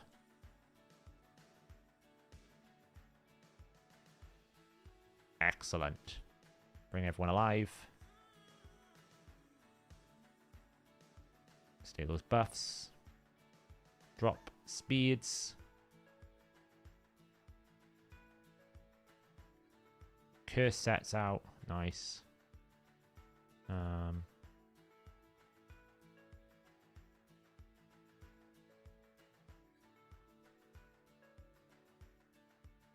Nice. Well, it's going well. We're actually overtaking. We're actually still increasing our damage per turn here. We've actually overtaken the damage per turn. We were like 30... It was at turn 31, we were at 18 million. We're now at 160 million at turn 113. It's kind of crazy.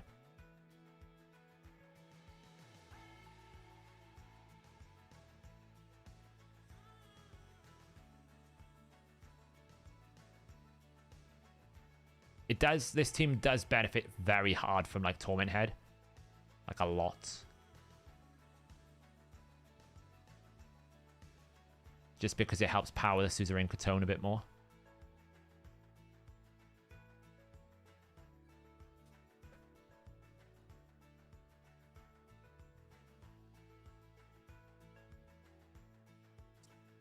Big damage. 1.4 million.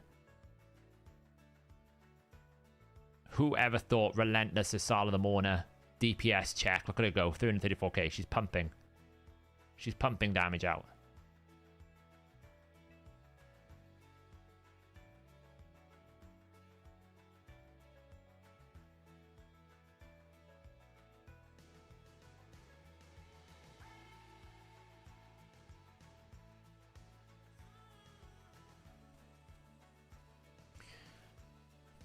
Yeah, if you don't break life barrier, it becomes a full heal.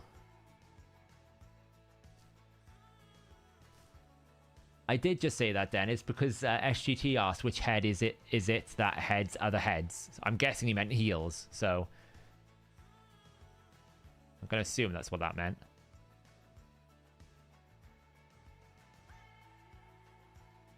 Well done, Islin. See, Islin not being 100% provoke is not a problem most of the time. It's absolutely fine. As long as you build him with enough speed, he can do it on his own.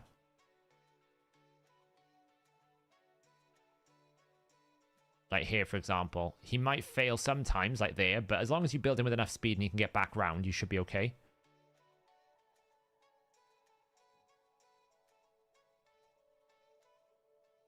I should have hit the other head that didn't have Hex. Attempt number 2. Oh, he failed. Just as I was praising him, he disappoints us all. Just as I was about to say, oh, look how amazing he's doing. Yeah, he's really good. Yeah, he failed us. His head's got HP and I can't even see it.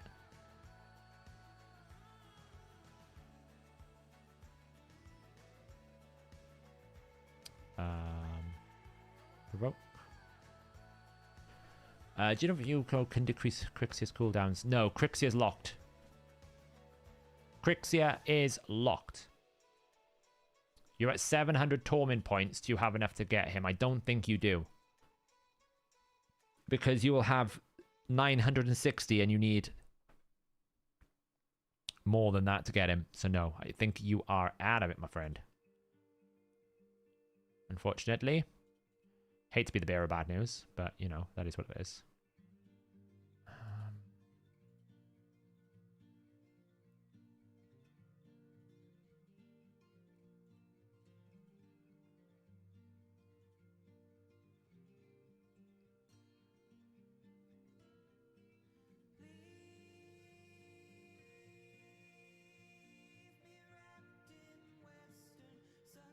Can we get Hex out, please? No.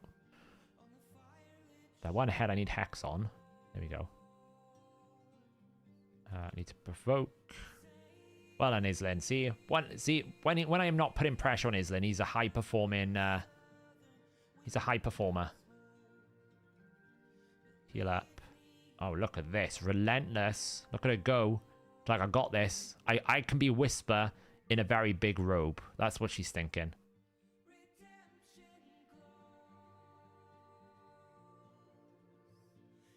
I've no idea why I'm doing so much damage here. I feel like I'm in a fugue. Like a Trunder Rage-induced Hydra fugue.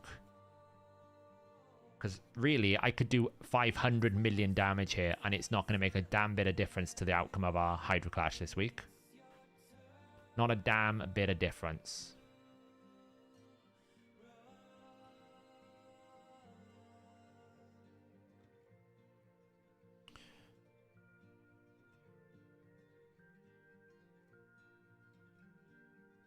Probably that you're probably right, Dennis. It's probably I'm not using my martial ed optimally because I'm not really thinking. I'm just auto clicking.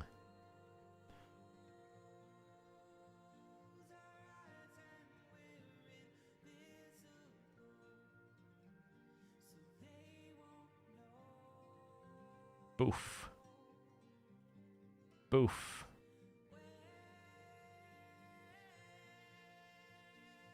I don't think it's weird they call it HP Burn, just call it Burn. Dragonair have literally just released HP Burn and they've called it Burn, which is ironic that you say that.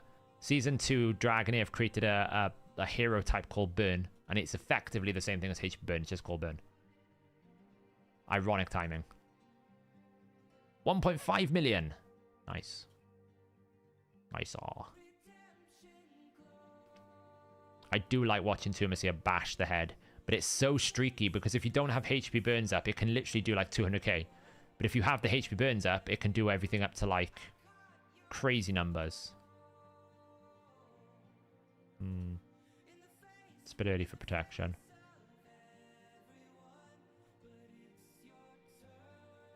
Burn.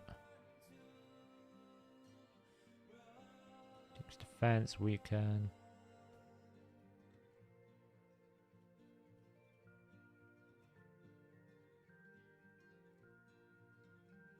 E.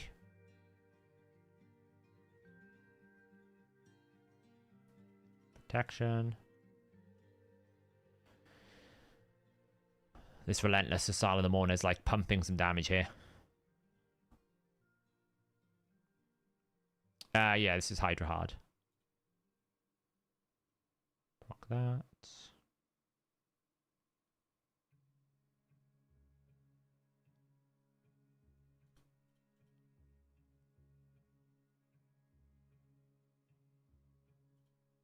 Take away his buffs. Drop speed. I should have provoked. I was stupid. Never mind.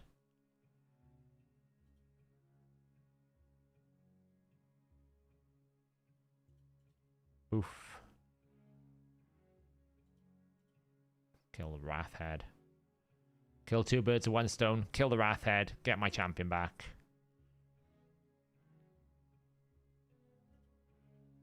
$970. Yeah, that is cutting it fine.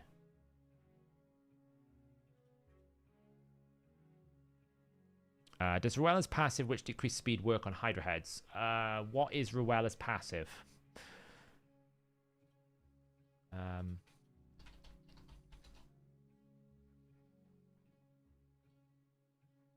Ruella doesn't have a passive.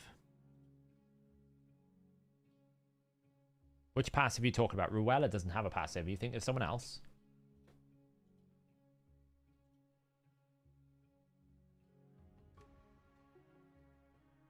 Yeah, Shamael can be really difficult. It depends. If you hit the threshold where you can just kill the Torment Head, like this team, for example, it kind of kills the Torment Head before we can even get any uptime on the Shamael. In that instance, actually, it's not so great because you're not really maximizing the value of Shamael.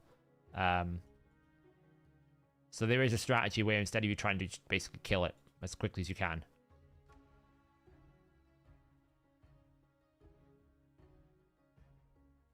Do we get provoke? Wild and insulin. Oh, Ruel. Yes, Ruel's passive will decrease the everything. Yes, it does. Yeah, it will decrease the boss speed. It does it for clan boss as well, believe it or not. Who knew?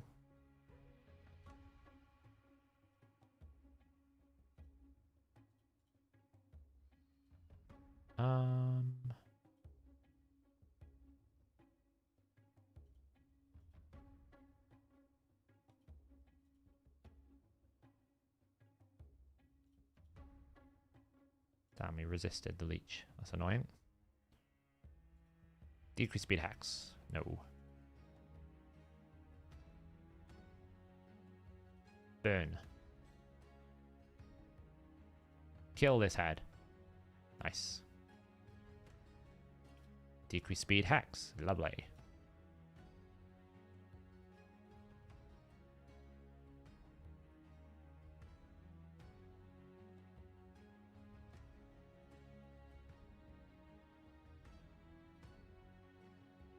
See, 589,000 because we didn't have decreased defense or anything set up. I probably should have waited. I could have probably got a big whack if I had waited. In hindsight. But we're still like, we're at 257 and we're at 172 million damage. So we're still kind of like flying really nicely. It's a bit annoying. Yeah, I'm on the fence in the bin. I really am. If it was a fragment or even a tradition, I'd be more for it. But the fact that it's actually a hybrid where I know I'm not going to be able to skip a damn thing, that really stresses me out. I'm really stressed about it.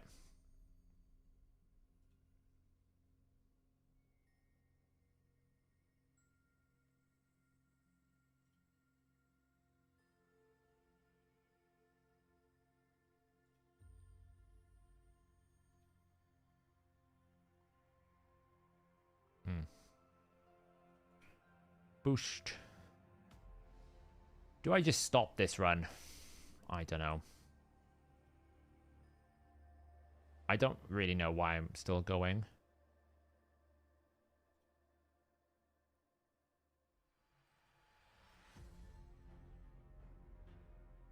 I'll be honest. I'm at that thing where I'm like, why am I still doing this?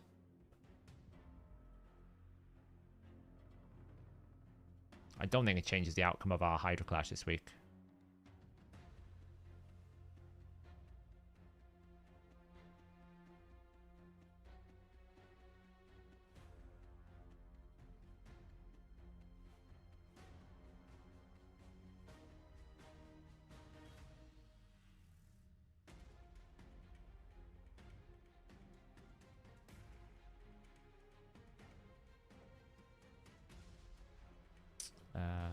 Boof, boof. I think we got a big Tumacia hit coming. We do. Big hit. 1.7 million. Oof.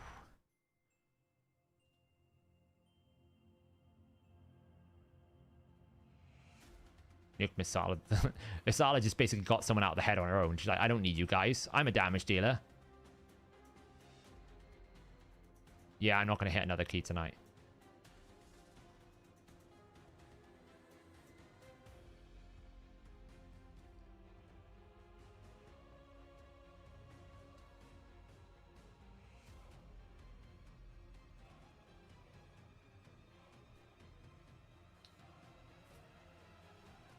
Yeah, I want Torment more than I want the Fusion, that's for sure. She's pumping damage. Should pop a little DPSer.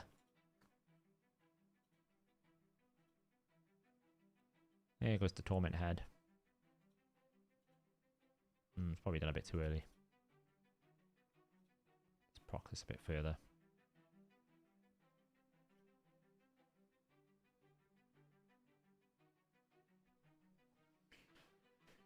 I'm thinking about building Ruel and Gurptuk for the like normal Hydra boost damage. Yeah, viable option. He does hit really hard. He even though it's AoE damage and AoE damage is normally bad, the damage he does output is really good. It's higher than average. It's just not a bad shout. I shall have those buffs away. Thank you very much. Oof. Big damage. 1.7 million. Gotta love it.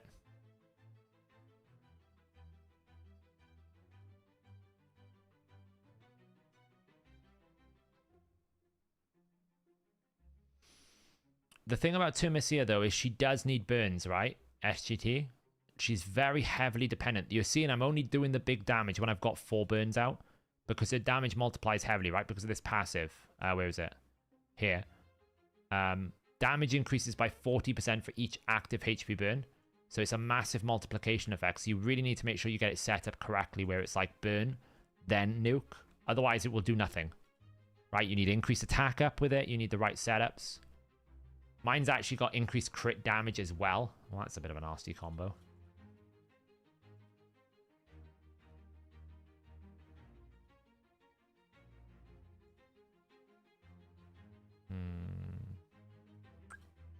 Not doing anything at the moment.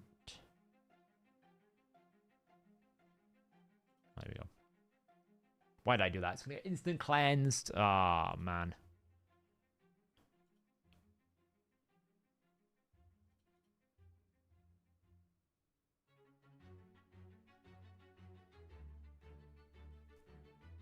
Tila ends this year. Were you getting decreased defense out? You need basically decreased defense, weaken, increase attack, increase crit damage ideally, but not required, and then 4 burns. If you do that and you've built it pretty well, she should wreck.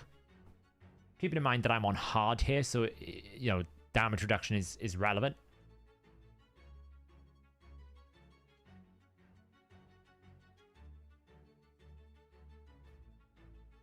It's going to slow our damage down a little bit because the poison cloud, I shouldn't have reapplied the burn. I should have waited a turn.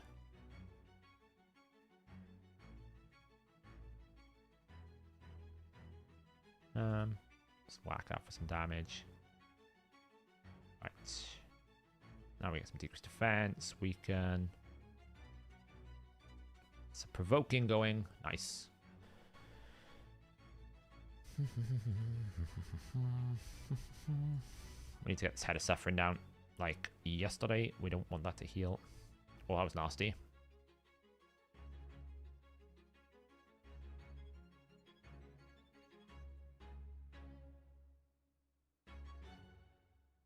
Heal up.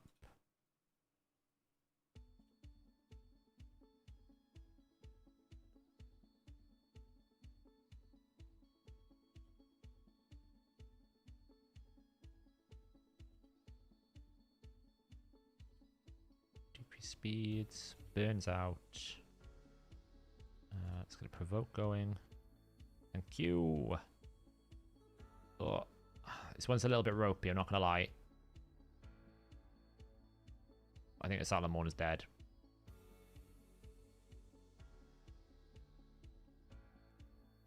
Very small hope for me. I think the Salamon is just going to die instantly because she's going to take loads of poison damage. Yeah, there we go. Okay, the run's about to end now.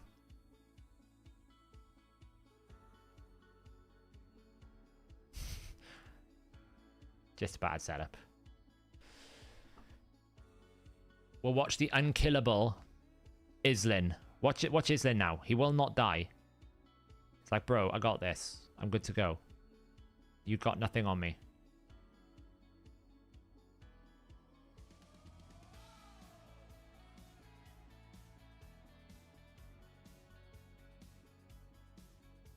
I don't know the quantities yet, Mr. Two Sugars. I'll have to wait to see what the quantities are like in terms of the instant rewards.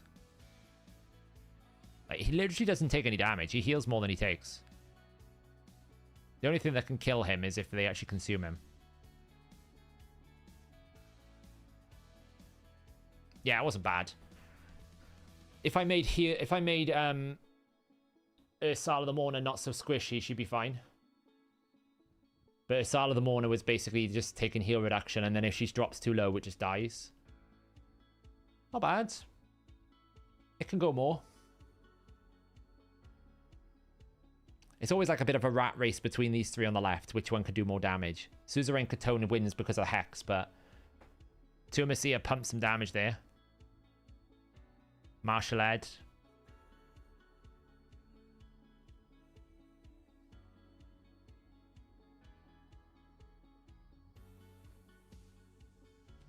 Is there any way to get burns on your team somehow to pump her damage even more? She can burn herself, it's fine. It's just whether or not the heads respawn in a weird combo.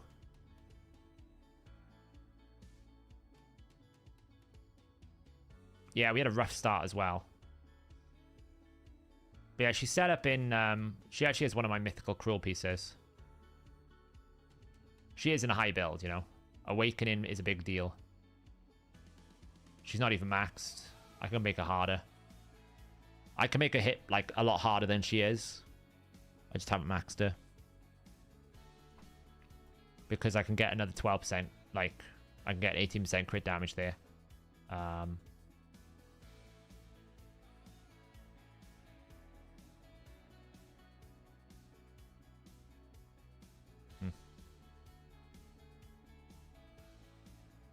Like, her ring's pretty awful.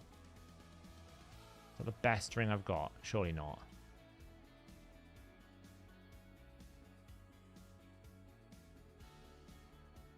Ugh. Ugh. Sell. Priority stats. Attack. Yeah, see, I can take a ring over here. That would be the ring that I would put on if I wasn't using it on Rabbit for Finite Hard. Not that I use it in Finite Hard at the moment, but I will eventually. So the ring's not the best. That one's actually probably a better one to put on it. Just because I get the cleansing set. Try and get a Torment. Need to glyph this up. So... who's better, Islin or Vizix? I like Vizix purely because he is Islin, sorry. I prefer Islin purely because he has the ability to reduce the duration of all enemy buffs, which is very helpful if there's like a reflect buff out or if there's like a block debuff, so if something's been stolen. like, is actually just quite handy to have that. He himself isn't very, very tanky, so he's never going to be a threat to you. And his A1 is good enough that it lands most of the time. I don't really have much problems with him getting a provoke out. It can happen from time to time, but it's never really a problem. Whether or not you need it to be more reliable for, like, higher content is a whole different conversation, but... yeah, it's pretty fine. Now, the question is, do I get anything more here? Do I should really grind out 3,000 more points and grab the oil plus the legendary book, really. Yeah, I'm still awake. Not for much longer, though. Yeah, Islin doesn't die. It's a massive value. Night, Dennis. I'll be going soon, don't worry. So, like, I've collected all the points. So the choice is, do I get some gems? Do I get some essence? Do I get a void shard? Or do I get these? I feel like these are too good. Like, I don't really care about 6-star speed cliff. I'm not really going to go grind for this. I feel like... Grab the speed and oil. The book's really valuable, though, right? Yeah, Emic needs to be slightly faster than Nia. I think mine's 5 speed faster than Nia on my team. DK Snakes.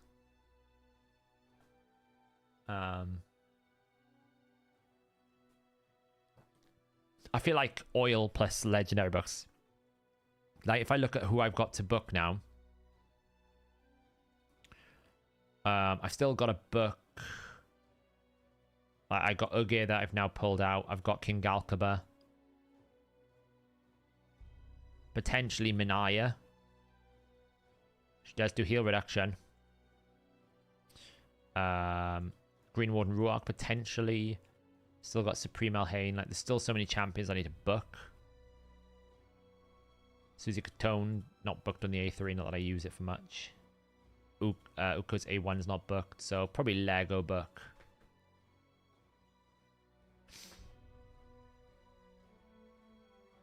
Can I make 3,000 points quickly?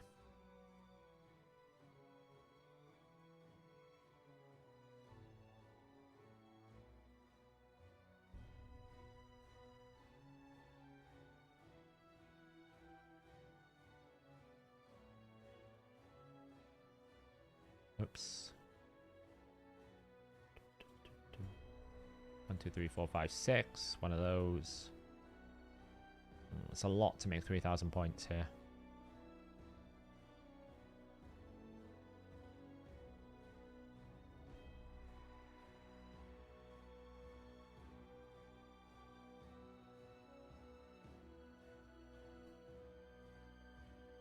It is a lot of points to make. Let's take my sort of Dithey away. That I don't need you. I've already got one ready to go. I already got one of them ready to go, so I don't need her. Oh, nearly. Take a Lego book. 700 points. One more rank 4.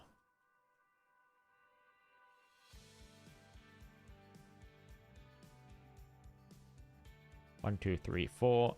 Boom.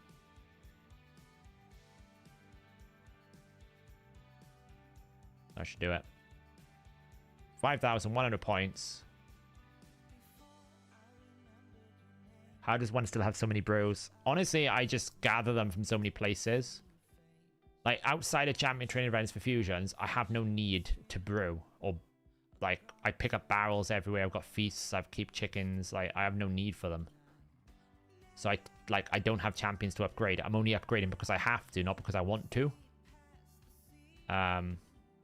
So...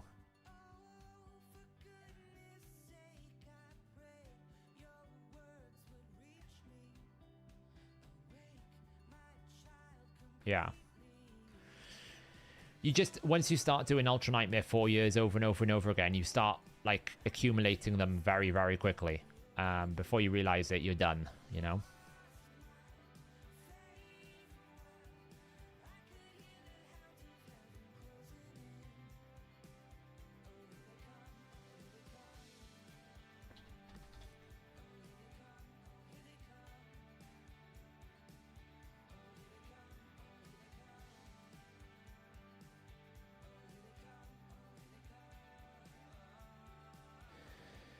Right, guys, I am gonna call it there. It's would Dwedan taunt work with Nia? Dwedan would be much harder because he's only a 1-turn taunt. I think you can need a 2-turn taunt. I think 1 turn is just too tight. He rolled an 8 on a hex piece. Nice.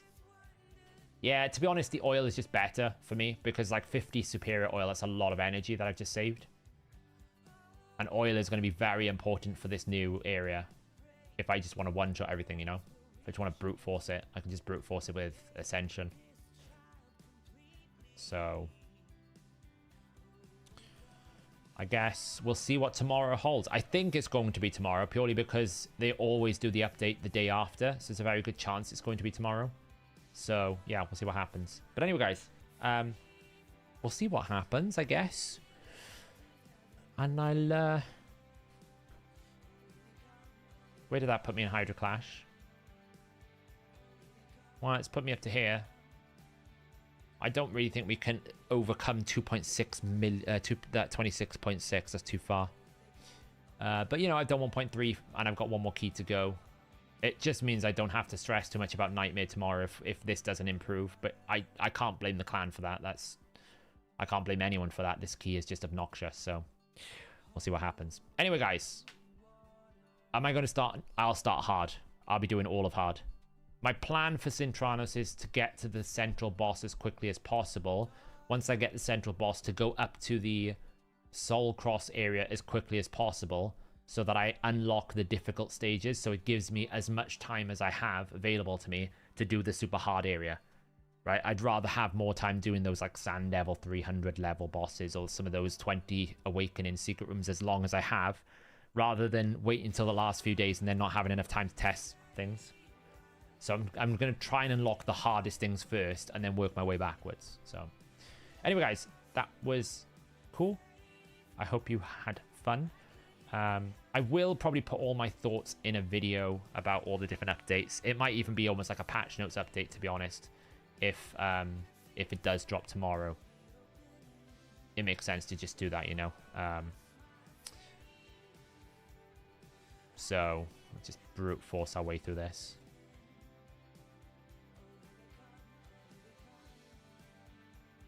I don't think we can brute force actually with this dude.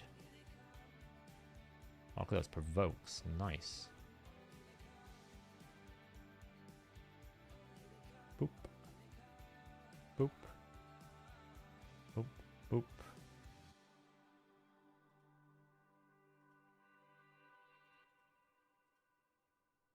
You know, I've realized I actually can use 6-star Fushan on the central boss if I wanted to. Bloop. Deleted. Right. Okay, guys. Am I positive or negative? I'm indifferent. Is that the best way? Indifferent. I feel like I might face... if it ends up that I can just literally walk through the content, I'm negative about it. If it does present me some meaningful challenges, like maybe the central boss is actually quite a difficult challenge, then I'm good for it. I do think the rewards you get are very powerful, though. Like, the one-time rewards look good. The artifact sets look OP as, like, crap. The fusion, like, the mythic champion looks okay. The chest rewards look okay. The bonus summons look okay. So, I think, like, the rewards are pretty good. I just don't know if the challenge is warranted all the last 18 months worth of, hey, you're going to need to do all this bonus stat bloat for the future content that we're going to release. So, we'll see. Anyway, guys, I'll see you next stream. Ciao.